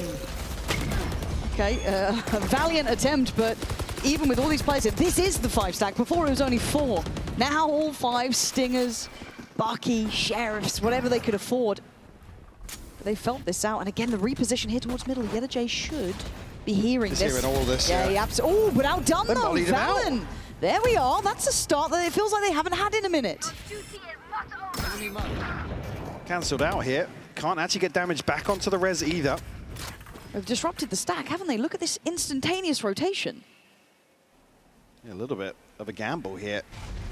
Oh, Leave Jorg tasked with this. He's going to hear the sound cues on the other side, but a total misread from G2. And then you look at Yetajay, he's just the insult to injury, right? I mean, if he shows towards market here, it's the worst thing possible. For G2, I mean. Yeah. No, he's selling them, and such a story. I don't think he's going to be noted. Maybe he's just a little bit deeper on towards stairs, but still look like they fancy this. Desperate to find this Bucky. He's even spamming off the close angles here. And well, that's an issue. And that's a player, Yetajay, just slicing up the gut. Foot are feeling no resistance, man. G2 See, they're looking for another player as well. There's nothing. There's nothing to stop them doing this. Outcalled and outplayed so far, G2. Looking out of options, trying to figure this back out, but you look at what they're coming back in with. You're going to need someone to be more than a hero now. I think this one Give this up. Yeah, give this up. And it's nobody's really close to an ultimate, but you don't really want to give away the extras. Trent will find Sop. Drifting forwards here on Heaven. It's going to be about it, though, by the looks of things. I was going to say you could make it costly, but even then you look at the finances behind Foot. They're not feeling any sort of pinch here.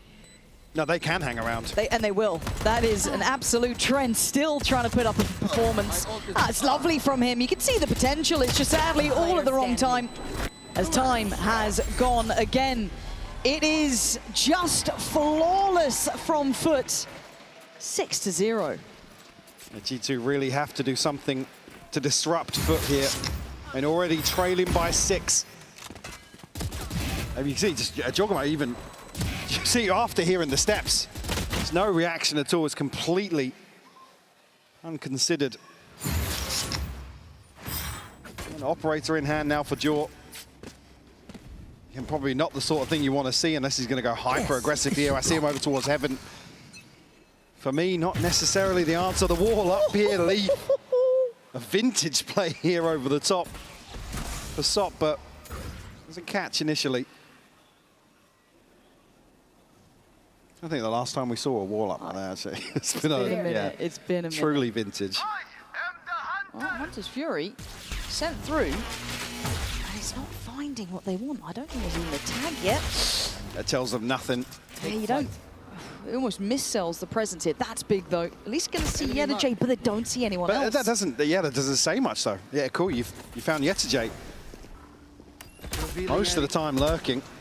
Now, if that scans anything now, that's a bit more info for G2 to operate on. But are they going to rotate? It feels like they're so in their heads about how Foot are approaching this, who are being quite slippery. Again, you got info on B that there's more than one here, but then you've just seen an Aldrone on the other side of the map. They're keeping the cards very close to the chest. A slower, more considered approach from Foot. And it looks like Sop wants to keep him locked in on this. He's got the angle for it too. But with 30 seconds, that spike's still not yet to be moving particularly, so they do need to get a bit of a move on here, Foot. And Sop going to be sent back. 20 seconds, boys. Yeah, G2 are holding 3 strong here, still on 8. Leaf ready to slow anything down through tree. Don't like this. 15 seconds, singed and slightly crisped. Jorgamo going to spot one towards main. The site's not secure here, but he's taken away one, and Valen with a beautiful strike. finally, G2 waking up, patience being their virtue. They break back in, but Foot taking way too long there. Like I said, for me, slowing these rounds down isn't necessarily the go-to answer on the side of G2, but Foot play into it here. Again, you'd expect to see a massive reaction on the back of that ping over towards B main. It's like, well, now they know, right? The jig is up. Have to make a move here, and it's Sop slowly clearing onto some of these angles. When we don't get picks. I mean, that is the other side of the equation, right? It's if we don't commit to these opening engagements, but that's a little bit of a head scratcher on the side of Foot for me. They had a ton of space, a ton of time initially to play into. Oh, Jorgamo's got to be careful not to get caught. And you could argue the advantage in terms of that misinformation. Yeah. Wait and see if they do get another opportunity. Has the players on the server learned the same lesson the coaches felt that they got a reward from? Jorgamo did go for a, I don't want to say even an aggressive start, but he did at least posture up towards middle, but waiting to buffer. They try and go for this A-pop. And getting active on B main as well. First time we're seeing a bit of a walkabout towards that. Baby Bay searching a bit deeper here, joined by Trent, of course.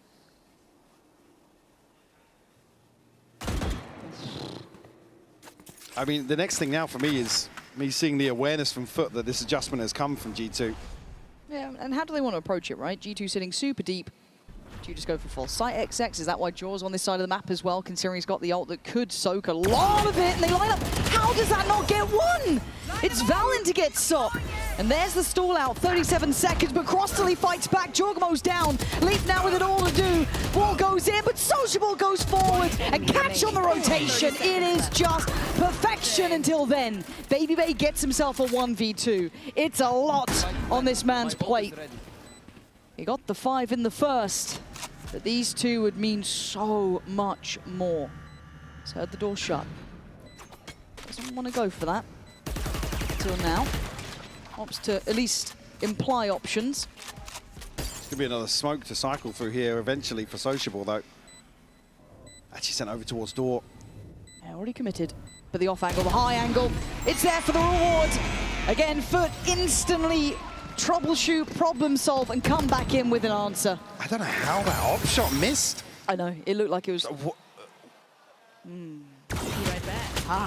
Did he step? Did he step If just he was stood before? still. I'm looking to you for answers. Where's that gone? I'm looking to the developers for answers, but I don't see them here. They might have just hidden away. Send me the replay file. Yeah, honestly. Oof. I mean, because that's a collab lined up. Could you imagine the difference? So close. And then he's off kilter with sending the ult through and slowing down basically what boils out of main. I mean, we kept saying yesterday, fine margins versus XLG. It's another example where things just don't go G2's way. At some point, though, we do have to kind of look at... You only get away with that excuse for so long. Yeah, exactly. It's like you've got to become masters of your own fate here, because Sop is opening things up. Expectations there for a follow-up. That's 2 on the entry, and the site's now theirs. They walk in with ease, but Yedajay's been a nuisance even for rotations. He's been catching them. I mean, this has been a dream attack for Foot. Being given a lot of freedom, and in some of these rounds, they are really running away with it. There it is again. Jaw gets shut down. Feels almost scripted. You could rinse and repeat this over and over. And there's a lot of credit to Foot for keeping it so buttoned up, but on the other side, the G2 just can't stop it. Initial adjustment we were discussing coming out of time, a very early timeout, by the way. Oh! Fruition just yet, belief. Oh man, that's so impressive, but it has to be more than this.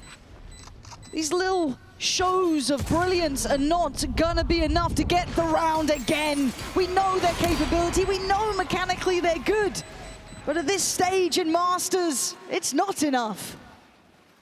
But certainly wind in their sails now. And you give a player like Sop a couple of confidence boosts to certainly be able to open up some of these rounds. But it's also not been the Sop and Zoot No, show. absolutely not. I mean, Sociable and Yetajay, the ones top of the board here, 4 Foot. Yeah, they're almost workhorses. Really encapsulate that. Any given Sunday, any of these players can step up. Odin here for Trent. Nobody on the B site right now, so relying heavily on a retake to pay off for them. Stops in, sees nothing. He's made it pretty far. So maybe very willing to go ahead and Sociable utilizing the new landscape.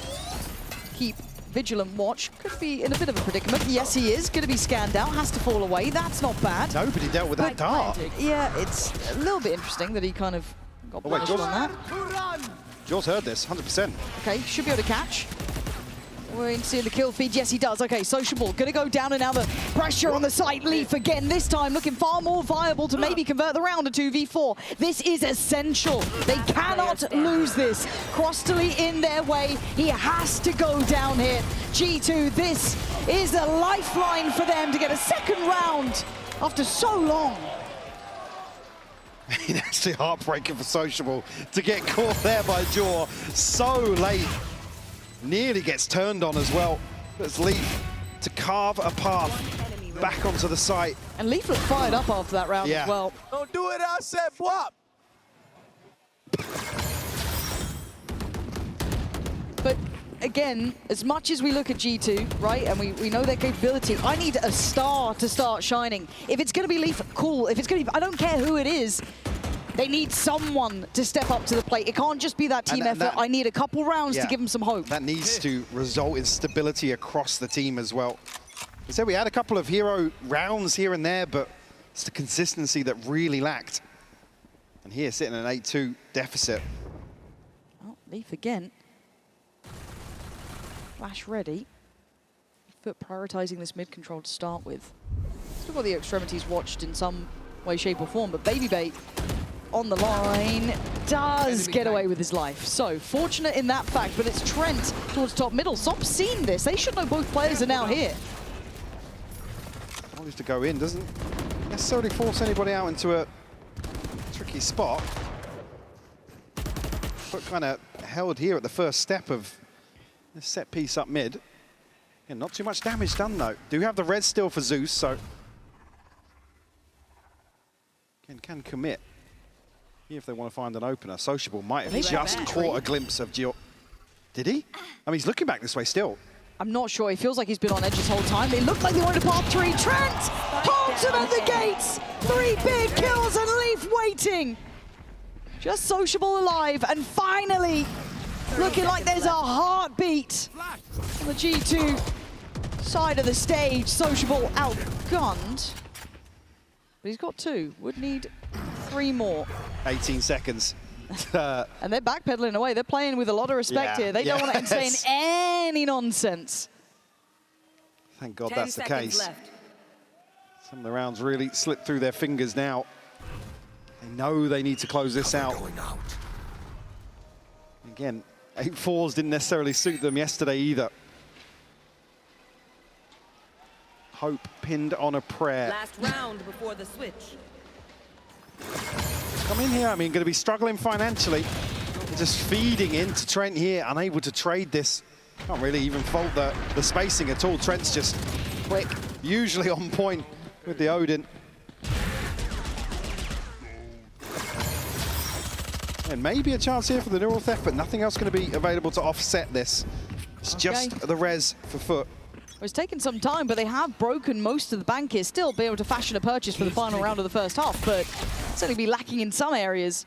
See Crostally and Yedajay suffering under that, but on the other side, Leaf, the operator cycled in and out, depending. I think there is a Phantom behind him if he does want to switch out to it, so certainly not stuck towards it. And again, a similar look to a start here. Foot trying to explore towards middle. Maybe this is going to be the second layer to what they attempted to do in the previous. Oh, he's on a bit of an island here. He's got to be really careful to not get overwhelmed. Going to force them deeper. So Foot putting a higher prio and trying to get mid-control this time. Still shift of focus back towards Tree here. For both Foot and G2. Going to be smoked off. Paranoia, good. But Sop's ahead of it. He can clear behind this space. Yeah, he's going to take all of this. No problem at all. You look at it, Valen. Maybe Jorgen might want to get involved, but I don't think they got really much of a chance. They've had to give up sight here. Chance, maybe if Trent can find a kill here, a Hunter's Fury could change landscape here in a retake. Do have the TP and Babybay's ultimate as well. Only one off site here. I think that might catch the majority of the Foot players. Okay, this is big. This has to be the goer. If you want to get it done now! Yeah, you're meant to be on a weaker weapon, man! Trent, though, just starts the massacre. Bullets now flying. It's all on you in a 1v3. Sop already up top. He's having none of it. Third with a strong lead now. Jay breaking the hearts of G2. Everybody caught off guard here by the ultimate, but it amounts to nothing. A 9-3 half here for FUT. Fantastic display from FUT. Yeah, they've got to be chuffed to bits with this one. Going to get the confidence back in the right place after their previous game for G2. Still question marks. However, let's hear from FUT's Zeus and get his thoughts on their playoffs run in this HyperX player moment. Edward'a karşı, yani daha doğrusu ADG'ye karşı boy oynadık bugün. İlk olarak map 1'de Heaven'da zaten bizim pikimizdi. Yani en azından çok sevdiğimiz bir map. O yüzden yani rakip okumakta da, yani yaptıkları hareketleri çözmekte ya da yapacağımız şeyleri düşünmekte de çok sıkıntı yaşamadık. İkinci map'te Pearl'de kontrol çoğunlukla bizdeydi bence. En azından ilk yarı full bizdeydi. İkinci yarının da bir kısmına kadar bizdeydi. Anti-Echo verene kadar 10'a 8 olması lazım yanlış hatırlamıyorsam. Ondan sonra kontrolü kaybettik. Map'i kapatamadık ve biraz kaybettik orayı. Üçüncü map'te de bu etkilerin aslında birazcık sıkıntısını yaşadık. Oyuna map'e giremedik başta bu yüzden. Sonra resetlendik. Pause'larla beraber tekrar round almaya başladık ama günün sonunda yeterli olmadı. Map 3'ü de öyle kaybettik Fracture'ı. Bu kadar. Counting for this corner, but we'll see if nobody's got it in his mind to clear this one out. Hold on, sidestepping! Guardian! In the hands of Zeus! Yani elenme maçı olmasın ya da lower'da olmamızın, upper'da olmamızın benim için hiçbir zaman farkı olmadı. Normal bir maçı çıkarmış gibi çıkacağım. Günün sonunda karşıma çıkan adam lower'da ya da upper'da çıktığım fark etmeksizin yenemiyorsam zaten şampiyon olamıyorumdur. Yani bu yüzden lower'da olmak beni hiçbir zaman etkilemiyor. Önümüzdeki maçlara bakacağım. Hayırlısı.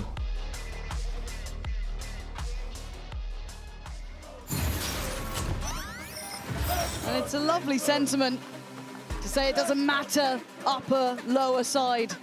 But they look fired up today. They look like they are out for blood. I think we saw it at the very start of things. It's kind of held up true in-game, but 3 rounds for G2, Mike. I feel like this is G2 paying the price for the performance they displayed in that previous series. I think don't really have to make much of an adjustment in terms of their game plan, in terms of their mentality, overall that cockiness, the bravado they like to lean heavily into, but you haven't even got the 2 main factors of that delivering this half. It's just a very well-considered approach here from FUT.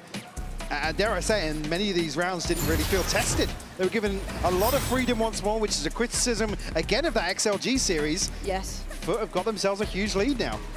Yeah, you're right. I'm glad you've kind of echoed back to that point. It was something we heard even the coaches discussing the fact there was so much space given. All right, G2. Well, the bar's been set. 9 rounds for FUT. I mean, dare I say it, FUT get a pistol here. Don't be surprised to see them just go hyper-aggressive and look to sweep this map. Yeah, got to shut it down early. Do not give any quarter. Now, obviously, FUT on the defending side, G2 on that attack, trying to step in towards middle. I think Sop caught a glimpse of at least a pixel there, but they're going to carry on. Leaf wants it. Sop going back in. I mean, I told you, they're pretty naughty with it, but again, sitting a little bit deeper now. Same time, Jorgamo. Oh, the timing of that. You're not going to be able to make it. Leaf's done nicely, though, straight up middle. Now they can wrap towards Tree. Crunch coming in. Cross to Leaf. He's considered it. He's prepared for one, but he can't get the rest. And so Shabal! Oh my God, how's he still alive? Finally goes down, but he drags 2 with him. He's given Yenajay a chance here in a 1v2, but Baby Bay and Trent need this round. The clutch man himself, Yenajay. Chance here. Baby Bay down to 45. Trent still healthy, but 2 sheriffs in their hands. Trent's still been sharp as well. These 2 have been one of the heavier hitting portions of the G2 squad, so Yenajay trying to find the first man for a fair fight, and I don't think they fancy giving him that one. Has to make a couple of sound cues on the way down, Baby Bay. Gonna get him on the board here. 4 rounds, it's a long road back. They convert a pistol, something that's haunted them. Leaf, I mean, just absolute disregard for any of the FUT players here. Sociable put in a position to potentially actually just shut this down single-handedly. Unable to find Trent, though. The first one! That is terrifying. Yeah, I mean, he said it himself. Okay, well, let's see how different the game looks now, right? They get the first starting block. For Foot, they've gone for a touch of a stack. So G2 just don't go B. Simples, right? Yeah. Yeah? Well, B's coming to them. Yeah, B's coming to them. You don't need to go into B. Oh, no. Oh, no, Baby Bay, someone help him. The Baby Bay contingent in the crowd's going to be devastated at the loss. Sociable going to find him. Leaf and the rest of G2 trying to get away! Nobody's looking backwards! Oh, dear. Nah. This can't be how it goes, Mike. Jaw lands a nice shot. Sop will get shut down. There's still 4 left standing for Foot. G2 have to hold on to this. I'm so Jaw? scared. He has no idea. He has no idea. Above, Trent's there with him. He's not alone! God, this is just against pistols. And it feels this tense. Okay, we've got the other J. He's not doing anything. Don't worry about it. It's all fine. I mean, even the faith Jaw had in Trent there gave me anxiety. I'm terrified. I'm scared. Yes, Jay can find another kill or 2. Oh, now that would be lovely, wouldn't it? Oh, he's not in the wrong spot for this either. Okay, gonna go down. I mean, not the worst outcome. They made it a little bit costly, but G2 stringing together a couple of rounds now. Again, it's just this initial reaction here, and then Leaf's caught completely off guard. It's that kind of sloppy gameplay that we saw repeat itself over and over. Oh, that boy whiffed. Oh, that boy whiffed again. Oh my God, baby. Hey, good shit. At least some semblance of vibes. The G2 camp. Buyback for Foot. So let's see if those I mean, vibes yeah, continue. well-rounded purchase here for G2 at least. I mean, it's Jaw closest here. Trent training behind with the Hunter's Fury, but early progress at least. Sop's going forwards. And he's got to get a little active. I was going to keep my eye on Sop during this series. We've seen that he's obviously come on a lot of scrutiny and a lot of kind of public attention that he's probably not used to. And already you can see a bit of a difference. It's only map 1. Not the end of the world here, but let's see if that continues throughout this. Baby Bay, unafraid to take a walk up middle. And he's got to be a bit cautious because Sociable could potentially have his number here. Frostly going to try and set it in, but Baby Bay's keeping the attention of 3. That felt ambitious at the best of times. And there's just no contingency in that sort of situation. I know, he was so alone. Yeah, the wall drops now, and at least will open up the possibility. But Zeus gets a kill ahead of the paranoia. Slow orb goes in, they can't scale out from that. That's the spike, kept back at bay. Yeah, it's a long road around for Trent now. Oh, and Leaf's And they, getting they just active? can't hold the site this long. No, there's so little to be done about this. You're hoping, I guess, but Leaf even peeking up towards Heaven, maybe trying to, puff up the chest a little bit, catch one, but again, Foot were already here.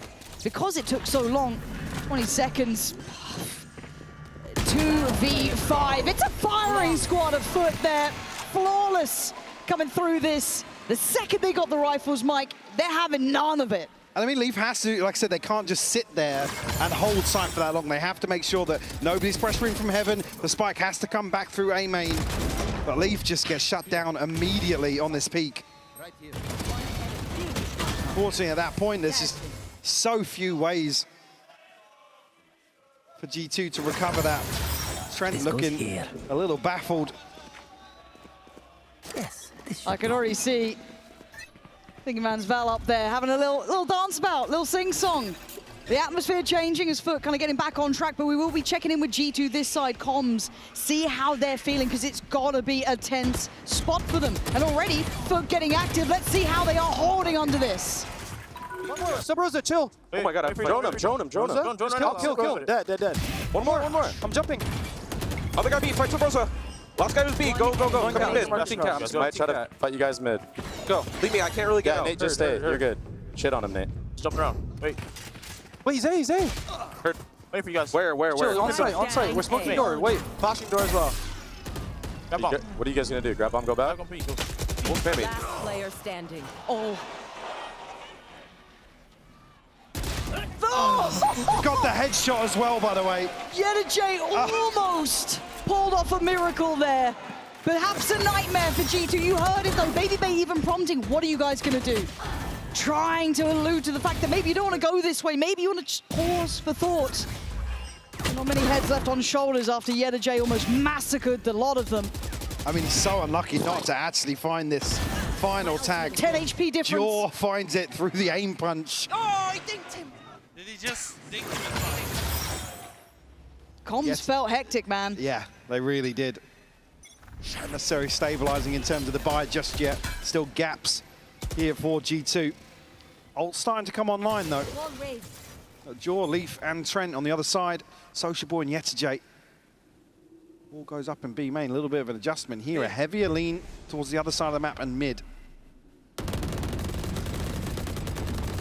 G2 looking to disrespect that initial control found. Over. You're dead. Trying to go in, but the stall is good. Going to be kept at, I don't want to say at bay completely, but certainly nullified somewhat and a slip towards the site. Already one down towards it being Zeus, trying to be helped out there, but Baby beheads him already. Looking for another target, can't deal with J. This man's on a heater already. G2 just want the plant, they want some stability. Slow of the roll, but Foot don't want to allow it for a second. Flash comes in, great Hunter's Fury gonna get the connection. Can the rest survive in the meantime? Crossley already starting to apply pressure. Sop on the trade, 2v2. Crossley and Sop try and take on Leaf and Trent. Trent playing on the site itself. There's already been a force out, Foot! I thought they'd found a little more there, G2, some stability, something to hold on to, but it's 11 now in the hands of Foot. And that's the trademark sort of round Foot can give you. It's so chaotic to try and follow this. Imagine trying to play it out. I mean, Foot just get into the weirdest positions to pressure back onto this B site. And that's going to break the buy as well. That's going to shatter the economy from G2. And an 11th round. Not even a timeout used from Foot. The game plan has held the whole way. What do you do here? You come back in now as G2. Maybe a rifle or two, but it's not going to be much. You are looking at conceding map point. Valen, Baby Bay, ults to invest. Obviously, we saw it there from Jaw, Trent, and Leaf. I mean, Leaf's ult didn't really net them much. They didn't necessarily guarantee the scale up from that. J even finds the response kill there. Where usually, like I said, this is always just win conditions for G2. Not landing once more. At least round by round. Yeah, and it's never free against Foot, it feels like. They're so happy to kind of refight. They're happy to brawl out on occasion. They can play the kind of more patient games too. They're very hard to pin down. They are a very, very hard team to kind of put in a corner. Now, G2 have to do it with even less. A couple of ults, but not even massive instigators either.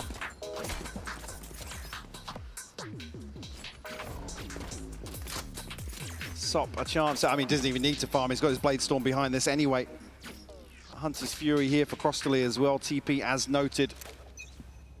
4 for Sociable. They might just slow creep into mid here. Oh. Deploying drone. Trent to maybe try and spot out. Oh. Somebody holding on here. He just got tagged there. Was it Leaf? Yeah. Yeah, down pretty low. I don't know how much he's going to be able to get back. Spamming away.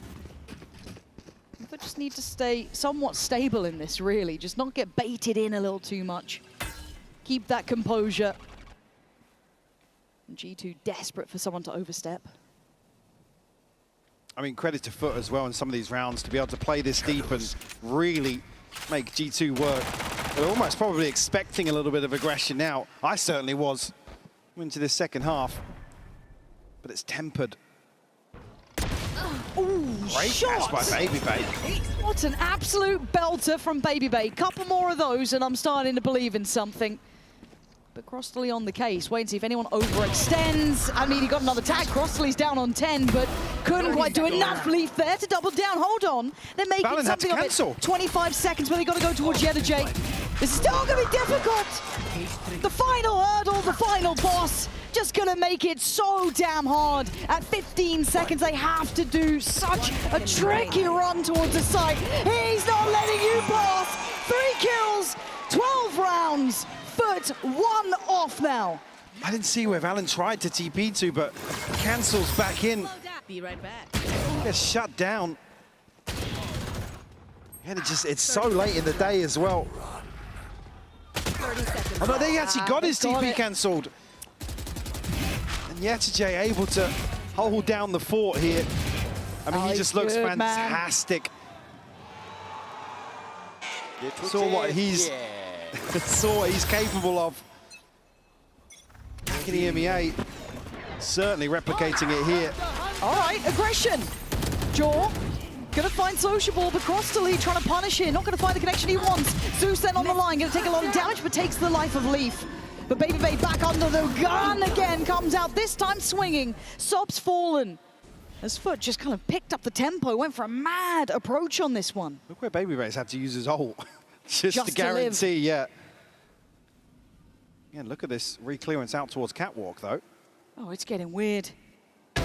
And Valen's gonna catch Zeus. Baby Bay, oh no. Couldn't quite get the job done in time, so Yetijay gets to live for another fight. It's not coming to his side, I mean, it's Crosstaley has to go huge here with the Odin. Oh, I'm scared though. He's gonna hear those steps. He's positioned out, he's waiting. Ready and waiting and still gets them to. Yetijay left in, I was gonna He's got a little door! He's out there already! Yetijay! And look how far away Baby Bay is. What are you meant to do, man? I think he's going to get a double notification. Baby Bay. Ah! You see already just wiping the sweat off his brow. Up against Yetijay. I mean, he's going to take so much work for Baby Bay to find him here. The hero of the hour, though, Baby Bay, or the final boss of Yetijay. Down he goes! Fueled with the terror of becoming prey. Look how quickly Foot became predators. 13-6, man. Mike, this was wild. God knows how that next map is going down.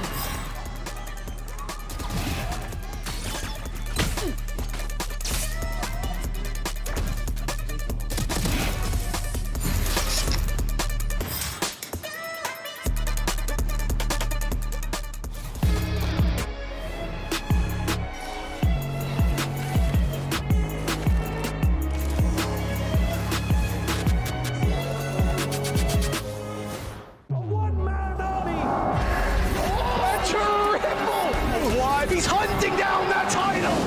The time to write the next chapter in the esports history books is finally here. And they fold it in his hands yet again! Steps up to the plate, and he could knock this one out of the park! Now they shall be engraved alongside the greats!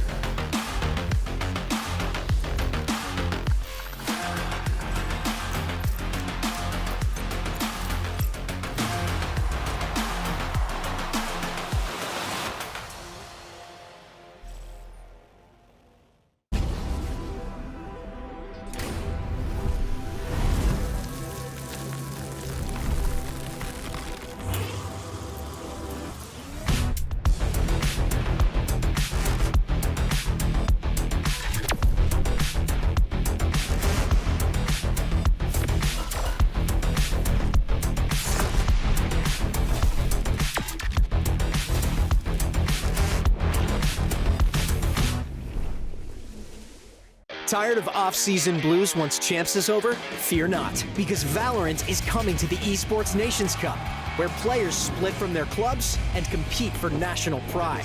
Will EMEA turn every round into a chess match? Is Brazil about to turn every map into ranked? Will Team USA ego peak every single angle? The final event of the year is not to be missed. Esports Nations Cup 2026. See you in November.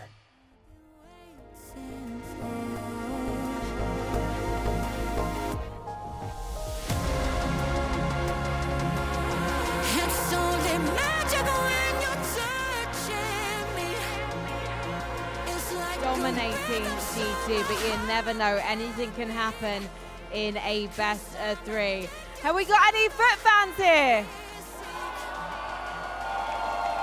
Now, Foot fans, come on, you want to see it go to 3 maps, right? I know your team's in the lead. Oh, they're like, no, no, no. No, we've got our money's worth now. As long as they win, we don't mind. Where are my G2 fans at? Oh, I love it. We've kind of got like the American supporters here and the Europeans here. So you know what, let's actually divide the room in 2. I haven't forgotten you guys at the top. Hi guys, hope you're having a good time. I'm sure the screen looks amazing from where you are. So let's start with this side of the crowd, okay? In 3, 2, 1, make some noise! Okay, it was kind of just the front. I didn't hear you guys at the back. Come on guys. Use the, yes! Use those thunder sticks, but I need to hear your voice here, okay? You guys up there, you guys down here, you're not gonna let me down, okay? This side of the room. In 3, 2, 1, make some noise! Oh, guys, I think we might win. But this is where the Foot fans are, guys. I'm slightly worried. We might not get a full 3 maps. All right then, we'll go back to the fans. We'll go back to the fans, okay? Let's test the Americans first, okay? We need to give these guys our energy, all right? We need to see the team that currently dominates America season after season. G2 fans, get behind your team. Make some noise! Oh, yeah, we added some bass into that one. Come on then. 2 European teams left. We want to stick it at that way. We want to stick it up that way. Was that English? I don't know. We're in London. It's fine. Anything goes. We're an international city. If we want 2 European teams to stay here in London, that's what I should say. Make some noise for Foot! Nice. I love it. the chime. I'm enjoying the sign. Okay. Thank you so much, London. We're going to go into our second game shortly. Obviously, you'll hear from my friend Golden Boy in the analyst deck very soon. But before I let you go, let's give them something to remember you guys by. Mini is not his name. Mimi and Billy on the desk with GB. Please make some noise for our analyst desk. Lovely. Thank you so much, guys. Enjoy the rest of the games. We'll see you very soon. Thank you.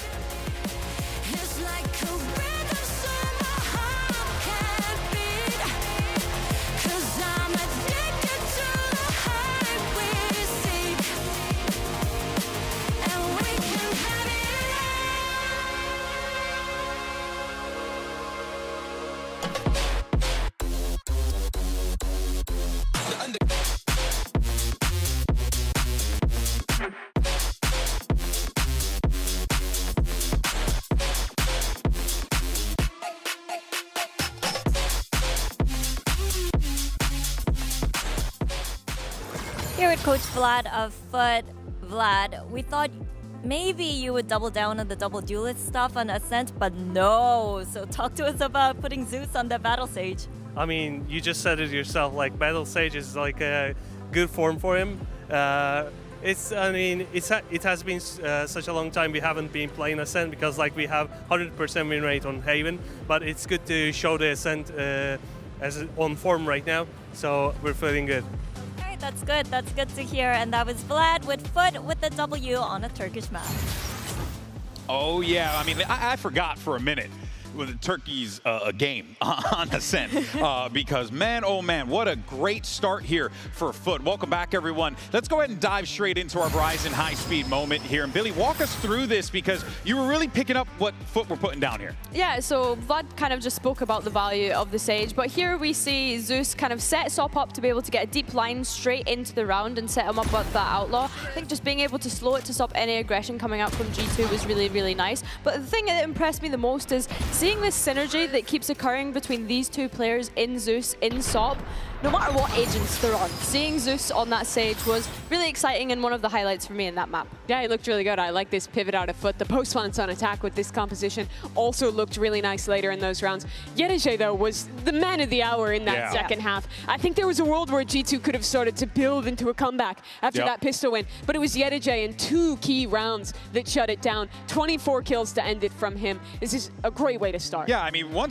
so many moments, too. He was just taking these great angles, not really allowing G2 to feel comfortable in a lot of those moments. And honestly, one of the big things that we were seeing from Foot was just aggression. I really liked how they wanted to just be in the face of G2, not let them have any kind of space to work with, and they took advantage of it. Yeah, I want to go back to the first half because I think G2's read in this one was that they wanted to play quite passive. They didn't want to go for proactive fights on their defensive side. And I think their comp honestly looks like it benefits from it when you have a Phoenix in play, but they were so often playing to hard anchor as exec's coming in. I think the read is that because it's a comp without much exec power that relies more on playing the post plant, you don't want to give them early picks and instead want to play to shut them down as they exec. But despite that being a solid idea on paper, I think the execution from G2 ended up with them more often having to just fall back, give massive amounts of space, and then Foot is excellent in these post-plant positions. They were always fighting deep, they were always disrupting G2,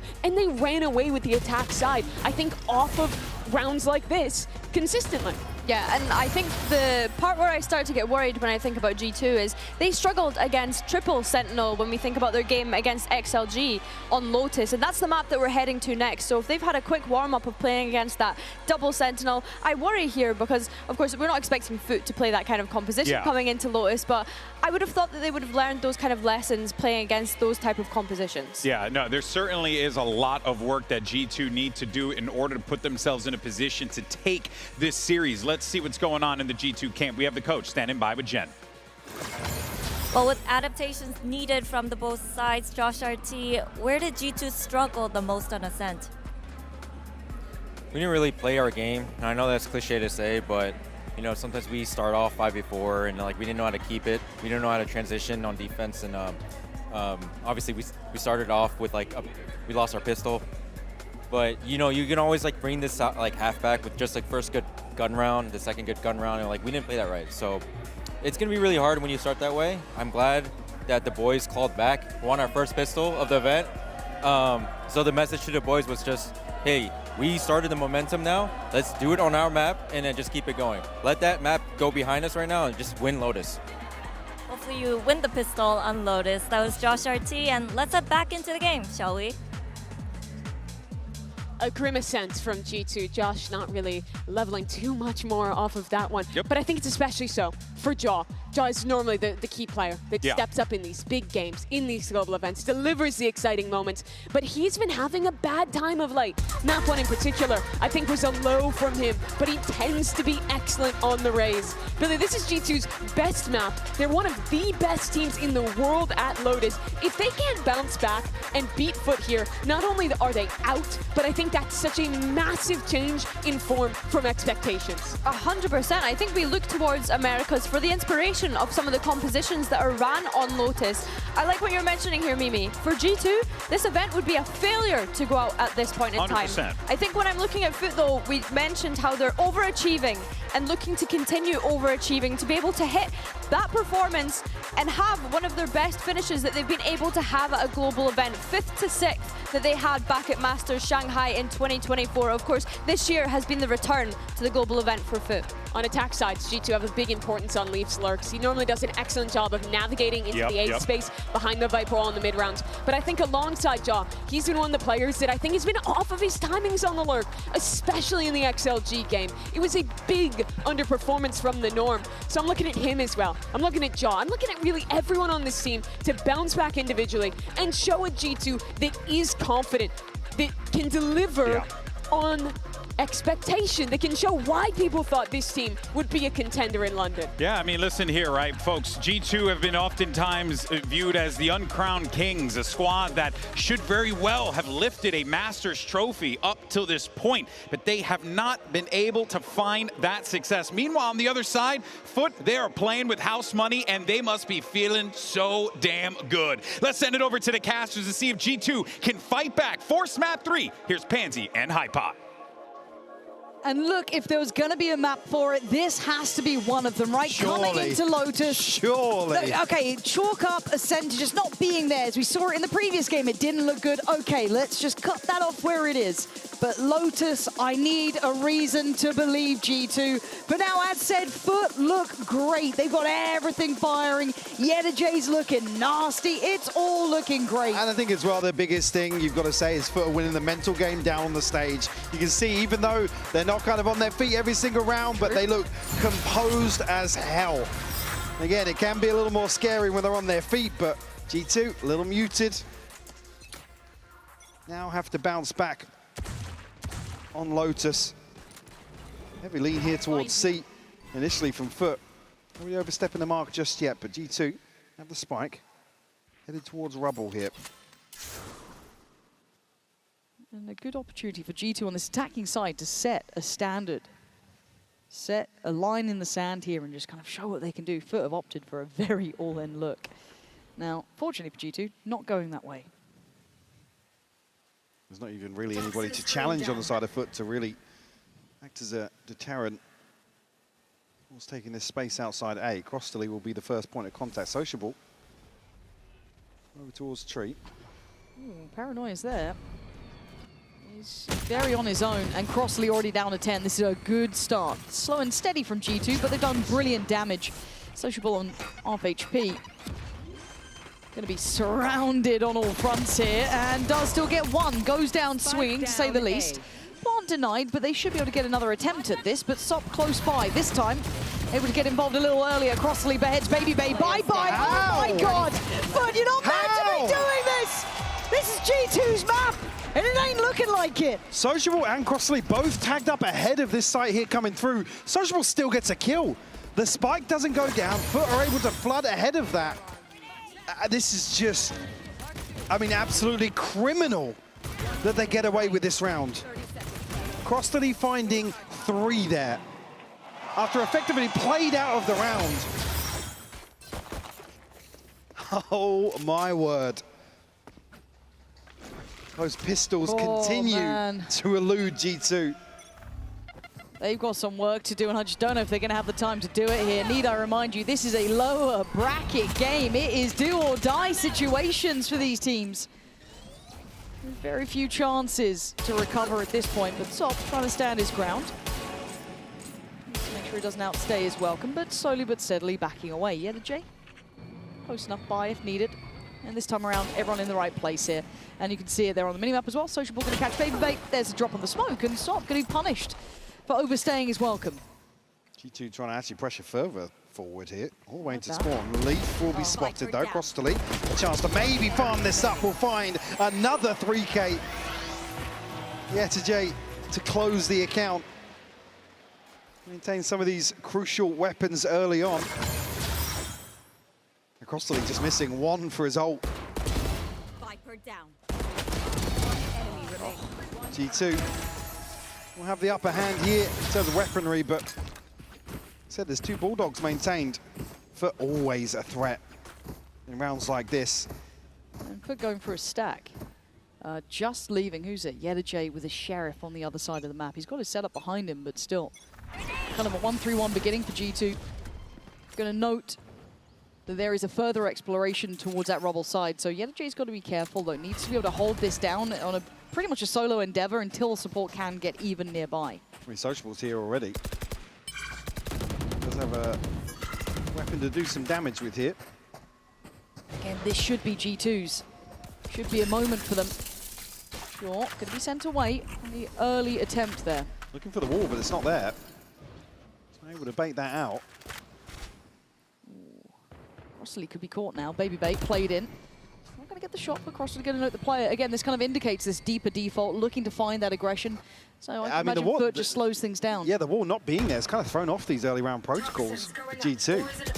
They're going to have to explore further, but I don't think they've got the time this round. 48 seconds. They do need to start making progress towards one of these sites. It does seem as though A might be the end goal here, but again, you're walking in, I don't want to say blind at this point, but you're going in with limited information now when you're starting to knock on the door of 30 seconds. G2, you can't hesitate this late, and if you're gambling that that wall is not on that B site, you might be in for a terrible surprise. If they can catch somebody off here with the Paranoia ahead of the wall. 20 seconds. Big info here. Huge. absolutely huge. You're going to lead the way, but with 18 seconds, it's dangerous. He's all alone and he's surrounded. Leaf trying to save the day, but 14 seconds. Keep your eyes on that timer. It is looking lethal out there. Pure pandemonium. And with 7 seconds, they need the time on their side. And look at the positioning from J trying to be spoiler, but Leaf deals with it well, and Leaf going to get all 4. I mean, certainly didn't look as if that was going to pan out. That's a bonus. The timing here on the investment, so much info. And again, you got. I mean, it's a miracle that Jaw's able to live that long. That Leaf's able to actually even get an angle to complement that. But with a real chance here to convert. God, heroic. G2, yeah. G2 delivered one by Leaf. They need a start. It could be Leaf. Stop though. Looking to try and control that deep line. Again, putting bodies behind us, getting aggressive on both extremities. Mound and Rubble. Get a catch on the Prowler as well, so Sop knows he can get very deep on this angle. Does he swing this? He fancies it. He fancied to go. He's still fine, sitting on, what, 40 HP now? Not the end of the world, but can Sociable stand his ground? That's the next big question. There is pressure. They are fighting pretty shallow on these extremities. I mean, did Sociable actually shoot at the reveal there? Did they note the closer position? I feel like he did, but I might be wrong. Well, scrap that, because Sop's here with the operator already. God, he's so it doesn't matter if they try and clear it. Oh, and yeah, you've got all eyes set towards Sociable, but it's Sop to be the problem. And now they back away again. Sop's already rotating as well. He might just get ahead of the timing here. God, he could be omnipresent in this If he can round. get to stairs, I mean, for sure, he can catch somebody in transition. Smoked off right now. Zeus. Outdone by Leaf. Beautiful little sidestep on that. Allowing pathway towards the A side as Crossley once again on patrol. Trying to keep towards backside. Expects it, but Leaf is coming alive for this team. An X-Factor player. Finding form when it matters. And now a 3v4. And Leaf just let off the chain a little, let off the leash, go and walkabouts. Having to look deeper towards stairs should give good information across to the rest of the side. You shouldn't drop this one. They need a pick, and G2 just aren't giving it to them. I mean, with the paranoia, though, that's pretty solid. That could have been exceptional as Sop was trying there to be essential in outcome, and J still alive. Hold on, Leaf, the man who started it, the one to end it. Brilliant again from the man. A necessity for the G2 side. Follows up with a 3K here. G2 keeping Foot in check. Again, a huge opportunity here for Foot to run away with this one. But this slower pace, this composure starting to come through for G2. If they can rally behind Leaf right now, could just be the turning point in this series for them. Already got a pit online. On the other side though, Sop does have his ultimate already. Can he get done here? How far? How far is he willing to go? As far as it takes, apparently. Valen dead, Jogamo handles him, Sop still on speed! It's 3! Can't quite get 4! Baby Bay! Playing spoiler! Down to just J in the 1v2. His timing's not bad though. His timing's not bad at all.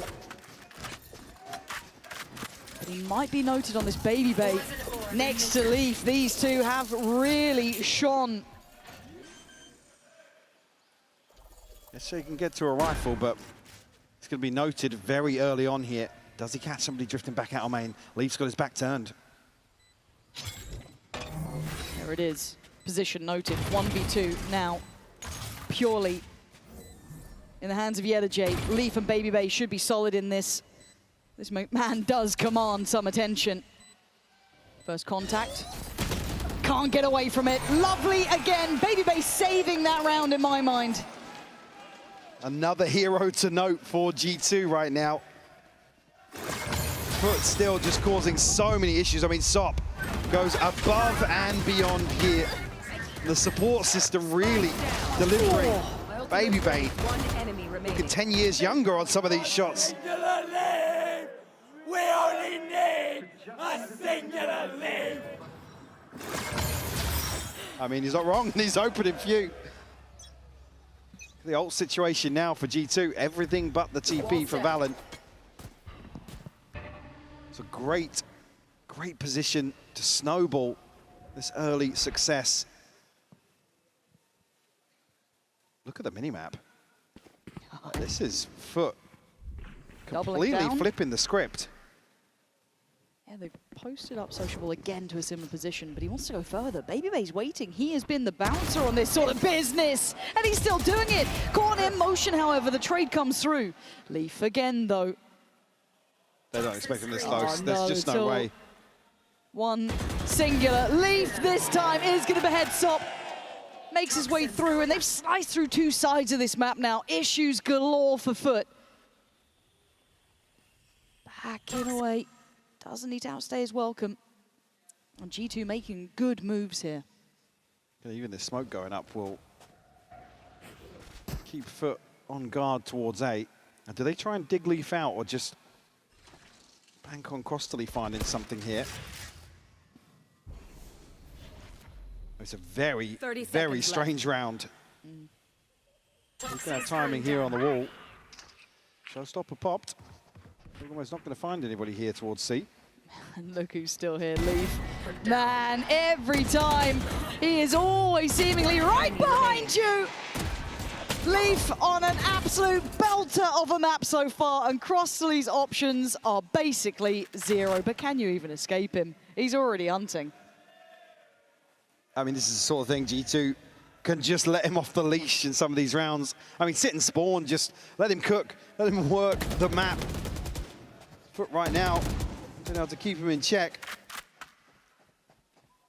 He wants number 4 again. And he'll find it as well. This is his map, man. On an absolute tear, Lauren. They need a timeout, Foot. They are being dictated to. It feels like everything's going right finally for G2, right? These lurks, these lovely bits of pressure. And the big positive is this isn't even something that needs like an adjustment in the calling. It's like when Leaf is feeling it right this, just let him go. Let him create the opportunities for you. A stark contrast because G2 that have total freedom. 12-2 right now. Oh, he's untouchable. Absolutely untouchable. For Foot, do they have any other plans in mind, or is this kind of where they end? Leaf again, so much put to just deal with him. Soft this time.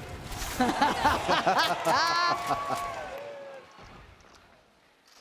right, I think the NA fans like it, so yeah, right. Yeah. Still on guard, still on duty, still dead. The quick handling of it. Are they going to check he's dead? No. Well, maybe Jaw was considering it. 4v4 now. And again for G2, yes, obviously losing out on Leaf, who's been monstrous, is a bit of a loss. But again, look at what it's commanded. 3 players had to be put to that task. There. It's Jay. Only a sheriff here. He's going to need to land a couple back-to-back. If there's any chance of really stopping this onslaught of G2, and it's perfect. It's so nice. G2 finally looking like they're, I don't want to say former selves, but the team that we expected to be seeing. And Foot just really stumped for an answer. They have nothing to play back with so far. I expect a timeout to be pretty soon, if I'm honest, just to be able to kind of talk through the options. I mean, especially with that, where they left the A site open, they went to explore mid. It's the sort of thing that maybe requires a check-in with the coach now. Hold that thought, though. That's not bad. But look at the reveal here. It's so good. Zeus needs to go nuclear. It needs 4! Where were you, Valen? Just taking a walk. I'm talking like that round's over. Should have been. It should have been over. It should have been done.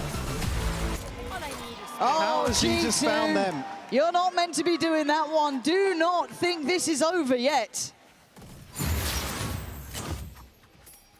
It's just, I'm speechless. That's a bit unforgivable in my mind. Absolutely speechless. I mean, fair play to Zeus for it, but still. That is all individual just fights. Insane to find this 4K. There's still so much time left, and nobody from G2 is stopping them getting out the choke point. A little bit of complacency there. They will be punished. Foot bring it within one. We'll call a timeout now, and I mean, probably a time for celebrations. To be honest, you've had probably singing their praises, but They need an overall sort of game plan, though, it feels like. You'll get a couple of those. Obviously, we've seen the capability of Foot, but it feels like that ethos check-in, that kind of mentality approach of how do we handle Leaf on one side, maybe Baby Bay on the other. We're not getting the info. Even though we are taking space on extremities, we're being re-cleared. We're just not getting what we need. I mean, for sure, the Coinbase win condition coming out of this. Now, some ults to play with on the side of Foot. Maybe a couple of players are buying in hand here. Do see an operator on the table. I mean, still, G2, though, only the showstopper previously invested. Like I said, I mean, I think G2 thought that round was over. Well, you don't see a single ult popped to really counteract that. It should be a rude awakening. Get them back focused up here, because map 1 is something they'd sooner forget, but we know it happened, and the scoreline is still just 3-4. They're not out of the woods. They've just looked a lot better. So we go back in. What's been the adjustment from Foot now? Shift of focus here. So Sop now starting over towards C. Social, we're going to look to get a little further forwards. G2 continue with this info gathering approach. It's not Leaf on a solo endeavor this time, and he's not leading the charge at all. Crossley, though, proactivity rewarded there. Baby Bay will fall. Yetijay now called upon. Yetijay, fortunate to be able to buy the time, but didn't expect Valen to be on the back line so quick. G2 have access towards the A site now. Deep ult comes in. Valen's still alive! How is Valen breathing? 3 HP, and he's got Zeus dead! That's all he apparently needed, and he's coming alive himself! 3 kills! Looking like he should have been buried, but Sociable has work to do. Valen, the 3 HP bandit! All 4! More kills than HP at the end of the round. What are these rounds, Lauren? Individuals shining on both sides here. Yeah, Valen just capitalizing on Yetijay. The denial of information here. And runs away with this one. Beautiful stuff. G2 answer right back following the timeout. Very quick decision as well to be made on the back of Baby Bay falling. But Zeus now on the hunt. I mean, he's the hero with the rifle, right? The one that they're banking on to do something with, but apparently Sop with just a pistol. Gonna be up to the challenge. Leaf's gone, but they lose on the other side of the map now. I think I know what the MO is coming out of the timeout. Find him, kill him. It took, what, a great deal of players to do it, though. Easier said than done. But they do recover another weapon.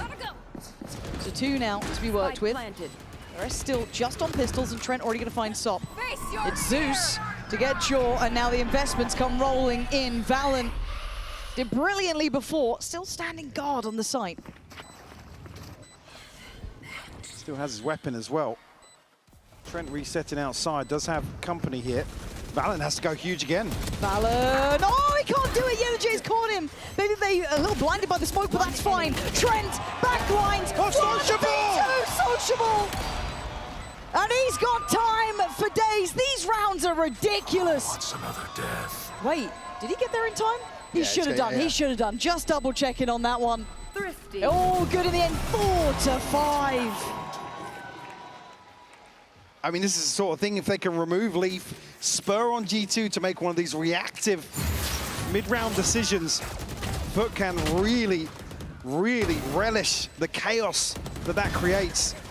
See a couple of examples now. Oh, it's naughtiness from Sociable. Yeah, I mean, that's filthy. Oh. Beautiful stuff. Still within 1, G2 able to Scrappy game. maintain this purchase. Stop going forwards once more. Revealed! He shut down. Leaf's found the kill as well. Yeah, Leaf this time bringing the rest of the boys over for the party. Gonna try and keep this one in check, and this time he makes it out breathing. 4v3, they can reset the tempo now. They don't need to overextend if they don't want to. They've got the man advantage as well. Start to work the map a little bit. Crossley, though, he's curious outside B. You can find this transition. I mean, now you don't want him. Look at the X-ray there.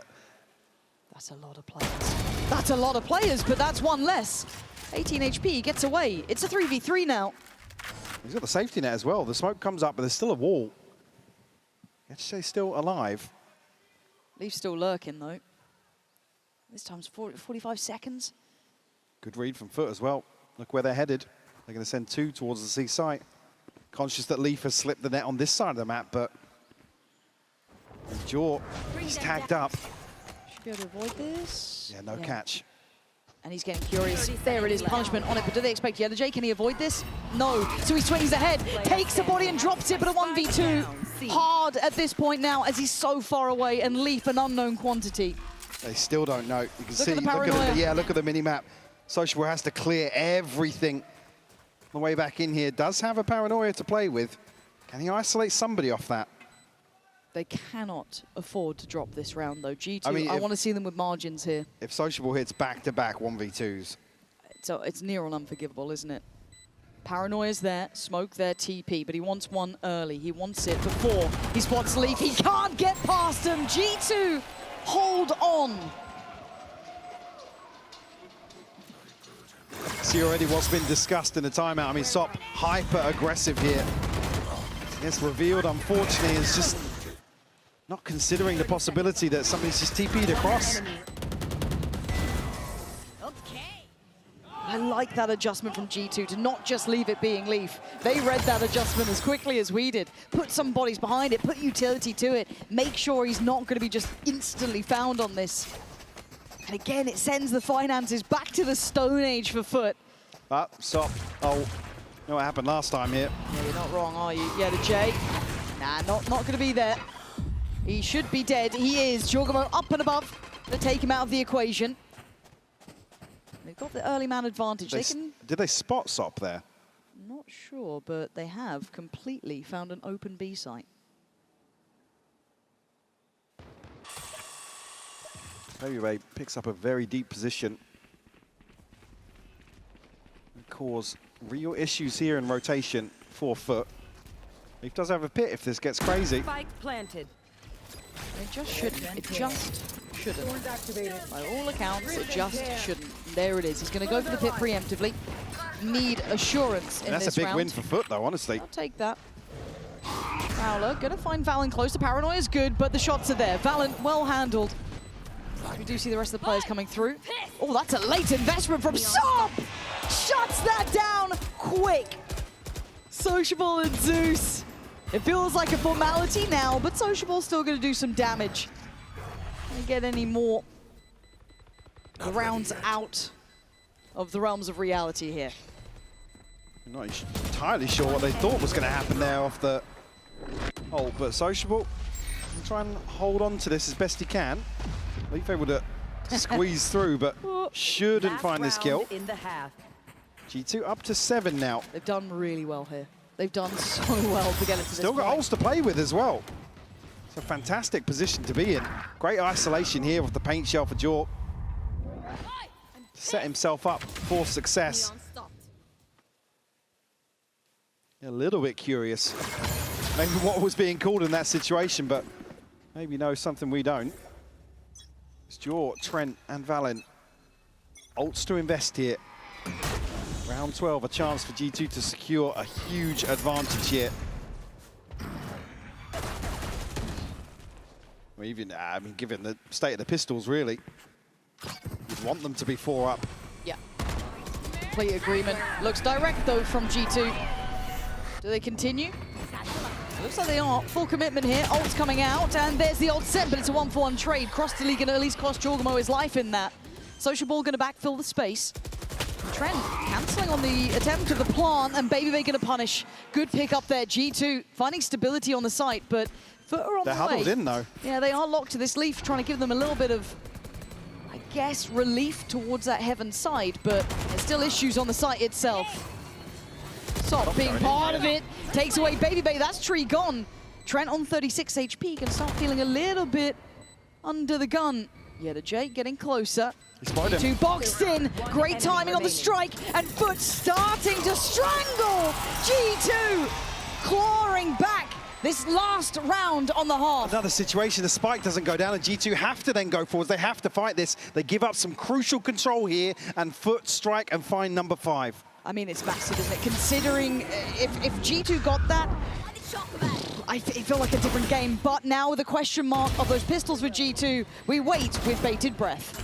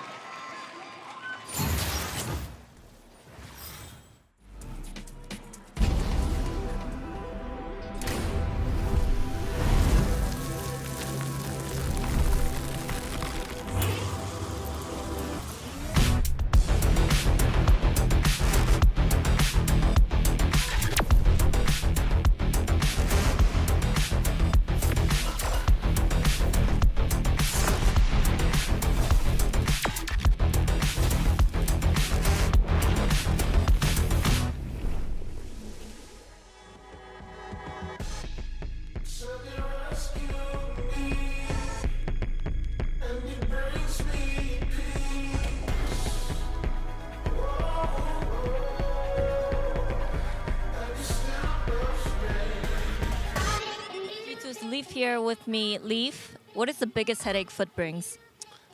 Just pure aggression, I think. They all have their, very good individual aim, and they play a very chaotic style. How do you handle that? Shoot them back. Good.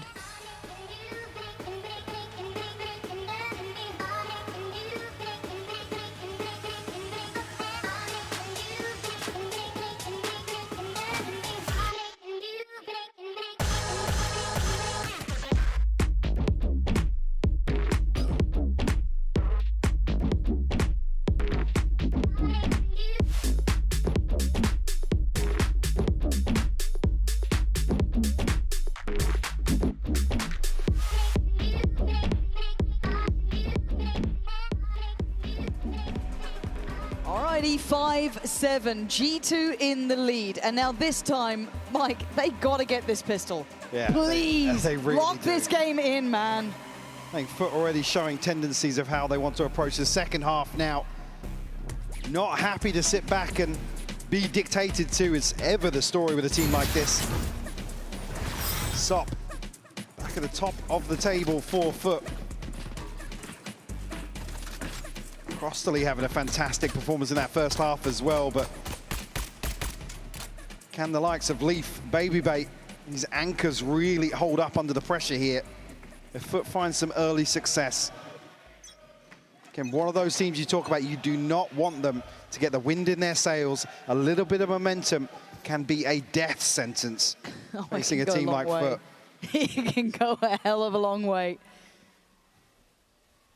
G2, if you wanted any of the pistols, this is one that you really want under the belt. Get that nice buffer.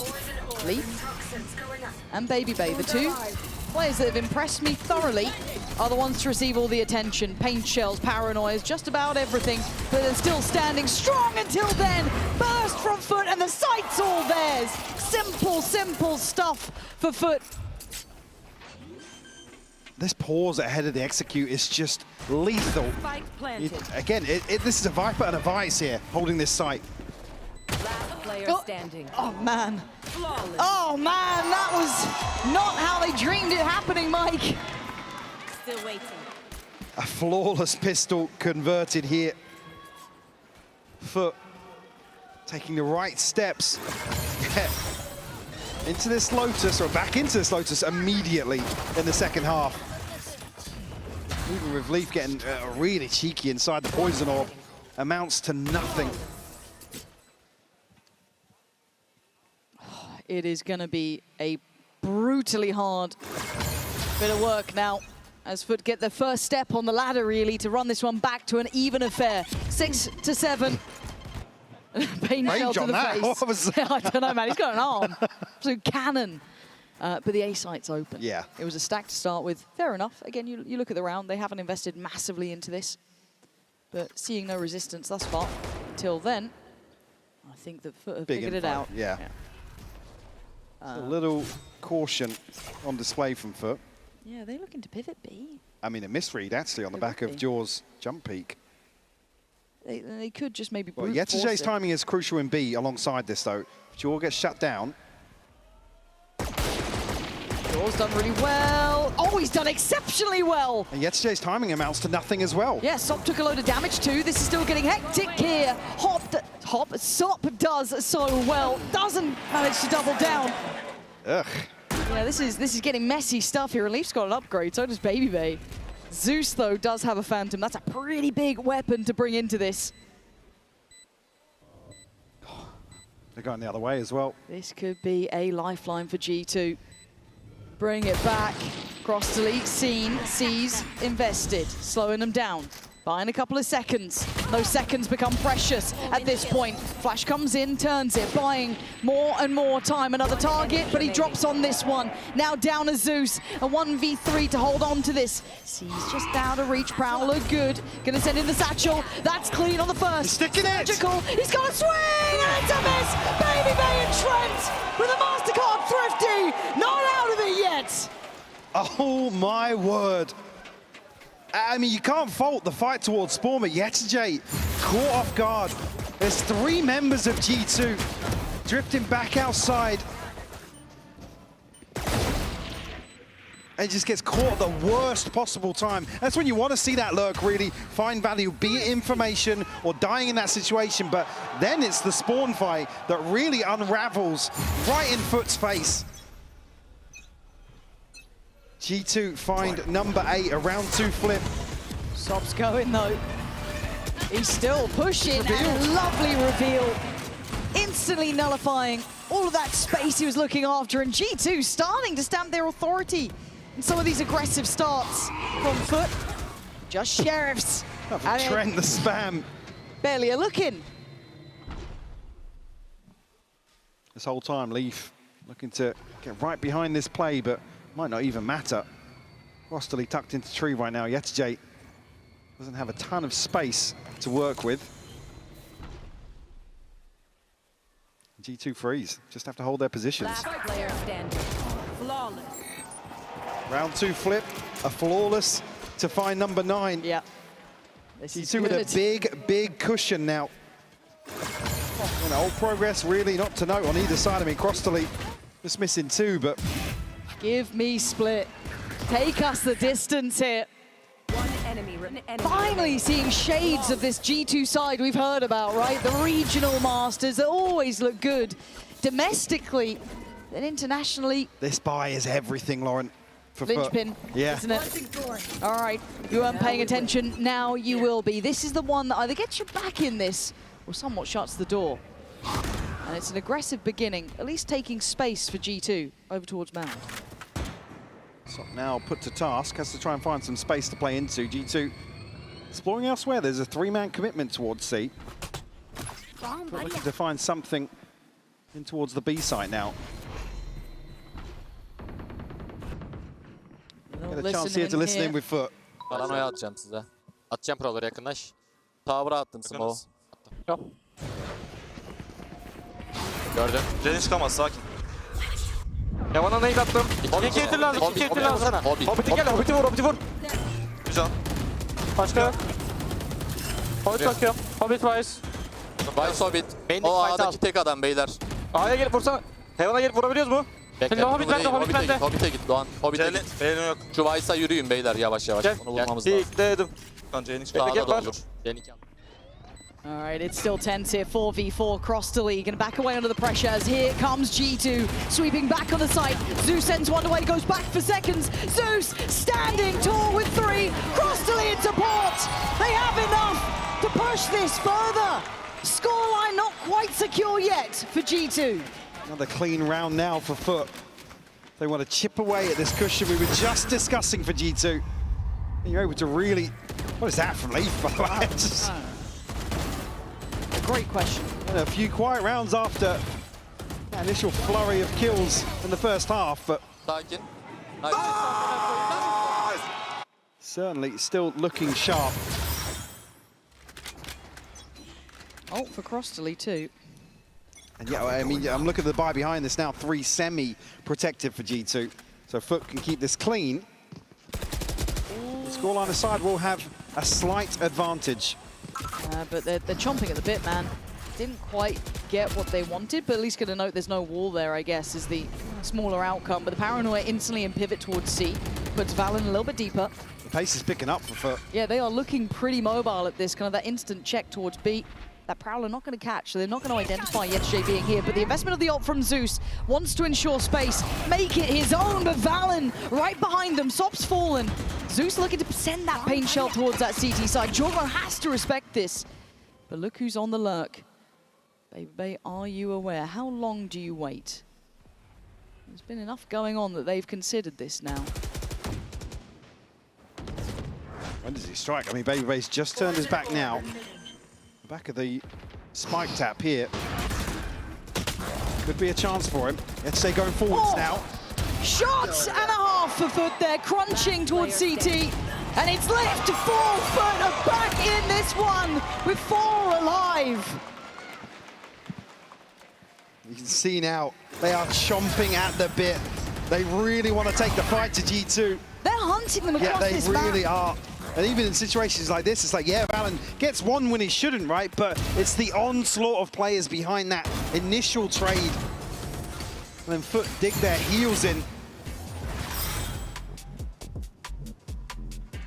Michael, what have you done? Contractual obligations is just out of my hands. Are we actually, like, what is it, 3 for 3 now? We are 3 for 3. In the hometown. Don't look up here. I see, like, enough people turning and being aware. I'm not making eye contact with anybody. Stand up and apologize right now. You can take this time. There you go. I'm sorry, guys. Sorry, gang. Yeah. It's on us. I'm going to sit back down now. Fnatic fans, apologies for both reasons, you know. Hopefully it's a quick pause here. Turn around, Sleggy. Reel it in. Back you go, mate. Got a job to do. But yeah, 8 to 9, Mike. Let's come and talk this one through because it's getting I come back to a little bit scary. Yeah, I come back to the point now where initially that round 2 flip is about to sort of fizzle out. You have the showstopper here to offset potentially the gap in this purchase, right? But for me, I'm worried. They've obviously had a chat about how the first half panned out. Yeah. And they're certainly looking to take the initiative here, set the tone. What the hell? These opening 5 rounds. Yeah. We were on camera. They'd found us. My worries are the mental effect of this as well for G2, right? Because it's all good when it starts feeling, you know, like it's lining up for you. You're starting to feel a little bit more like yourselves. That reality check does start to hit at this point because, again, this isn't just a normal game of Lotus. This isn't map 1, it's map 2, and you already lost out on Ascent. And some of those concerns come back in. You get that momentum swing starting to hit for Foot at the right time, you know, peaking at the right time. That's why I'm worried. As, I mean, the sign's already being written. That's a concerning sign here. But they have Jorgamo sitting ready with an ult, but it's the finances. You were talking about it kind of almost at that previous round, what was behind it. And I think this is why we are, I mean, he's only up there. You're asking for, he's up top. Go watch the co-stream. I promise you, he's around, he's on site. He's waving like the queen to the people. Or king, I guess, these days. King, yeah. Yeah. Beautiful form, beautiful form. But thank you for your patience if you are playing along at home. I mean, just come back to that as well. You'd be looking at a very different situation here. A win for G2 brings most of this old cycle online, and then Foot are just up against it. Like I said, the crucial ones for me in the second half, it's Leaf and Baby Bait. And Leaf, like I said, he had a few rounds, but what we're talking about 4 kills outside of those. And actually, speaking of Leaf, I actually just got an update from production, as this might take a couple of seconds longer. Rather than staying with us and banking on the signs, we are going to go down to a video where we spoke with Leaf about the loss to XLG and facing off against someone like Sop in this HyperX player moment.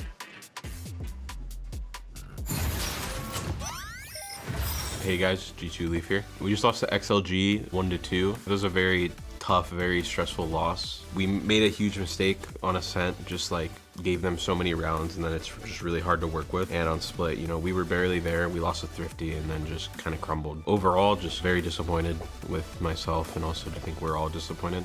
XLG have to go forwards. Leaves out for vengeance! Oh, 3, baby! Make it 4! I think that Sop has just been very entertaining. You know, he's kind of a showman. He's playing his aggro style on the jet and stuff like that, and he's making it work with the neon nerfs, and he's showing everybody why you know, the new duelist in town.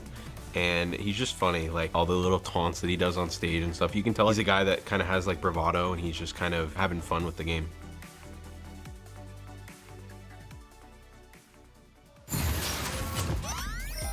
Okay, and just for you guys playing along at home, if you are wondering, there was a bit of an in-game stutter, so we are just taking an extra second to really make sure. Again, the gravity of this game can't be overstated, so it's worth taking a little bit of time to make sure it's right. Split second is everything when Foot are running you down. Yeah, 100%. And again, if it does take a little bit longer, we can go to a break and just kind of take our time with this one, because again, we do want to ensure that everything is right for these players in these moments. Again, too much on the line to kind of take any chances on that, because the pressure's getting there now. And I'm glad that we kind of echoed back to those previous series, because as much as you're meant to be in the moment as a player, and I'm sure the coaches try and keep you in that mentality, it has to be there somewhere in your minds, right? Both of these two teams had, I don't want to call them upsets necessarily, but maybe wake-up calls, or maybe just kind of taking away some of that comfort. Sure, yeah. I mean, I wouldn't characterize them as upsets. Yeah, it's massive missteps. To be honest, yeah, you come both of those series probably looking odds-on favorite, especially for G2. Yep. So, like I said at the start of this series, you didn't necessarily want to come back into this series now and see G2 just go back to, oh, what's worked historically, because I don't think that overlap with Foot is really the right answer at all. And again, similar stuff to be said with Foot, because I think this is the first time we're going to see them tested to this degree, where they've been put under such high pressure, be it in the game, out of the game, and then having to kind of keep going forward and kind of find that momentum. Because I know a lot of people were talking about even just like Ascent being probably a map that was meant to be theirs if you're looking at it, and a weird choice maybe from G2 potentially, if that's how you want to see it, fair play. But Lotus was meant to be G2's kind of playground, and we saw it in those early rounds. That first half, I mean, G2 looked solid. Once they got into the buy, you saw the best of them. You saw Leaf hitting those lurks, right? The adjustment eventually started. Yeah, I mean, those were the rounds where Foot were probably actually sitting back waiting to see what G2 wanted to do, and that's a big mistake, right? That's where Leaf, we saw it, right? Running away with rounds single-handedly. Necessarily had the opportunity to replicate that success. Now, I hate to say it, folks, we are going to be taking, let me get ready for it, a short break. Just because we want to get this one right for you guys and to save us yapping away forevermore. Take a moment, pop on the kettle, chill out for a bit, or any other caffeinated beverage of your choice. We're going to take a short break here, and once everything's sorted, I promise you, we'll be right back into things.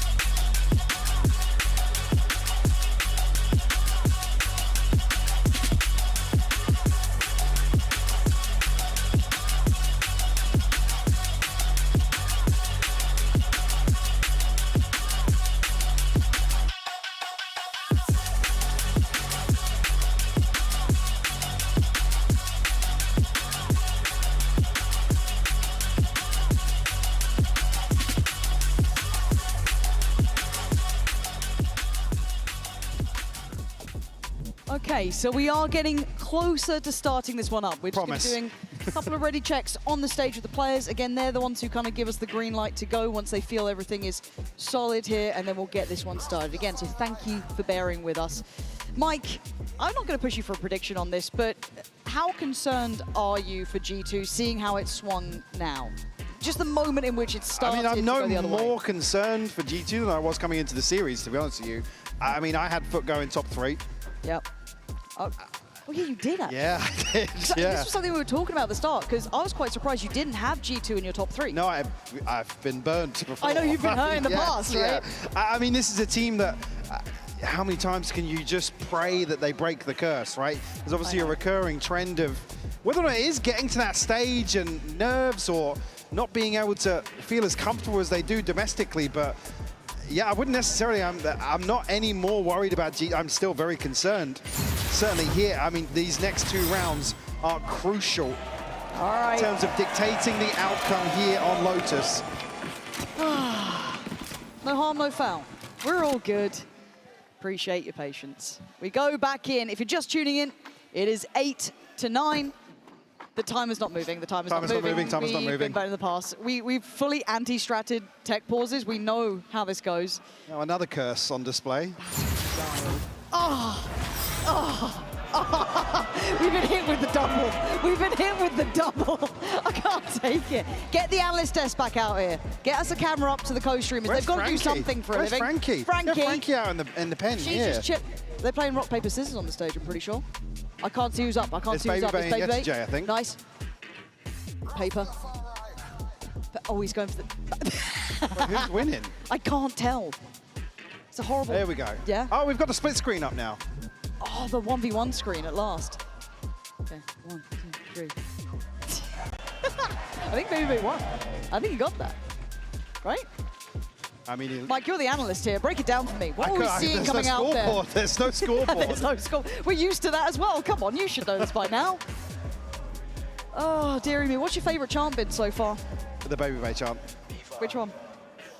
The Baby Bay chant from earlier today. No, could you... No, we will have to run the clip, actually, production, if we can. Yeah? Yeah. Okay. That's what Frankie should be doing, though. She should be down there getting the best chance out of the British crowd. That's a foul call to action. I think we are just, got a little bit of an update. I think it's just the kind of go-between between the coaching room and the players themselves. So during those timeouts and stuff, they want to just, again, it's making things right. No, how dare you lot? Where is it? I don't even know where that camera is. I don't know, I'm terrified. Normally I can find this. It's up there somewhere. How dare you guys? Turn it around. Why's the camera not waving to us? Don't know. No fun allowed. Are you surprised seeing G2 with quite the British contingent of chanters, though? No. No, you like that? You're not surprised by this? No, not surprised. I mean, the EMEA fans, there's still plenty of them for G2. Oh, it's the NA fans that they don't have. You got no fans. I think we could get a couple of good chants started. Maybe. We are. Are you pitching? I might be. Like an off day for us? We'll let loose? Down the pub, couple of chants. No, I mean in here. Me and you? I mean, they can't give us beers on our day off in here. I really want to do, you know, like the like feed the snake. You see how far you can get it? Yes. Yeah. Like we have been doing it with water. Boring. Boring. You are technically missing a shoey as well. From I'm down for a shoey. These are quite foul though. If we could go down to like Primani or something and get me something sorted, I'm all for it. I actually have evaded all shoeys so far. I didn't even do one in Australia. Have you been caught doing a shoey? No. Live? No. Could you imagine Mini doing a shoey? Now that I'd be all for. Yeah. We'll have to do an ID check. Co-streams after dark. Yinzu would do it. Yinzu would do it in a heartbeat. She's already got. She probably already has. She's on the scale like, way. Absolute lad. Hopefully we get an update for you guys. Otherwise, I'm going to start sitting down and looking through either Reddit or someone's chat. Which chat am I going to? Which one do you think? We got a couple of options. TMV, I think. TMV? Yeah. TMV, okay. Hold on. Let me have a look. We're having a little go. Here we are. How's he doing? I've got adverts. Oh. Okay. I get worried when I still see people reclined. Look, that has always been a concern. Aspas kind of took the concern out of us. Like, oh, they're just chilling out. I'm like, I don't know. Not sure at this point. Not sure. So, okay, bigger picture then. Do you still hold foot within your... Where did you put them in your head? I mean, I don't know if you went 3, 2, or... You're asking me if I think they will win today? I'm asking bigger picture. I'm asking bigger picture. I stick by my foot top 3 pick. Okay, so still I stand top 3. by my foot picks, yes. Okay, perfect. So, with that in mind, who beats them then, out of what we've seen? Oh, we're going back in. No, no. Because we do have to come back to the game. I'm not seeing the timer here. moving. I'm not seeing the timer moving. Until the timer moves, we're having none of it. Okay, we'll see. We'll see. I am seeing movement. We're back in game. Okay. I'm putting the phone down. All right, back to business, back to my job. The 9 to 5. God, it's a hard grind, isn't it? 8 to 9, though. Actual scoreline here. Let's see if this is potentially offset some of the, I don't want to say confidence, but certainly momentum as well. Actually riding this one through with a lesser buy on the side of G2 than I was expecting. We have the showstopper, as I said, to offset that. But Stingers to round this out. Always a little question mark coming out of a pause like that. G2 actually taking a ton of space on the seaside here. Pick up the pace towards A. Leaf's going to be found. Yeah, Zeus just going to tank a little bit of damage, but he was there pretty swiftly. BabyBay trying to get involved, but just has to trigger the wall for now. Create some options for deeper down the line, because the plant's going to be coming in. Wait, did he trigger it? Yeah, it's just disappeared now, yeah. Pretty well done considering how high pressure that was, and Sociable can clear all this space, so it becomes so obvious now. Big check into CT as well. It's just he's going to know that it's all in from the other side. Jaw's going to set all of this motion, and Zeus beheads BabyBay. Oh, it's the Zeus show. 4 kills, and Jordan can do nothing but die. We're title even, 9-9. The timing is absolute perfection here from Foot. Not feeling any resistance here, and they're scaling up the entire time. Can't fault G2, they can't go any quicker here on the flank. Either one to equalize here on Lotus. And riding through that lesser bind now puts an operator in the hands of Jaw. The TP for Valen, Trent, BabyBay, and Leaf all just missing 1 point. As I said, if that ult cycle aligned previously, now G2 have to rely on it to try and maintain the lead here. Or at least control of Lotus. Foot not too far away from both duelist ultimates either. But they won't be available. Oh, executed. Yeah, rewarded for his patience here. Sociable. Drifting forwards. Bring them down. Real opportunity with no smokes that Foot have to brute force their way into one of these sites. Might just be Leaf tested once more. He's got a little bit of utility to help him out. Again, it's hardly jam-packed already. Zeus going to start paving the way, and surely... Wait, BabyBay got him in that! Sop does answer back towards Leaf, but this is not easy at all. And they're looking to pivot. Plenty of time to reset behind this, though. They can create a real question mark of a lurk somewhere on the map. I think is what G2 are going to read into. They've still got so many numbers to play with, right? Like, they shouldn't be too threatened yet. How have they split this one up? Okay, so Jordan posted towards C, joined by BabyBay. The rest kind of left in motion. BabyBay still feeling secure enough in this position. They've made contact, or at least kind of implied some presence. That wall is yet to be checked, though. Paranoia comes in. They're going to know where Valen resides, but it's Trent. And it's going to be the others, Jorgamo being one of them. And Sop's not really looking afraid at 12 seconds, though. Where do we go at this point? G2 shut this down. Yeah, the J2 late to the party. Going to make it a little more costly, sure. But the round win, not a possibility now. They must win for G2, certainly. Still a cushion here to chip away at. But we'll be able to buy back into this. Big investment here from Zeus, the showstopper, thrown out, and it's BabyBay to find this kill. Catches him. Is that causing any issues? With Foot to call a timeout here. Come back into this. Sop has ult, but nothing else available now. And talked about G2's ult cycle aligning. See, Jaw and BabyBay investing, but still crucial ults. To be able to string together a couple of rounds here. This is hopefully just a normal timeout for Foot. I think it is. Just I believe so. want to see the coaches talking, you know? That's what I want to see. It's not the coaches, but it's fine. Zeus and Jaw. And again, it does feel like I want to see more from Jorgamo. It's when you know the caliber of a player, it always leaves you wanting to see it again. It's not like he's not doing anything here, but again, those highlight moments that he can certainly reach towards. Not seeing... Okay, there we are. We are seeing the coaches kind of checking in, so it does look as though it should be a Foot timeout. Also, opportunity for G2 to have a chat as well. Both teams able to check back in. And my nerves are assuaded. Again, what Foot are able to maintain behind this. I mean, Sop, again, operator, the Stinger in hand. The ultimate behind it. It's very frugal here. They're conscious that Let's make them dance. they will at least remain present here for the follow-up if G2 are able to find 11. Sop looking to get into this Val with a big backhand there. Zeus sent away, but Jorgamo dead and buried. Left just kind of in no man's land. Trent does well to identify the approach from Sop. Down to 3 players, they're struggling for numbers. A quick pivot, but the Spike has to take the longer way around. Sociable should get a little bit of that back, but I mean, not much. All that chaos actually brought Leaf out of the pit now. It drops, C-site open for the taking. Foot held there, they couldn't really capitalize on Sop's pressure in the back lines. Look at Valen though, he's here so early. Yeah, he certainly is. Poison's off. Spike There we go, plants in. 3v4. And you're right, it's Valen's position that's really caught my eye here. Him seeing nothing at Mound is such big information too. G2 taking the long road around CT side, also gonna see nothing. We know that Foot are posted on site itself. Cross-delete, waiting for the push through now.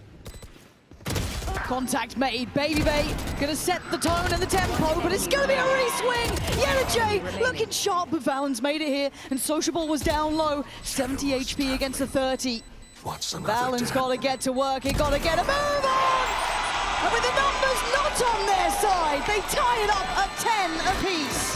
The bait out here from Sociable. You can see the cogs turning. He considers trading this, but he wants to run the clock down, force Valen's hand into a do-or-die situation. Go for the spike, keep exploring site.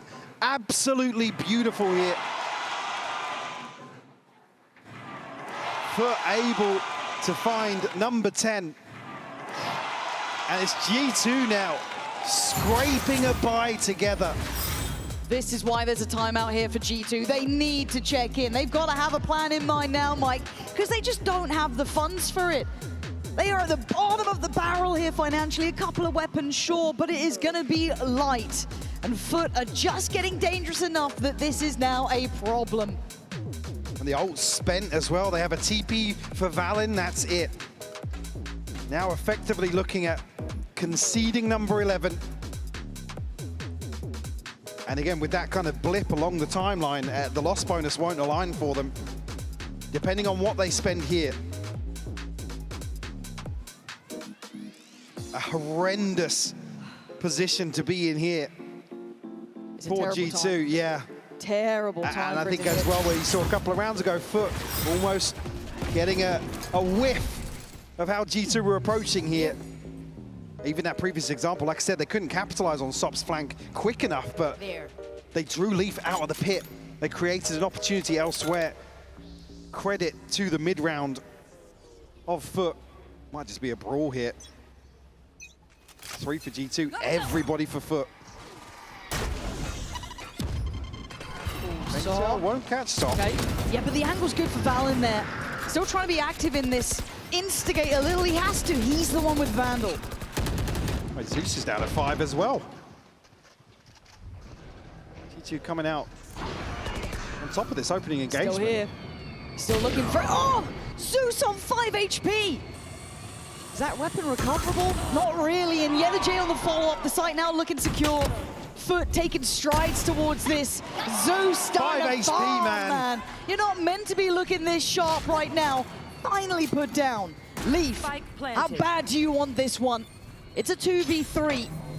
Baby Bay's still up as well. Let's trigger that wall. and look for other options, maybe other upgrades.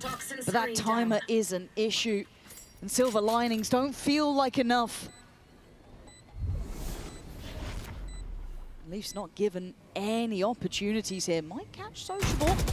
No, doesn't get him down. There's another door shot on G2 in this round. Sociable's found him. Baby Bay can't do it now. Lead gathered for Foot, 11-10. And the financial woes continue. I mean, there's only 2 players sitting north of 3K. This buy is everything for G2. Operator in hand for Jaw. Just the TP, already mentioned it. Crossley just missing one. Yetajay, a chance to shut down this must-win buy for G2. That's looking all in once more on the side of Foot. Bulldozing their way past rubble. That G2 proactivity hinted at once more, and we've seen it in a few rounds. Already going to get bodies ahead of this. Can't afford to die though at this point. There's no one really present on site to do much with it. Baby Bay tempted, sure.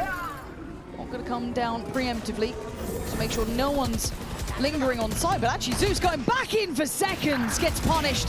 And a shot from Trent, and life still in the veins of G2. But a man to the good. You can see the Foot go hunting, but Valen holding the line. There's still a lot to be said about this. This would be unforgivable if it's a loss. So for G2, it becomes essential to stay calm, cool and collected here. So much time left though for Sociable and Sop to get out of this. Cannot but Jaw, the one disconnected here. Get back onto this angle potentially. Door's open. There we go. Nicely done on the first. Doesn't need to overextend on this. 30 seconds left. Doesn't need to hunt down Sociable himself. Keep that B side secure. Maintain space. Sociable forced to plant where he can at this point, and a 1v4 would be legendary at this point. He's the first couple cleanly here. And they're stacked up, all 3 of them together. Trying to maybe divide this site in a new way, but the pre-fire not far off. Got a cubby to play from. Does he get given the first? Oh. Not enough, Trent. Wide of the run, and G2 staying now blow for blow. And 4 left standing, that's crucial in terms of the reinvestment required. Got themselves another ultimate to boot, but a fantastic hold here. Foot given a ton of space to play into, but not able to capitalize. Yetizay's ult used preemptively, and G2 sat just outside it. Give me that shit. I'll give you that shit, my boy.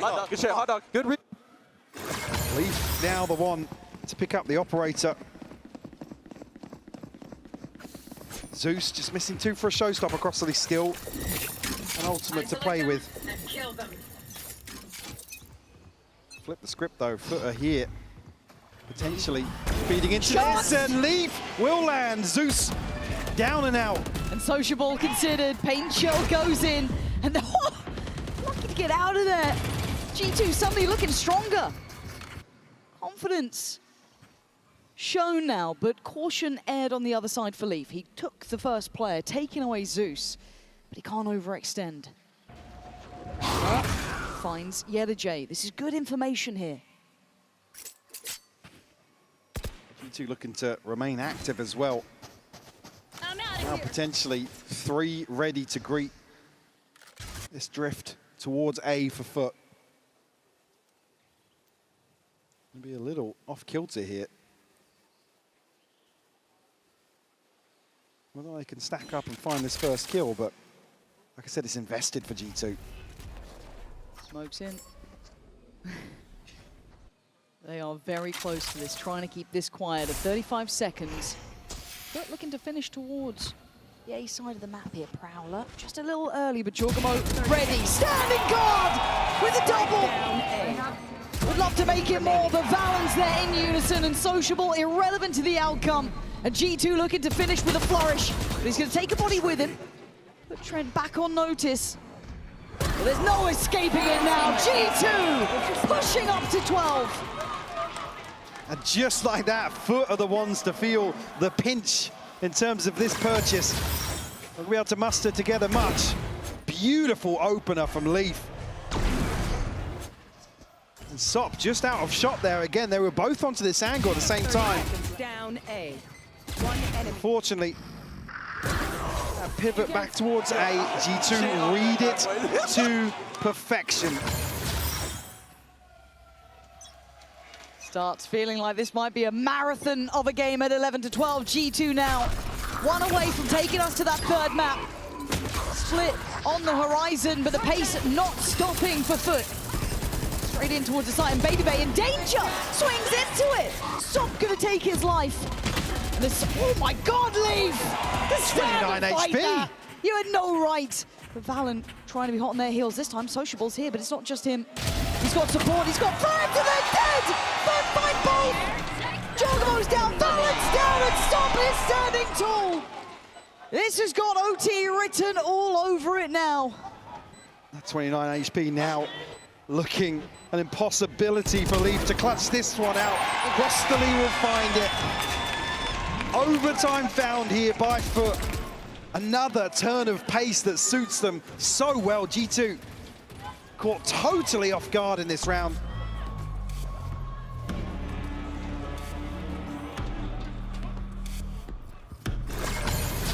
Just when you think G2 gonna convert this one. The timing for Zeus as well to get back onto this angle, it is beautiful. Yeah. Gotta imagine Sociable relaying that information of both players being noted on the flank. 12-12, all even.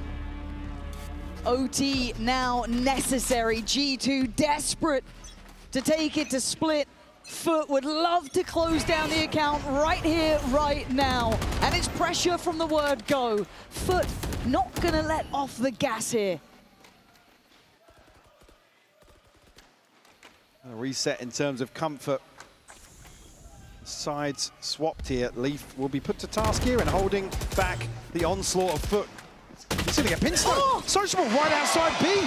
It took almost all 5 to find him, but 4 of them got the job done while leaving the entirety of C in the hands of Yedajay.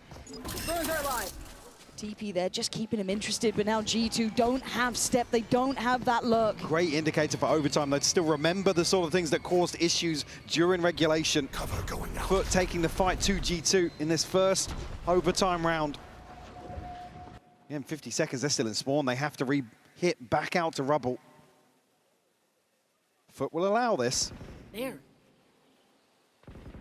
Heavy, leaving that space yeah, up. heavy lean elsewhere.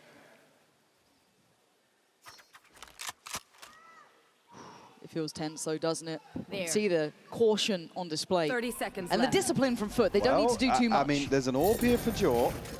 Yeah. He's not going to take it. Potentially huge to find that in a post. There you go. Plants in.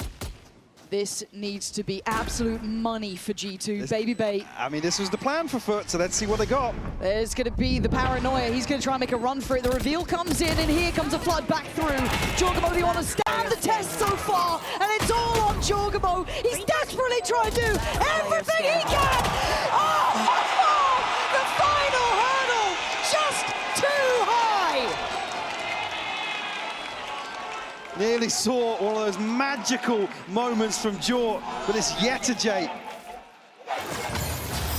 Ever the last man standing for Foot to find the advantage here. God almighty, he did so well to get to this point. But as you said, the final boss, the final man, Yedajay. That's a whole lot of players painted in red there, but the one remaining has given Foot 13. And a timeout for G2. Much to consider now with life on the line. In that second half, I mean, G2 was struggling in a number of rounds. It took heroics in the first, heroics in the second. Now they need to deliver one in overtime. Jaw, top of the board for G2. Lots to be discussed here during this timeout. You can see the amount of pressure that Valen is under. Yeah. It's an unforgiving job, isn't it? Yeah, it really is. Don't envy anyone in that position. Up 13 or down to 12, it doesn't really make much odds, but for Valen, a lot of weight on his shoulders. Obviously spread between the coaching staff and the rest, but for him, obviously, big call coming in now as Foot stand on the verge of a 2-0 win. Sop and Zeus, top of the board for Foot as well. No surprises. The dynamic duo that continues to deliver for this roster. Can they close out here? Cover going. Where are you? Oh, they're not spotted on that, forced away by the reveal. Sop will take this space, at least plant the seed. G2 not moving just yet off that. Maybe actually reading into the fact that nobody's even curious outside C right now. This is Baby Bay and Valen. Down. To hold down the fort for G2. Zeus is in here. He's in there quick as well, but he doesn't actually get to close down on the man. Valen somehow. And actually pretty unscathed to an extent, right? I mean, at one point down to 29 HP there with the paint shell was about to pop. Placing wall Hard trap. fought for just to get to this point. Tension starting him out at 48 seconds. A corner and a cubby made to get the plant here. It's a full 5v5 in the post, Lauren. It's about to be pure chaos, isn't it? Who comes out on top in this one? Zeus, ready to engage, takes away Leaf, goes hunting for more! Beheads both Baby Bay and Leaf and puts them with a man to the good. Jorgamo, Valen and Trent in a world of trouble now. So much to get past. Sociable holding the line. Dips away, baits him in, but Valen's got the body to drop. Leaves him lined in short. Crossley down low. Valen again. Absolutely doing wonders for his side. G2 holding on in OT. Oh my word. Couple of players from Foot in a position to shut this down. That trade back from Valen is everything in terms of keeping hope alive. And somehow, I mean, Trent delivered one here off the reveal, but it's Valen to find another two. Let's go! Come on! Let's go! G2 find the response required. Valen making a statement here. Need a drop. Operator in hand for Sop now. Bit of a curveball. Got to be considered though. He's quick to this. It's a really How far does he go? as well, yeah. He's still pushing. Yeah, Baby Bay's got to be really careful on the other side. And again, so does the rest of G2 if they do decide to come back this way. But he's made it here not feeling any pressure, so they've already rotated players to the rest of the map. G2's progress. Something to keep in mind. Leaf trying to get closer, does need to deal with the wall. That's done. So part of that protocol list now starting to be ticked off. This is just a probe though from G2. They are looking towards B right now. Crossley is so curious as to what's going on over there. Look at what's on C. There's still Sop. There's still It's a deep angle for the operator as well. Oh. He's giving it up. Oh, this is wild. And then Zeus. Oh my God, the stars could align for G2 here. Checked really nicely. Paranoia, but still not able to shut him down though. They're not being able to get close. He's still standing. Zeus still takes one. G2, it took so much to clear this angle, and now Sop's back already on site. 30 Take seconds a TP left. across. He's going to have noted this. He's going to respect it for now. An advantage. We're going to want to convert now. Trent gets out that to avoid the C's. Buys time. Throws the timing the smokes off ever so slightly. Foot looking to get aggressive now. Here they come. They're already on towards the site here. Looking to re-clear. Trent tries to stand the ground though. Getting a bit dicey as Sop's going to take away Valen, the hero from before. And Crossley overwhelmed. It's all on Trent and it's too much! Again, Foot strike first. They get huddled into the corner, even blocking each other's view here. G2 just have no plan B once Foot. Like I said, the timing is off just because of the C's. One of the smoke drops, they have to move forwards. They can't risk the plant being punished. And Foot run away with it. Answering right back Number 14 on the board. There's G2 under scrutiny. There. For what seems like the 100th time this map. Go again. Trent here early this time. Jorgamo as well. Sop's been punished a couple of times on this push-up. Where are That's going to be a potential big reveal here. There it is. Oh, it's gorgeous. Leaf the one to capitalize. Fall up there for Sop, though, on the trade. 4v4. Pivot towards the B site. There's no one here to greet them. It's open. They've got options now, and Sociable being slippery too. Going to keep control on the other side of the extremity here. Deep Prowler going to catch Baby Bay. That's fine. Gives them a little bit more confidence in the plant. Planted. Big info, though. Where does Sociable go with this? Sop's found Leaf. Sop's got Leaf. Hold on, Jorgamo trying to do it again, but Sop's still standing. That's 3 for the man. Can he do it all himself here? Looking to keep going. An ace! Is that way? The 18-year-old superstar looking like a nightmare to face as Foot carry on their merciless march here in London.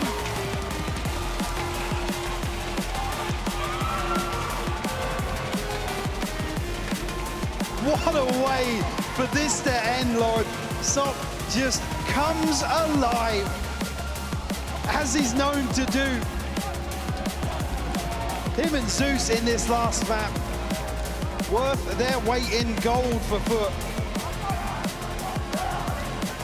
Oh, you can see what it means to a man. And on the other side, how many heartbreaks can this team take? This time a little earlier. A concerning sign, hard fought for in the end. Lotus looking the best we'd seen. Yeah, this one feels a little different for me. The writing was on the wall from the get-go for G2. It's just something wasn't landing here in London. And it is a shame to see them bow out once more, but for me, I mean, a lifeline delivered for Foot after, like I said, a misstep previously in my eyes, showing that they can go up against one of the more recognizable greats on an international stage and deliver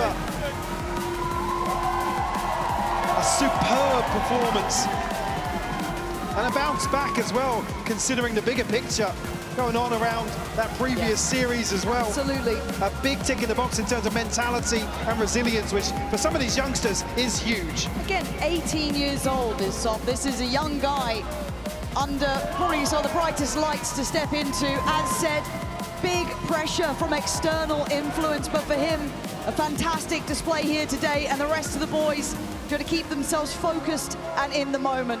And it's not our moment, it's theirs. So let's send it to Frankie down the stage. They're standing by with Yetajay with the Verizon post-match interview.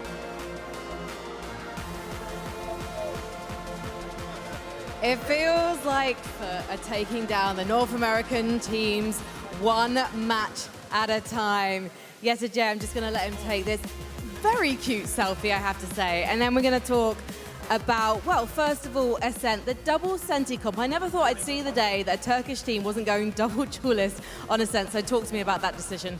Actually, we tried so many comps, but we just find a good one finally, and it's Sage.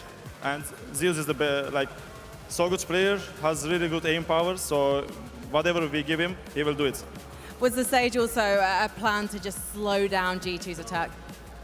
I guess no. Like we did see the score, so. Yeah, you didn't see the score. I mean, it was a fairly quick opening map. In the past, Foot has had an issue with actually closing down these series. Today, you managed to do it 2-0. Is there something about being here in London that's making you believe in yourselves more and more? Fans, obviously. Yeah, that's just fans. What is it like getting to meet so many of those fans in London? Yeah, most of them don't support us, but that doesn't matter. We are here for win, guys. Well, I've been talking to the fans, and there's quite a lot of them that support you quite vocally in the breaks when I'm out here meeting them. I guess what I'm interested in now is, how far do you think Foot can go here? Maybe we can see the finals. You think the finals? What about the win? I don't know. You don't know. Yetajay, this is not your first LAN, but you are playing with 4 players who've never played a LAN before. Top 6 isn't bad. You guys could go all the way. Would that be the dream? yeah, that was our dream, and we really want to go for top 4 because we did Shanghai top 6 like on 2024, so we need to do better than top 6. Yeah. Well, listen, there's a good chance if you keep playing like that. Thank you so much, Yetuje. Go meet the fans because you do have them. As for you guys, more Valorant action coming your way tomorrow.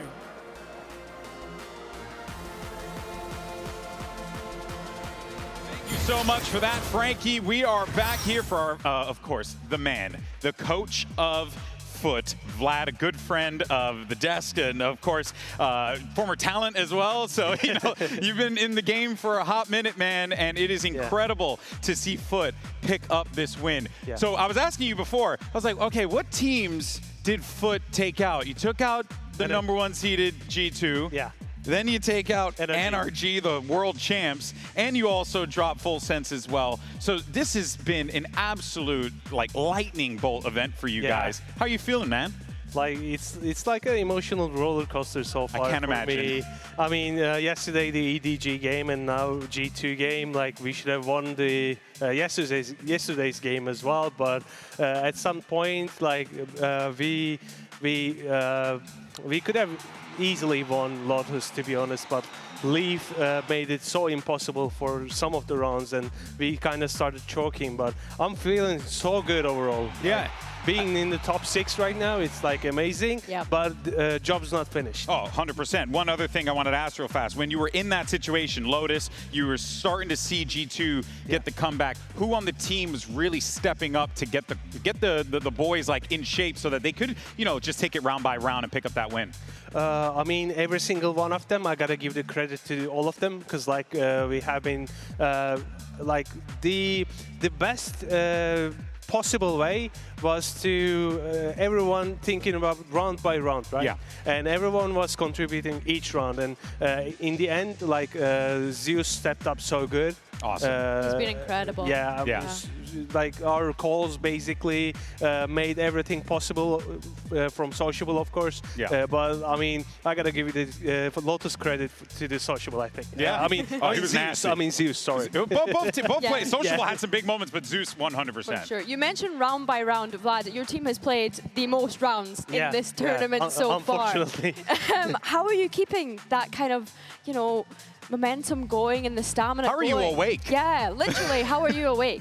What turnaround? With 2 iced Americano today. Okay, all right. And then 2 Red Bulls, sugarless. Of course, sugar-free. You gotta have the sugar-free. Yeah. It's my choice. And yeah, I mean, it's been, just like I say, it's been an emotional roller coaster, because like after EDG game, we had to, like we went through some difficulties, of course. Yeah. And then we had to kind of stay awake for hours and hours to prep G2. Yeah. Like the map pool shifted because we have been playing Pearl, Fracture, Haven all games so far, but this time we haven't played Haven.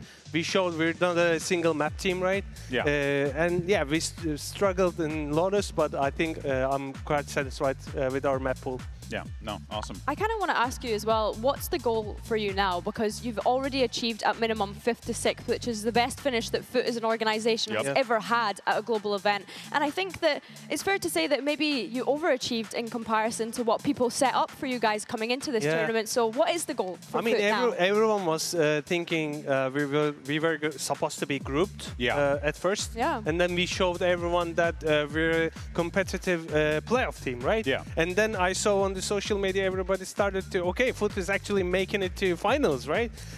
So we started believing it, like brick by brick. Yeah. And then right now, making it to top 4 is going to be our goal, of course, and then the finals. It really just sounds like you guys are just taking it, you know, goal after goal. Whatever you can get, you're just going to take it. That has to be the idea. I agree. That has to be the idea. It's important, especially in an environment where the competition is the highest it's ever been, and these teams are insane. So totally get it, but congratulations, man. Thank you so much. Thank you. Proud, so happy for you guys. Like, happy for you to be here. Oh, dude, like, I mean, it's been some time. I know, right? It's been a hot minute since Istanbul. This guy took me out for some of the best dang. What did we get? Chöp kebab. That's right. That's right. The kebab. Oh man, and then the sweets. I was in heaven, of course. Look at me. Come on. Trileche.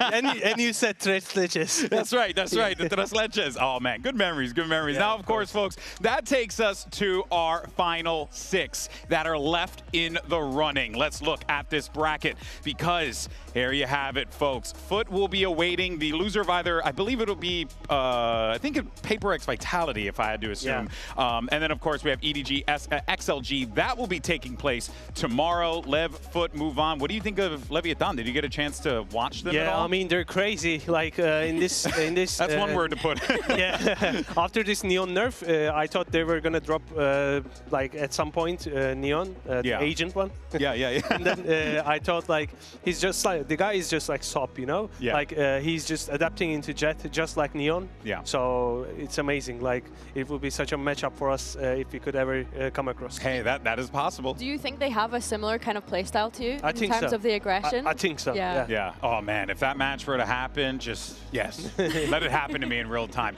All right, friends, that is going to do it for us today, Vlad. Always a pleasure, my man. And I need one of the Adidas tracksuits. I'm just saying, your boy need to look like Nico Bellic out here. You know what I'm saying? Here right now. Oh no, we'll get you one as well, Mihal. Okay, don't worry about it. We both going to be rocking Foot tracksuits. It's going to be dope. In any case, though, folks, thank you so much for tuning in today. We'll be back tomorrow. Plenty more action. Great matches ahead. We'll see you then, friends. Have a good one. Good night.